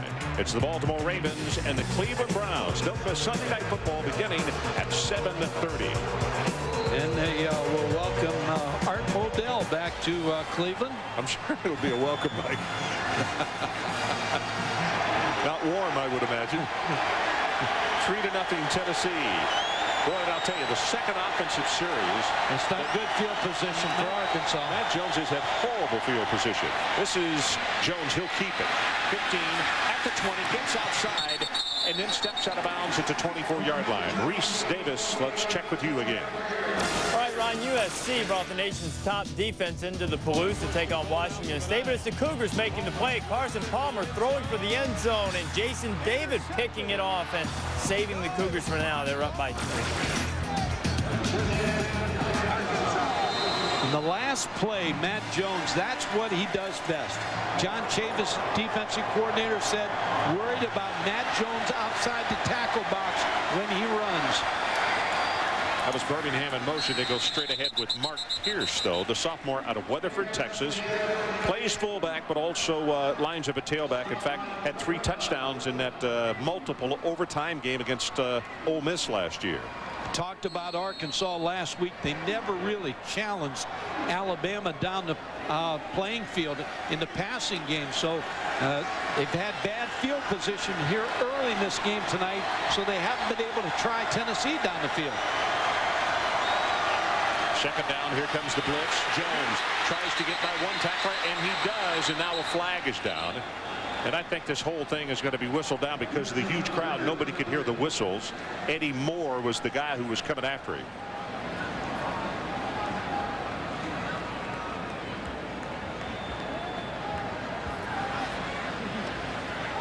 So Matt Jones is saying that we will take the penalty. Tennessee is pointing toward Arkansas.